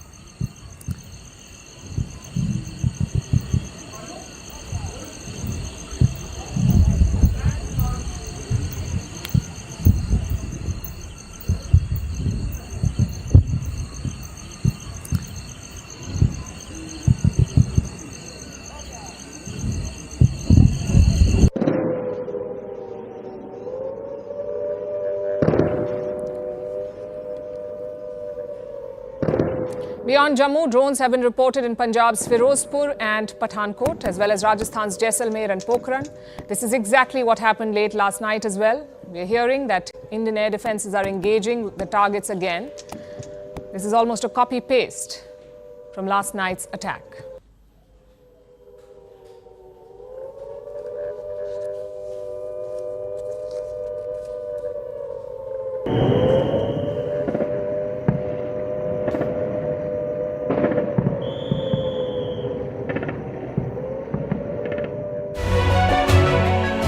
Vantage continues after a short break.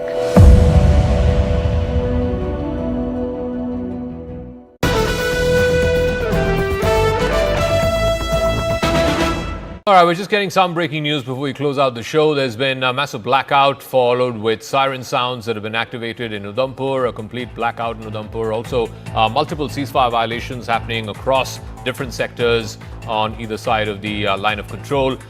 So not yet quite the repeat of what we saw yesterday, but still heavy artillery firing happening on across the LOC. Akash has more details on this. Akash, so is it restricted to CFE violations and artillery shells right now? Are we seeing any kind of drone activity yet? Is there any possibility of a repeat of what happened yesterday, or it's following a familiar pattern?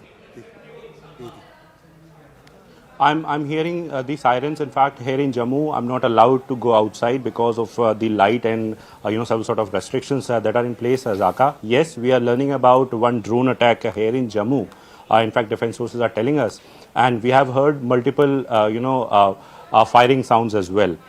You rightly pointed out on line of control, we are having ceasefire violations in different sectors, not only in Jammu but in Kashmir as well. In Uri and Kupwara, we have been reporting since evening. And at this point in time, in Poonch and in Samba, we are learning about this ceasefire violation from Pakistan, where they are in fact firing the artillery. Here in Jammu, I have heard multiple sounds. I was trying to count 11 at least. I have heard, and I am learning. In fact, defense forces are telling me that it was, drone once again. It was a drone attack once again. We'll wait for the police to confirm it as well.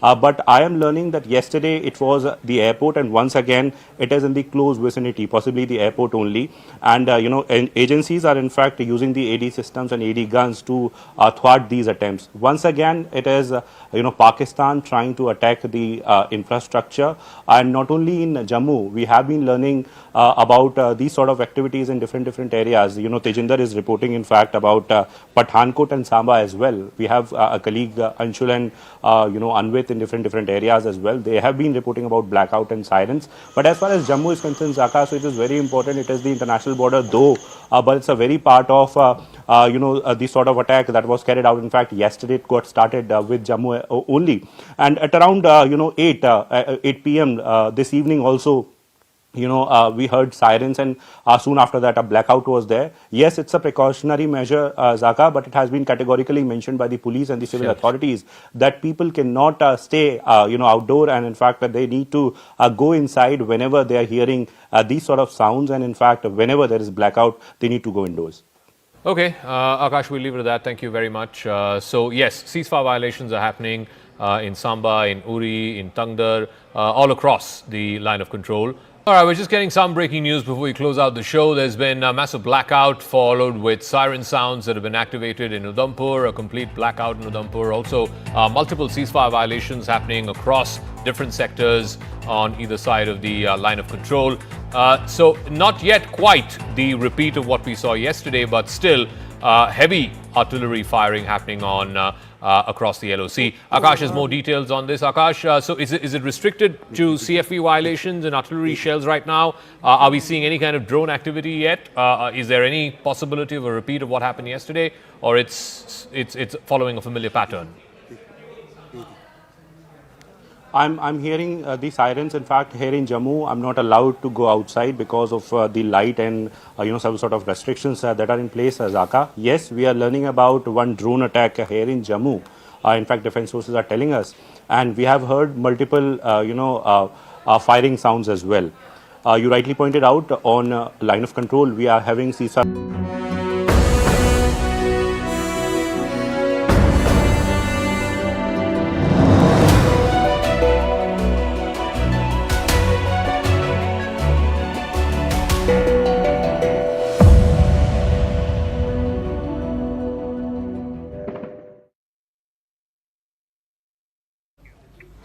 This ongoing conflict is a reflection of India's new approach, a new and bold approach. It's very different from the past. Let's go back to 2008. Pakistani terrorists attacked the financial heart of India. I'm talking about 26/11. They targeted iconic landmarks in Mumbai. 26/11/2008. Terrorists from Pakistan killed more than 160 people. It was a deadly and daring attack. It left India grieving and angry. Back then, the world expected India to hit back, to use some sort of military action against Pakistan, but none came. New Delhi chose legal and diplomatic means. The United Nations Security Council condemned the attack. They also put some of the plotters on their sanctions list. 2008. Justice is yet to be served. Those plotters continue to roam free in Pakistan.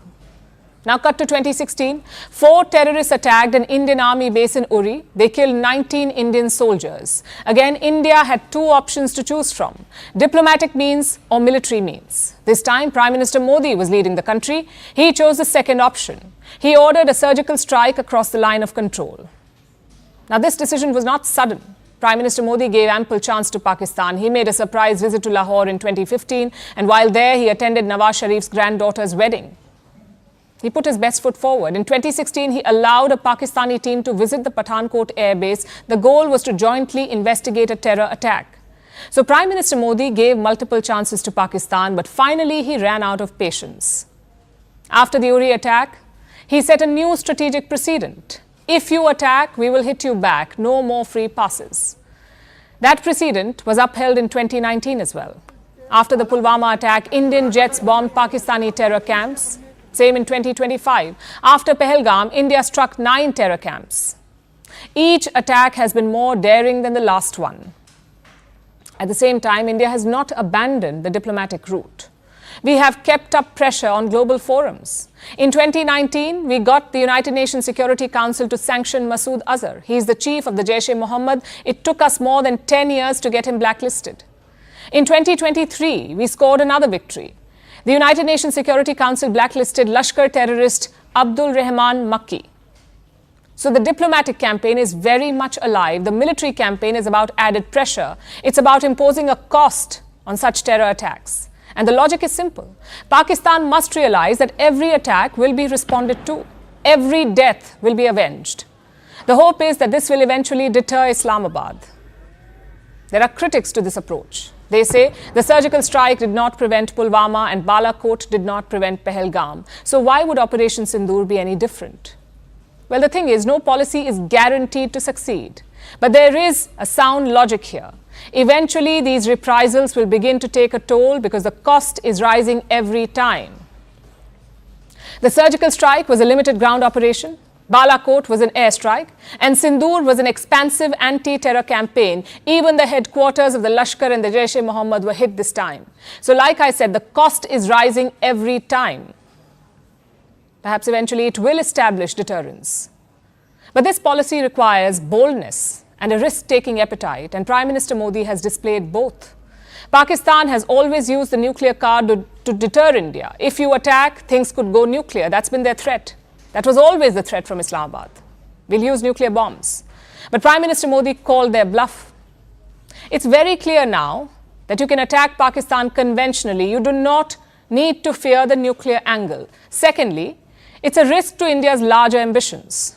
Our goal is to become a hub of manufacturing and innovation, to become a developed country by 2047. Viksit Bharat is what we call it. To become a major world power. A war would put these goals at risk. But Prime Minister Modi is willing to take that chance. He is putting safety and sovereignty over everything else. It is a sign of bold and decisive leadership. Only time will tell whether it succeeds.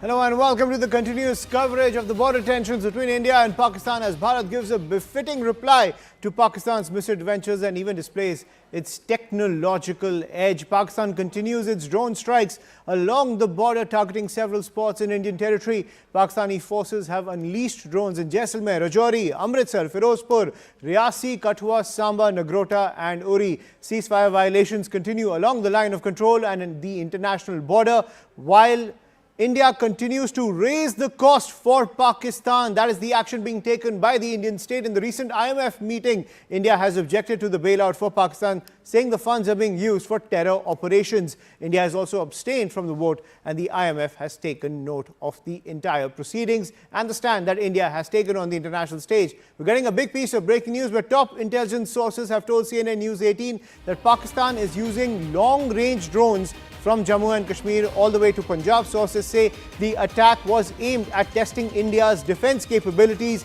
India also engaged in drone strikes in different parts of Pakistan. So India continues to give a befitting befitting reply to Pakistan's misadventures along the border. India also responded with heavy firing at the line of control as well as the international border. Pakistan's crucial posts were damaged in India's counterstrike. Today, a small quantity of ammunition was also added when it comes to the entire situation along the border. And also what we are learning is that several posts have been damaged by India's counterstrike against Pakistan, even at the LOC and the international border. This comes as Pakistan continues to launch those drone strikes along the international border and the LOC, but India also giving a befitting reply. Top intelligence sources telling CNN News 18 that India has also taken strikes in different parts of Pakistan. India countering the entire offensive coming in from Pakistan. India also engaging in drone strikes in different parts of Pakistan. India has also responded with heavy firing at the line of control as well as the international border.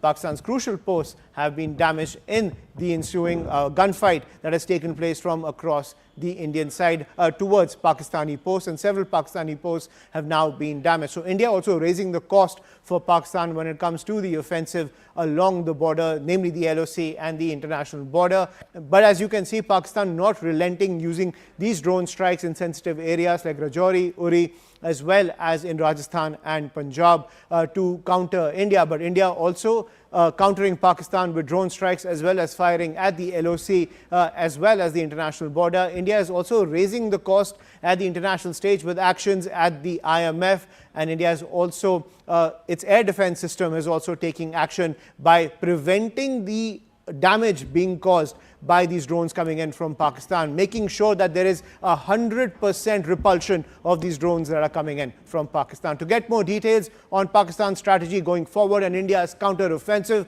I'm joined by my colleague Akash Sharma on the broadcast. Akash, give us the details.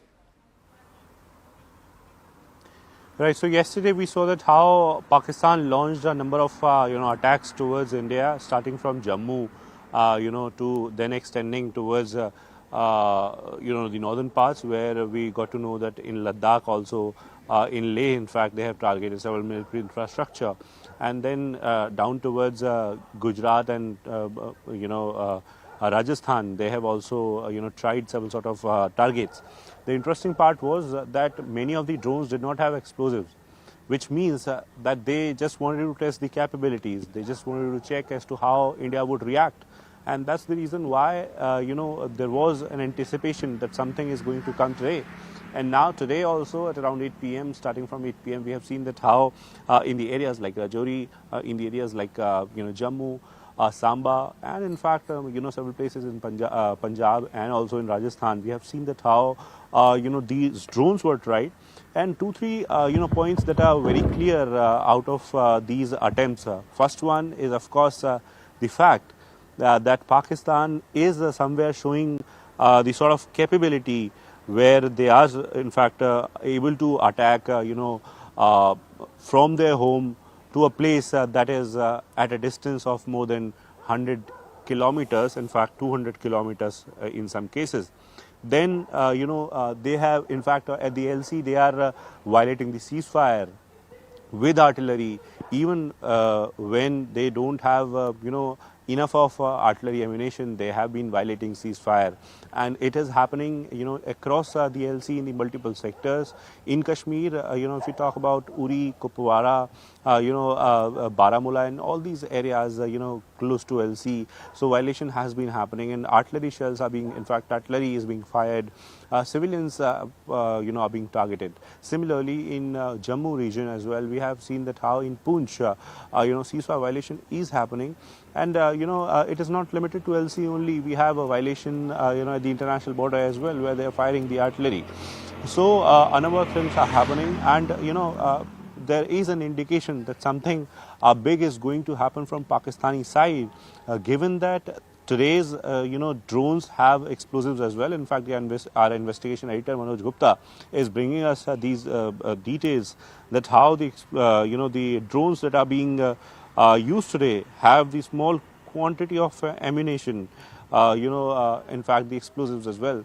So clearly, clear indication of provocation, and not just provocation, but an action that is out of frustration because of the fact that, in the initial days, in fact, the initial attacks Pakistan has in fact seen the sort of capabilities that Indian armed forces have, and this is the reason why the same design is being used with a sort of modification, a bit of modification. In Punjab, several locations were targeted. In fact, several military infrastructure were targeted in Kashmir and in Jammu region as well. Right, and Akash, you're currently reporting from the Jammu region. What is the situation there right now? Clearly, it seems that the blackout is still in effect. What is the kind of pulse on the ground right now in the Jammu area? So no more sirens, but we have been asked to not to, open our camera light and report on road, and that's the reason why my camera light is in fact off. I'll try to show you some visuals. It's all all silent here on the road. People are not at the road. Also because it's the night time, but in general, in routine days, you used to see a lot of chatter, a lot of people on this particular road. This is road close to the railway station where we earlier had a lot of people on a daily basis, but now since these are not the routine times, normal days, that's the reason why we don't have people. In fact, blackout is no more there in Jammu because we have got electricity back in the park there. Rajesh Bhardwaj is showing you the visuals, but since some police personnel were there and they saw us reporting live, so they asked us to switch off our camera light for the safety, and that's why we have not in fact switched on our camera light. But yes, as far as Jammu is concerned, so in the both days, not just today but yesterday as well, we have noticed that how it is starting from here. We heard several sort of sounds. It was AD gun possibly, it was a constant sound. In fact, at one point in time where we heard that sound, we were told that drones are being engaged and aerial threats are being engaged, and all of these aerial threats we have been given to understand were engaged. And it is not limited to Jammu area. We have some nearby areas. Nagrota is one area where we have one important military establishment. Yesterday it was attacked in the morning, in fact, and today once again drones were sent to that particular location. In Udhampur also we got to know that drones were sent. In Samba, in Rajouri, and in several other areas nearby Jammu, it was tried. In Akhnur also we have been told, though I have no confirmation of Akhnur, but yes, in Akhnur also there were attempts. LC violation is happening, constantly happening, but other than that, in the hinterland as well, Pakistan is trying to attack India using drones. Right. Thank you, Akash, for getting us the latest. That's the update coming in from Jammu. I'm also joined by Ishan Wani, who's reporting from Srinagar. Ishan, given the fact that Pakistan is unrelenting in its offensive with a second wave of drone strikes today, what is the latest from Srinagar now? Well, for the first time, we have drone strikes and attempts to actually strike the Srinagar airport, which is also air station of the Indian Air Force, and also the air base in Avantipur, which is a full-fledged air base of the Indian Air Force. So the attempt was made there to target them, to dislodge and to ensure that they inflict damage on these crucial assets of the defense personnel in Jammu and Kashmir. Look, they are very crucial for the defense forces. We don't want to give out operation details, but very essential for the forces. So that's why there was an attempt being made to take drones there and possibly target some areas, some crucial areas in the airport in Srinagar and as well as airbase in Avantipur. But what we have been given to understand by sources in the security establishment is that both of these drones and both of the threats have been neutralized. Now, apart from Srinagar and Avantipur, we have been hearing reports about drone threat being there in Baramulla.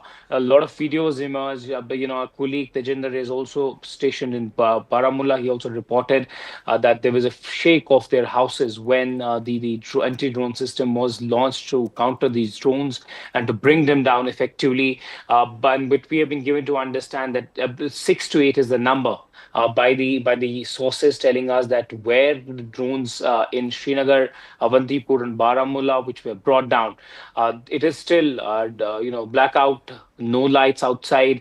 and the curtains are on. Everything for the first time is on action mode. The administration, the officials are in their offices.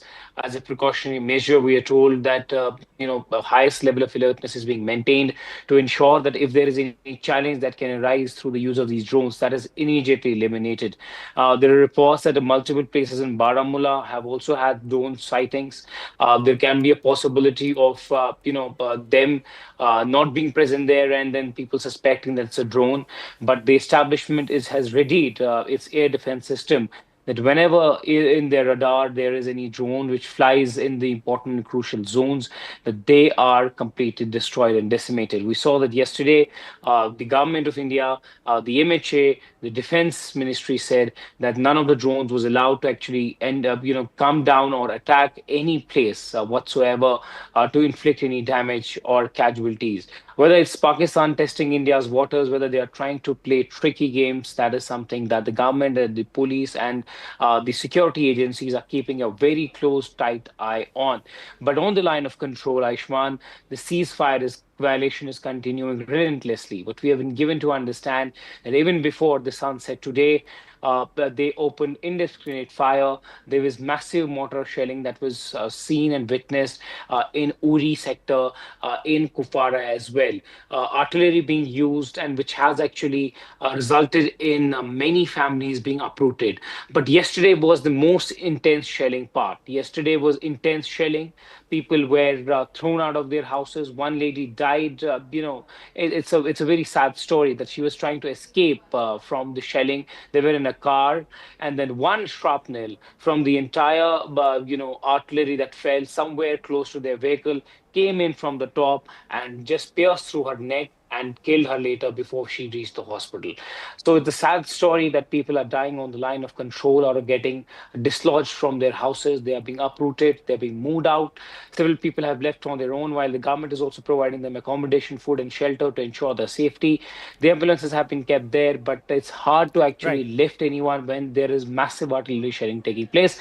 But the drone threat in Srinagar, Avantipur, and across Kashmir Valley have been eliminated. First such drone attack after Jammu yesterday. Now the agencies are trying to ensure that they get a full hand on the situation that's unfolding. Absolutely. That's the situation coming in from Srinagar. Please stay safe there, Ishan. I'm also getting a report from other parts which are also seeing these drone strikes, ladies and gentlemen, Pathankot as well as Jaisalmer. Anvit Srivastav also joining us from Jaisalmer, which has also seen a fresh round of drone strikes. Anvit, what's the latest right now in Jaisalmer? Ayushman, we are right now in Jaisalmer at a location that is closer to the border, and we are far from the city because we are closer to the border. And the IB, the international border, lies hardly 70 to 80 kilometers from here, because the last village, Ramgarh, there the vehicular movement beyond that has been stopped. Army has taken over, and they are not allowing media and civilians beyond that point. But where we are right now, last night a lot of shelling was reportedly seen from this point as well where we're standing. But today the skies are comparatively clear, as you can see. But yes, the complete blackout, as you can see, the street lights are all off. People have been told to keep minimal vehicular movement, that too without the usage of headlights. Advisories have been issued to put thick curtains on the windows and do not switch any lights on from 6 p.m. to 6 a.m. in the morning. Now these precautionary measures are being taken to save civilian architecture, not only architecture but also prevent any harm to lives from the Pakistani shelling and cross-border firing that the Pakistan has been resorting to since last night. The number of shells rained was so high in this area in Jaisalmer that today not only one such bomb had to be defused by the military in Kishanghat area of Jaisalmer, but another was also discovered which had remained unattended and was reported by the local villagers. So much of shelling had taken place yesterday, and so much of drone attacks could be visible from the point where we're standing right now, that fear and uncertainty loom as villagers stay indoors. Police, however, are continuing heavy patrols in the area, and the army is keeping a tight vigil on the activities across the border. Right, so that's the latest coming in from Jaisalmer. As you can see, Anvit over there reporting in complete darkness. There's a complete blackout in Jaisalmer as the drone strikes continue, and there's a threat of more artillery firing as well as drone strikes coming in from Pakistan. But the Indian Defence Forces on high alert. At the same time, the Indian Defence Forces as well as the air defence systems are repelling all the drone strikes that are coming in from Pakistan. But clearly, as a precautionary measure, several of these areas now witnessing a complete blackout. Also, what we're learning is that these drones have been sighted at around 26 locations ranging from Baramulla in the north to Bhuj in the south and along the international border as well as the line of control with Pakistan. Now, these include suspected armed drones posing potential threats to both civilian and military targets. So it's not just the military targets that are being targeted by the Pakistani state, it's also these civilian areas. These locations include Baramulla, Srinagar, Avantipora, Nagrota, Jammu, Firozpur, Pathankot, Lalgarh, Jatta, Jaisalmer, Barmer, Bhuj, Kuwarbat, as well as the Lucky Nala areas along the international border as well as the line of control. Let's get a view from Pathankot, also one of the affected areas by these drone strikes. Anshul Singh is reporting from Pathankot to get us the latest. Anshul, give us the update from Pathankot right now as the situation continues to remain grim. Well, yes, at approximately 7:30 p.m., a complete blackout was announced out here in Pathankot, and since then, since 7:30 till at approximately 9 to 9:30 p.m., there have been at least 14 to 15 blast explosions that I have counted myself out here in Pathankot. But at this point in time, over the last hour and a half, there has been absolute peace that has been maintained over here. Sirens went out over here at the Pathankot Air Base at approximately 8 p.m. Today as well, but there were at least 15 projectiles that were launched from the side of Pakistan. Whether these were drones, whether these were missiles, this is something that will be investigated tomorrow once the light hits. But yes, this is one of the modus operandi that is being utilized by Pakistan at this point in time. They try to take the hide behind the night, and then eventually, like this morning as well, at approximately 4:30 a.m. this morning, there were a few drones and projectiles that were yet again launched from the side of Pakistan. So at this point in time, definitely the guards are not down. Everything is checked up. Blackout has still been announced. There has been no other communication that has been made from the side of the administration. The administration has made this very clear that all the SOPs that needs to be followed during the time of a blackout, that should be followed over here, and hence that is being done at this point in time. But yes, one thing we can confirm to our viewers that at least 15 explosions were heard over here in Pathankot, but each and every attack was thwarted by our air defense systems. And today as well, the Pakistani drones and projectiles were not able to hit the ground. So for 2 consecutive days, the drones and projectiles that have been sent from the side of Pakistan have all been burst in the air itself. They haven't been able to even touch the land, let alone harming life and property out here in Pathankot. It remains to be seen how will the forces now respond to this new escalation that has come in from Pakistan, 3rd day in a row. But definitely the situation remains grim. But yes, the manner in which the armed forces are tackling these threats that are coming in from Pakistan, somewhere or the other, it is increasing the confidence of the local people over here that even if Pakistan is just 25 kilometers away from here, the armed forces are so vigilant that they will not let anything happen to any citizen of this country. Absolutely, and also we're getting more information that Avantipora has also seen drone strikes coming in from Pakistan. Also, we're getting an update as well that, as we were saying, the drones have been sighted at around 26 locations ranging from both Baramulla in the north to Bhuj in the south along the international border as well as the line of control with Pakistan. This is new information coming in. Now, these include suspected armed drones posing potential threats to civilian as well as military targets, ladies and gentlemen. Now, regrettably, what also we're learning is that an armed drone targeted a civilian area in Firozpur, resulting in severe injuries to members of a local family.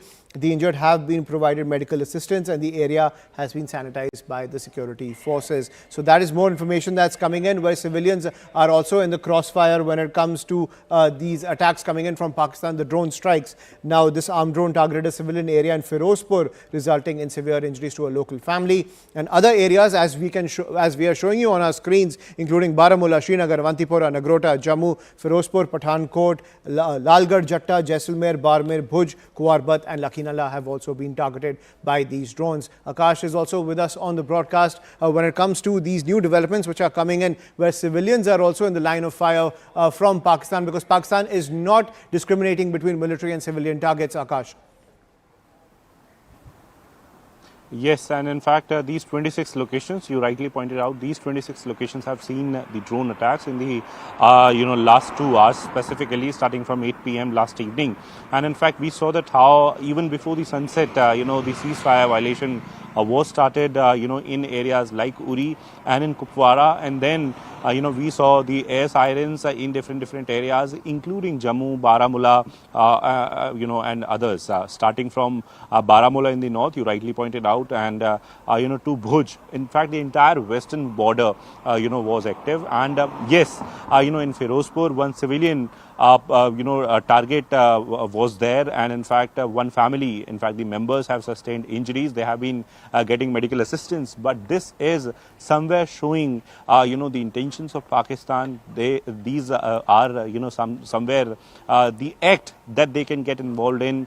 And at a time when India has made it very clear that we don't want any escalation, we will not target your civilian population, we won't target your military installations, then also Pakistan is trying some important military installations here in India. I cannot, of course, name because of several limitations, but these places, many of these places have got several crucial military infrastructure, Ayushman, and this is the reason why it is concerning. I know that our armed forces are very much there to thwart any sort of attempt, but then up to when we will be seeing these sort of attempts from Pakistan, because this is the third attempt. In fact, we have been seeing that how yesterday in the morning and in the evening, in fact, there were attempts, and today once again, there are attempts. So yesterday in the morning, of course, India, carried out the retaliation, in fact, retaliatory strikes in Pakistan, where their air defense systems were destroyed, their radars were destroyed, and in fact, their air defense system in Lahore was destroyed. Then last evening, in fact, operation was there. We still don't know. We did not have, in fact, we were not provided with any sort of detail, because operations are still on. And as Raksha Mantri said, Operation Sindoor very much, is very much on. But then, civilians are getting impacted because of it. And now, in fact, this sort of action that government is going to take will be something that will be very crucial to watch for. Right, thank you, Akash, for getting us those updates. We're getting some more updates, ladies and gentlemen, when it comes to India's counter-strike. Also, what we are learning is that National Security Advisor Ajit Doval and External Affairs Minister S. Jaishankar have left from the Prime Minister's residence after the crucial meeting over the counter-strike to Pakistan. And that's the big news that's coming in, that after that crucial meeting at 7 Lok Kalyan Marg, now both the National Security Advisor as well as the External Affairs Minister, those are the visuals on your screen, they have left 7 Lok Kalyan Marg after that crucial meeting over India's counter-strike to Pakistan. And joining us on the broadcast is Arun Dhanta, also to get us the details. Arun, over to you. Well, that's right, Ayushman. Two important meetings happened today in the evening. First was, of course, with Prime Minister Modi, Rajnath Singh, and three, defense tri-services chiefs and RAW and IB chief. They all were present, along with, of course, National Security Advisor Ajit Doval. That was the review meeting about the current situation and how our forces are actually retaliating to the unprovoked firing and the drones being set in by the Pakistani side. And the second meeting, which happened, that was between the NSA Ajit Doval, Prime Minister Modi, External Affairs Minister S. Jaishankar, and also the Foreign Secretary. So these two meetings happened today. In both the meetings, one, of course, on one side there was the Tri-Services Chief who was speaking about their action, and on the other hand, the Foreign Secretary and External Affairs Minister briefed Prime Minister Modi about the developments that are taking place on the international level. Because in last 2 to 3 days, we have seen that S. Jaishankar has been very, very proactive. He's been in touch with many international communities. In fact, yesterday we saw that he met Saudi Minister of State for External Affairs and also the External Minister of the Iran. So on every front, India is monitoring the situation. On one side, if they are retaliating to the Pakistan's unprovoked attack on India, but also how to counter it on international level, how you can expose Pakistan on international level. So all these things are discussed, and also, of course, the the expected attack from the India side, because right now we are seeing that it is Pakistan who's in fact sending in those swarms of drones in India. But of course, we know that our air defense system and our forces have been very much alert, and therefore they've been thwarted there before they deliver any payload or disturb any area or destruct any area in the borders of our country. So I think this has been a strategy meet which has been going on ever since Pakistan resorted to those drone attacks and the ceasefire violation along the borders. Right. Thank you, Arun, for getting us the latest information that's coming in when it comes to the huddle of the central government. But getting some more breaking news on the international front, this from the White House, when it comes to the tensions between India and Pakistan. US President wants to see the situation de-escalate as early as possible. Marco Rubio has been actively involved and is in constant contact with leaders from both countries. He's leading efforts to help bring the conflict to an end. That is the pitch that's coming in from the White House to de-escalate tensions between India and Pakistan. Let's listen in to the White House press secretary. Thanks very much, Caroline. Two questions. First, can you give us an update on U.S. efforts to mediate or have an impact on the conflict between India and Pakistan? Sure, I absolutely can. This is something that the Secretary of State and, of course, now our National Security Advisor as well, Marco Rubio, has been very much involved in. The President has expressed he wants to see this de-escalate as quickly as possible. He understands these are two countries that have been at odds with one another for decades, long before President Trump was here in the Oval Office. However, he has good relationships with the leaders of both countries, and the Secretary of State, Marco Rubio, I spoke to him just yesterday. He has been in constant communication with the leaders of both countries trying to bring this conflict to an end. Just one other question. Yesterday, we saw the news of the new Pope. Before Pope Leo became Pope Leo, there were some... So that's the pitch that's coming in from the United States, saying that there has to be a de-escalation between the two sides. But remember, the United States has also made it very clear that India has the right to defend itself and take action against the terror infrastructure emanating from Pakistan. So that is the pitch that's coming in from the Trump administration. Let's get to our guests, ladies and gentlemen. Lieutenant General S. Harimohan Iyer, former Chief of Staff of the Northern Command, is with us on the broadcast, as well as NND Dubey, former DIG of the NIA, and Major General Rajan Kochar, defense expert. Thank you so much for joining us, gentlemen, when it comes to the situation between India and Pakistan and the escalation of tensions, as we are seeing on our screens the second wave of drone strikes coming in from Pakistan. Now, General Iyer, how do you see these scenes that are coming in from Pakistan and the escalation of tensions between the two sides, given the fact that even though India has highlighted its technological edge as well as its capability to strike deep into Pakistani territory, the Pakistani state is not relenting and continues to provoke the Indian state? Good evening, Ayushman. Firstly, a word of caution. Mm-hmm. There is a difference between drone sighting and drone attack. What is happening is drone sightings. So when they say 26 drone sighting, doesn't mean 26 drones are attacking you. So I'll exercise a word of caution, because what happens is it unnecessarily creates, a little confusion and a kind of tempers flare on this. So this is one thing which I will request through you to your correspondents, that they should differentiate between the drone sightings and drone attacks. When you mean drone attack, means it's a drone which is coming with an intention of attacking, the way we did on the terrorist basis on 7th of May.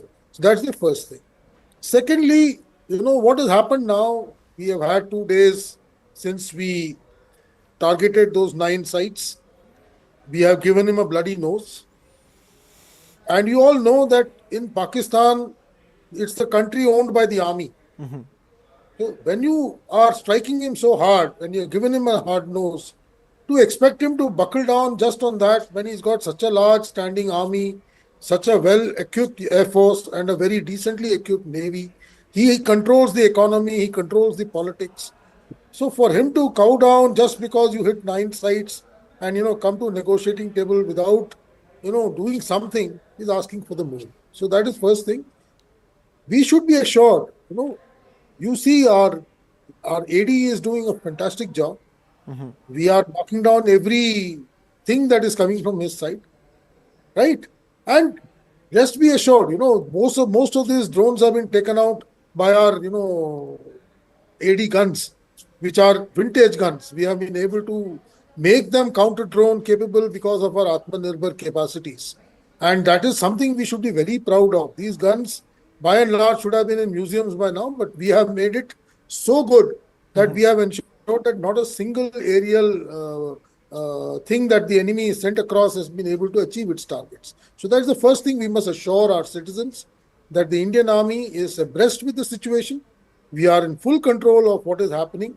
All these drones, and another thing which I think I mentioned yesterday also. So when you see this, flares going down in the night sky, when the AD gun fires, it fires after every 5 or 6 rounds, it fires a tracer to generally tell you where the rounds are going, because you can't see the shells. And all these shells are timed to burst in the sky, because otherwise it will come and damage something on the ground. So you'll hear a lot of noise, you'll hear a lot of explosions, you will see a lot of flashes in the sky, but that does not need anybody to get worried about, because we are taking care of ensuring that the enemy is not able to achieve any of his aims. Now coming on to the third part as to how should we respond to him. We struck at 9 places, and thereafter we gave an offer that we have done our job. It was not against the enemy military installations, it was against terror sites. We had told very clearly we don't want to escalate any further. We had given him an offer to de-escalate. Obviously, in the last 2 days, he's tried to put it back onto us.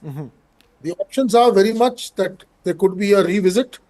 There are another 13 sites. As you know, there were 22 sites which were briefed by the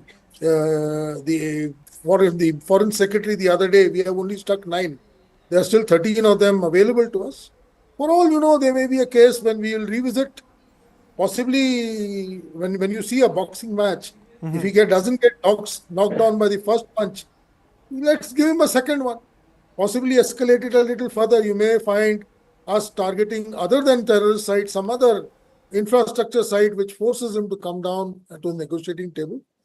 You see, world order will put pressure on both countries to de-escalate. And as we have already given out after 7th May, that we want the situation not to escalate any further. Once that comes down to de-escalation on our counts, I'm sure it will be the end of this whole thing as far as the military aspect of engagement is concerned.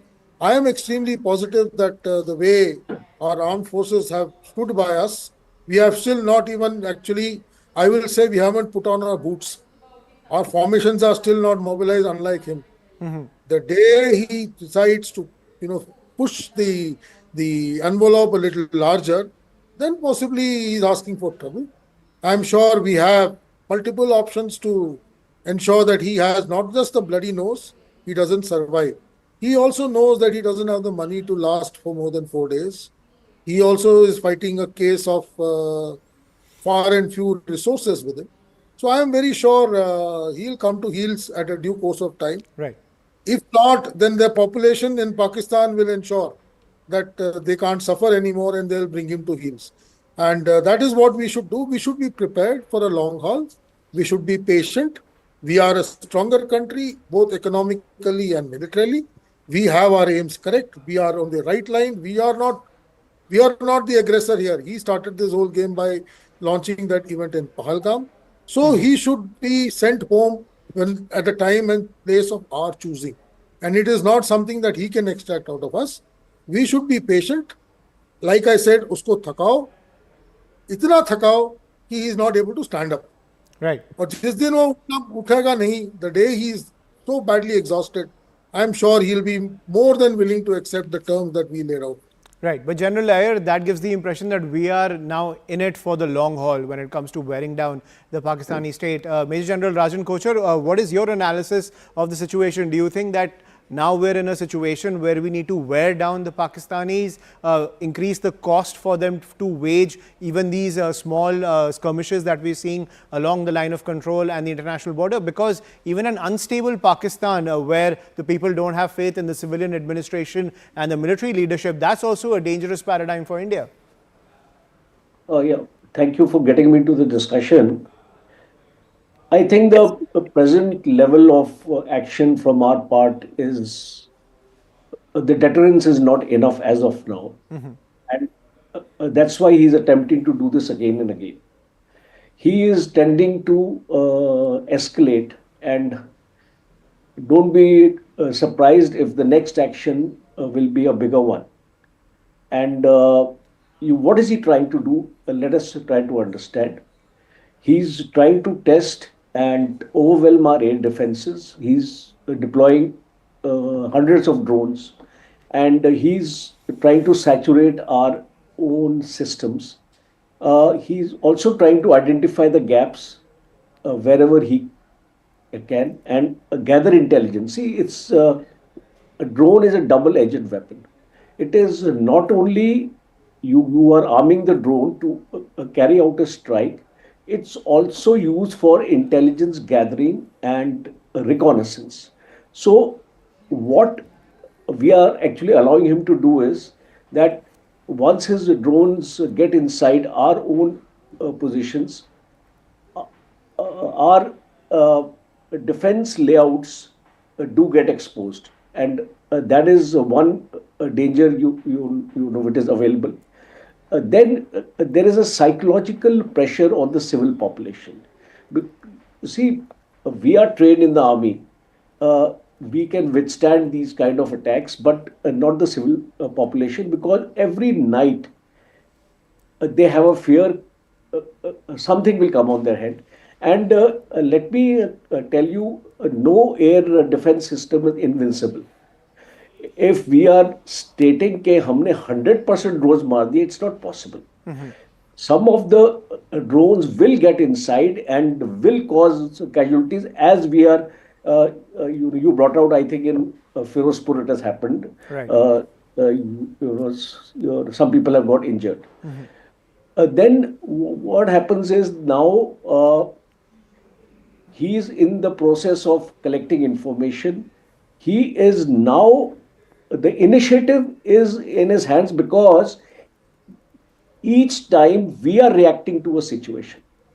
Because every time he carries out an attack, we get into a huddle. The Prime Minister and the Raksha Mantri, External Affairs Minister, NSA, all then start meeting each other in the middle of the night and try to work out some kind of a tit for tat mechanism. So this is my personal opinion. This is the way I take it, and I sort of feel it, that our cost which we have to give it to him has to increase. The deterrence has to be felt by him, because unless, see, how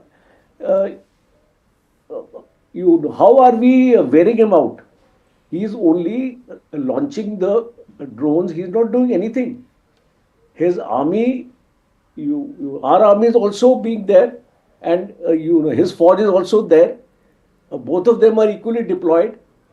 So as much as he's wearing out, we're also wearing out. Right. So we need to understand this aspect, because, and I think, I feel the Prime Minister is very much aware of the situation, and I'm sure some hard decisions will be taken. Today we saw the Naval Chief being called twice by the Prime Minister, and once in the morning and once in the evening. And I'm quite certain that something is on the cards, and I'm sure with our leadership of the army, they are the best people to take the call, because they have the complete information of the battlefield. Right. They know what kind of movements are taking place on the Pakistani side. We are not aware. So we are nobody to suggest to them that what action is to be taken. Absolutely. They are in there. And one last point I want to make is the IMF news which has just come in. Pakistan has got the bailout package, $1.3 billion, and I think India abstained from voting. And the world has to come up now. As you see, we are ensuring we are fighting our own war. But in case we want to expose Pakistan as a state, we require support from other nations, especially the USA. And we were quite positive that something will happen and this money will not be given to Pakistan, because at this point of time and at this juncture, if he gets that money, he is going to use it against us. We keep on saying that, he can last for 4 days, 5 days. China is there to support him. So something has to be done, blockading his entire Karachi harbor and things like that. Some strong decision like that has to be taken so that the cost has to be felt to him, because unless we give him that cost, I think he's not going to come on the table. Thank you, General Kochhar, as well as General Iyer, for giving us your perspective on this entire situation that is escalating between India and Pakistan, where India continues to give a befitting reply to the Pakistani state, which continues to provoke India when it comes to the situation at both the line of control as well as the international border. You can see those visuals on your screen. The provocation continues to come in from Pakistan, but India's air defense systems are up, ready and active and are countering each and every threat. We will continue to track all the developments coming in. For now, a quick break. More news and updates on the other side.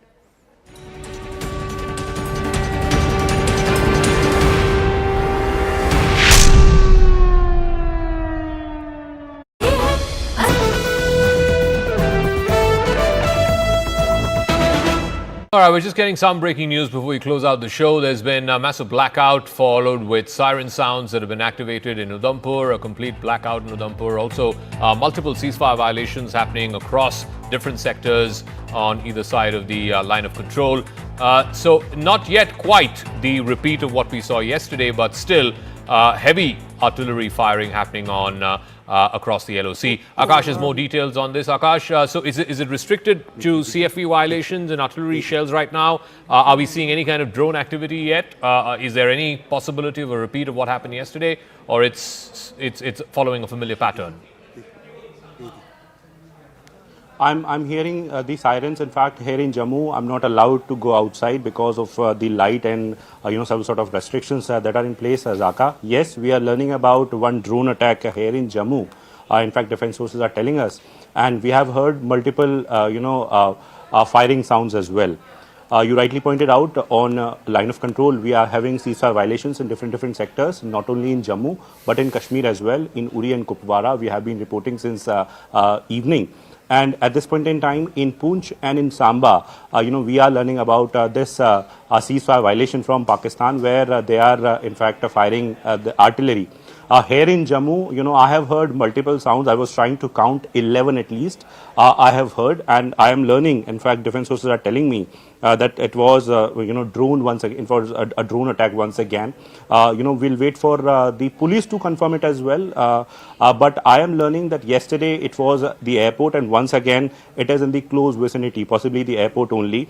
And agencies are in fact using the AD systems and AD guns to thwart these attempts. Once again, it is Pakistan trying to attack the infrastructure, and not only in Jammu. We have been learning about these sort of activities in different areas. Tejinder is reporting in fact about Pathankot and Samba as well. We have a colleague Anshul and Anvit in different areas as well. They have been reporting about blackout and sirens. But as far as Jammu is concerned, Zaka, so it is very important. It is the international border, though, but it's a very part of the sort of attack that was carried out. In fact, yesterday it got started with Jammu only, and at around 8 p.m. This evening also, we heard sirens, and soon after that a blackout was there. Yes, it's a precautionary measure, Zaka, but it has been categorically mentioned by the police and the civil authorities that people cannot stay outdoor, and in fact they need to go inside whenever they are hearing these sort of sounds, and in fact whenever there is blackout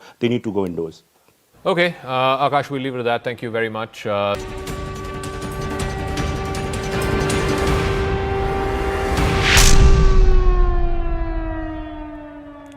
And amid the strikes coming in from Pakistan, we're getting a piece of breaking news where an armed drone targeted a civilian area in Firozpur, resulting in severe injuries to members of a local family. The injured have been provided medical assistance, and the area is currently being sanitized by the security forces. We have a reaction from the local police in Firozpur. Let's listen in.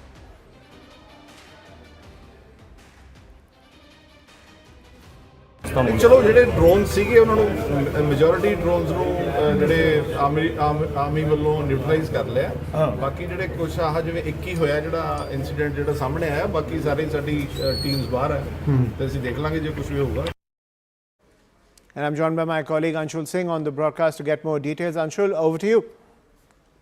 So yes, this incident happened at approximately 8:30 p.m. this evening in Firozpur district. This entire incident happened in the village.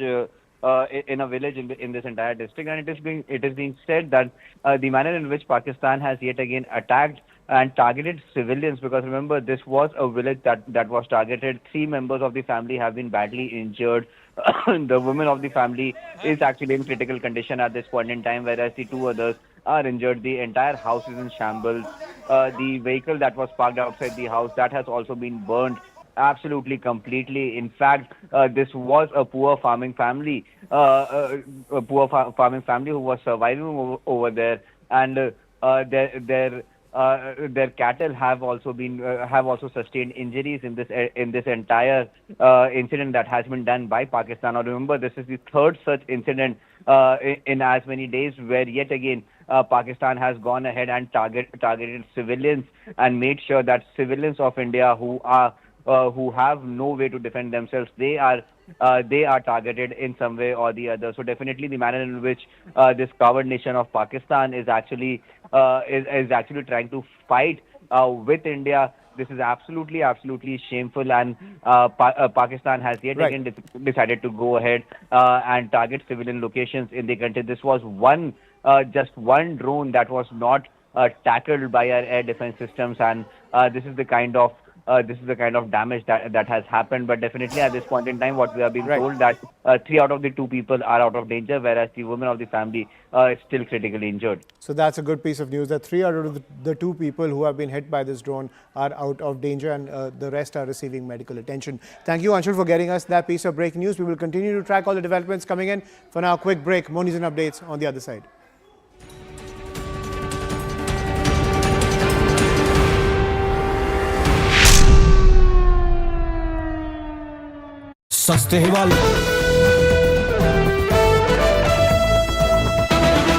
All right, we're just getting some breaking news before we close out the show. There's been a massive blackout followed with siren sounds that have been activated in Udhampur, a complete blackout in Udhampur. Also, multiple ceasefire violations happening across different sectors on either side of the line of control.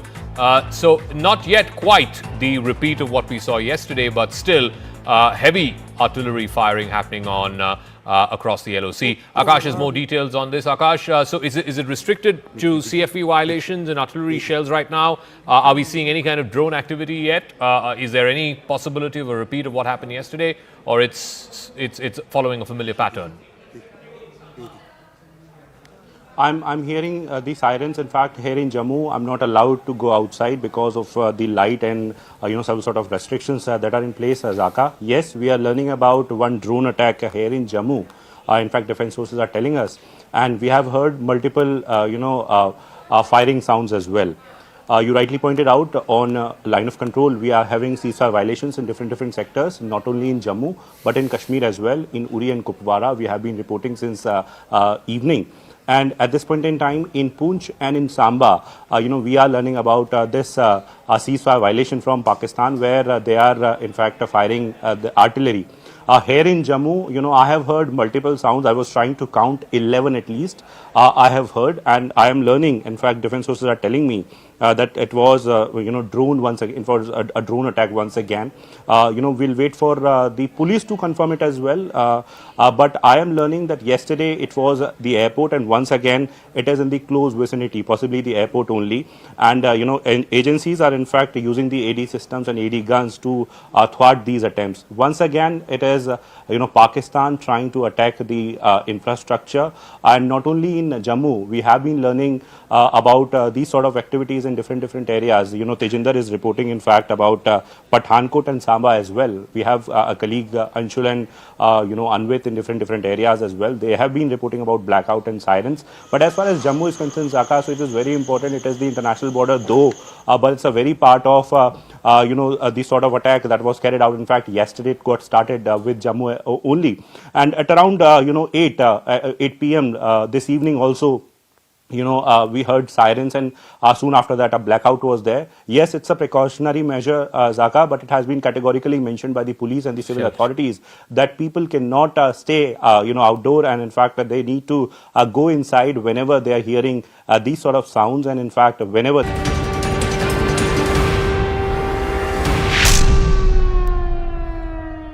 Welcome back, ladies and gentlemen. As tensions continue to escalate between India and Pakistan, let's get a view from a lawmaker from a country that has faced off against terror since its very inception. I'm joined by Moshe Turpaz, a member of parliament from Israel. Thank you, Mr. Turpaz, for joining us on CNN News 18 and giving us your perspective. Israel has been a crucial ally and on the front lines in the war on terror. How do you see these developments of the escalating tensions between India and Pakistan as we dismantle the terror infrastructure inside Pakistan? So Israel has been fighting for its life for 77 years, since it was founded in 1948.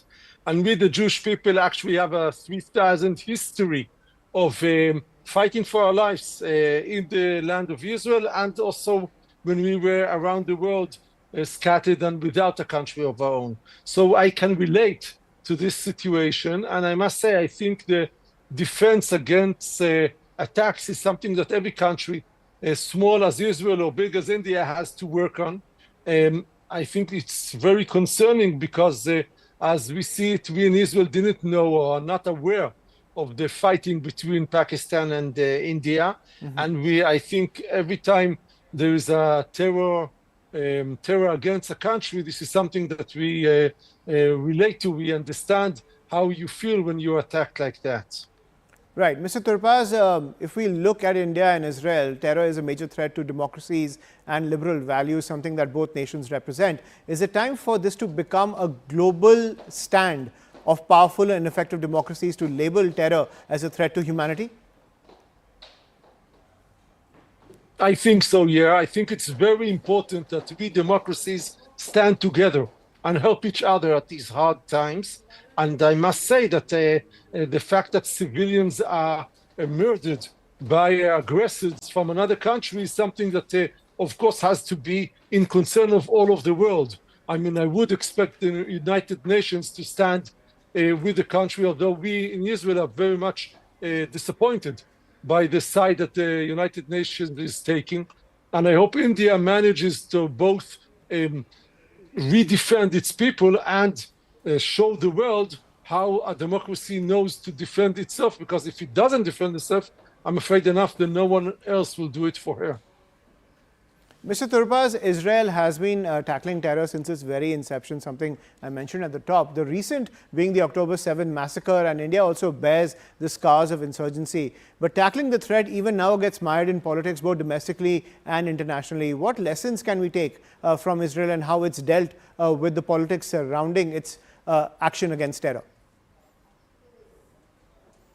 So I think first and foremost, terror understands only power. Terrorists should not be negotiated with and should understand that when there are aggressors, when they attacked, they will meet a very strong force. This is something we have learned on our lives for many years. And I remember, as you remember, on the 7th of October, almost 1,200 Israelis were murdered by the terrorists of Hamas. So I think India too should show terror that it doesn't bow and it doesn't negotiate. It stands firm against terror. Then the world has to understand that India won't stand aside and won't be just, aggressed and not give a response. And that's something that towards your allies, and even stronger to those are not allies, but let's say are sitting on the fence, they have to hear from India that India won't be can't allow